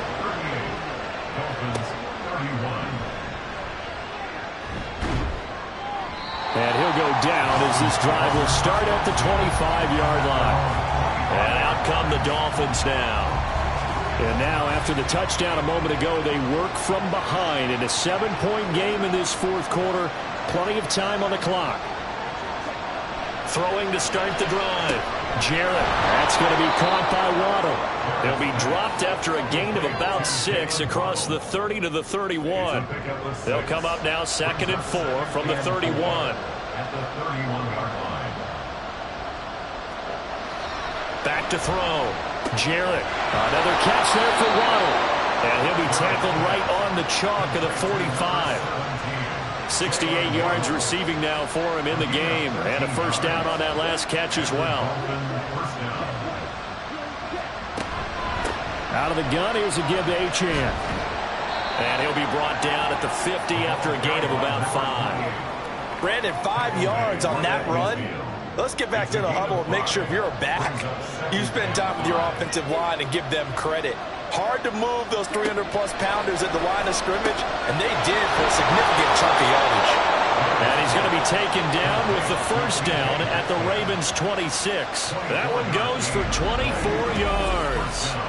Those are the kinds of plays right there that show you why he's the number 3 man in the NFL in terms of receiving yards. Also tells you there's a full combination of what he's got going in his game. You name it, from route running to catching the football. That's why he's able to produce those types of numbers. Running left, Achane. He'll take it inside the 25. The tackle made at the 24-yard line. A gain of 2. This is 2nd and 8.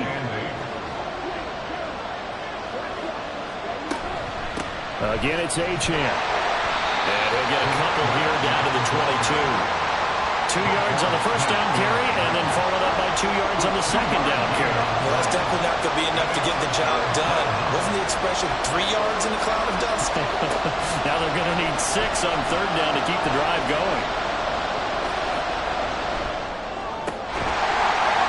Throw caught by Achane. And he'll be taken down, but he does have 1st down yardage. 9 yards on the pickup there, and it keeps the drive alive. The drive continues as they search for a tying touchdown. Here's 1st and 10. Looking to throw. Jarrett. And his throw's going to be incomplete. Well, I like the calmness of how he played the ball here. No panic in his eyes as that throw arrived. Tracked it from the moment it left the quarterback's hand, and that's just where he needed to be to knock it away. And 2nd and 10, he'll look to throw again. I like his awareness in the pocket there. Nowhere to go with the football, so instead of forcing it to the sideline, he's just going to put this one into the harbor and live to fight another down without getting wet. On 3rd down, Achane gets around him and out of bounds all the way down at the 3. They'll get 10 there, but it leaves them just short for 4th down.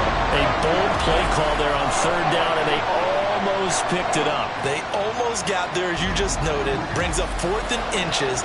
And you know what I'm a big advocate of if you're going to go for it here, and I think that they should? Quarterback sneak. Pick up the 1st down, get a fresh set, and then go for the end zone. As expected, they're going for it to keep the drive alive. That is caught by Waddle. Touchdown, Miami. A 3-yard touchdown pass. And the Dolphins are an extra point away from tying this game here in the final minutes.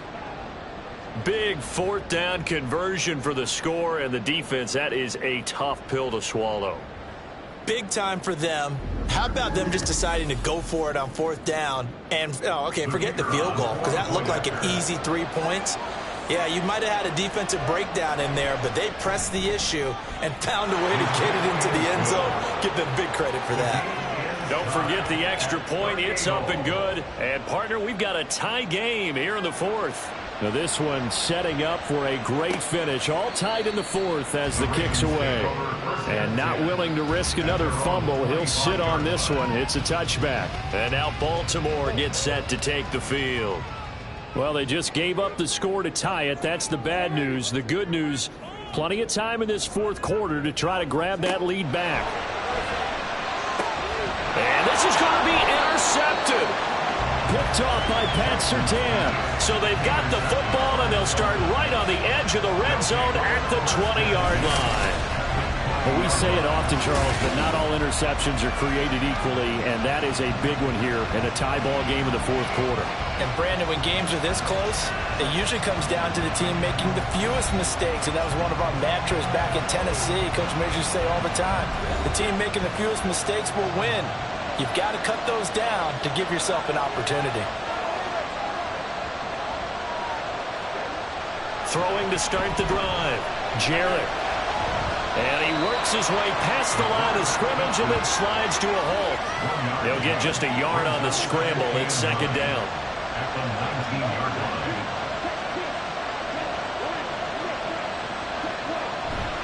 A give, running right, Achane.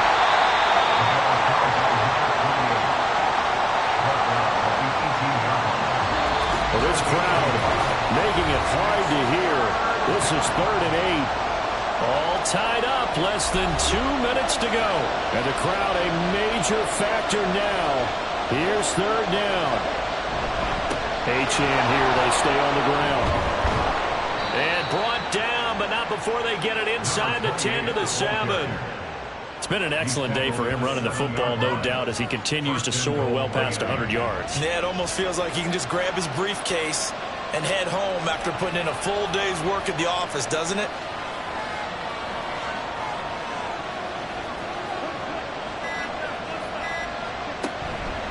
They'll run, Achane.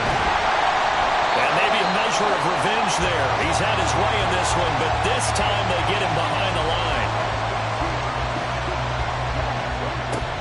On 2nd down, a run by Achane.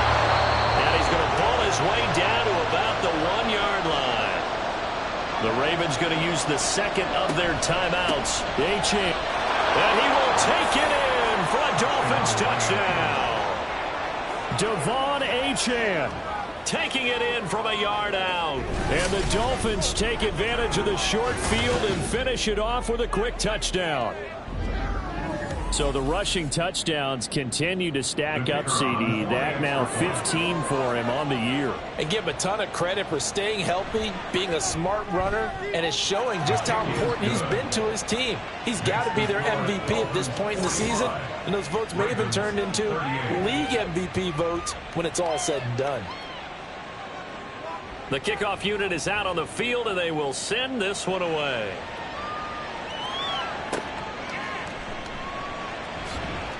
Breaks through the contact. And good coverage there on special teams as they'll get him down shy of the 20. Jackson and the Ravens, here they come. Down by 7.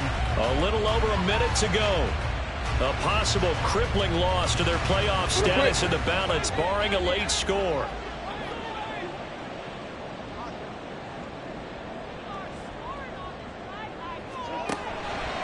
They'll start on the ground. Hall. And he'll get to the 29-yard line, brought down there. Now second down and a few inches. Jackson. He gets it underneath to Hall. And he'll get it out near the 35, right at the 34 here. Well, this offense still has the one timeout here, remember. 1st and 10. Jackson's throw into the hands of Andrews. Ravens going to use their 3rd and final timeout as the clock will stop with an even 20 seconds left to go. And he'll find Hall. And he'll be taken down at the 46-yard line.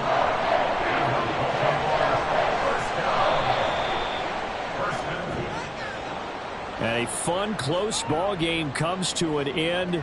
On that last play, Charles, they were on the wrong side of midfield. They needed something near a miracle, and they couldn't get it done. Yeah, the effort, that was good. Very good, in fact. They were just a little too far out to get a decent look at the end zone for that last opportunity. Couldn't get it done, but a nice game overall. So for the Dolphins, the win pushes their record now to 11-2 on the year. And they'll be able to enjoy this one through the bye week before they get back at it again. Meanwhile, for the Ravens, it's a tough one to swallow as they drop back to 8-4 on the year. And they'll look to get back on track next week as they travel to Denver to take on the Broncos. So for our entire crew, alongside Charles Davis, I'm Brandon Gaudin. Thanks for watching, everybody. We'll see you next time.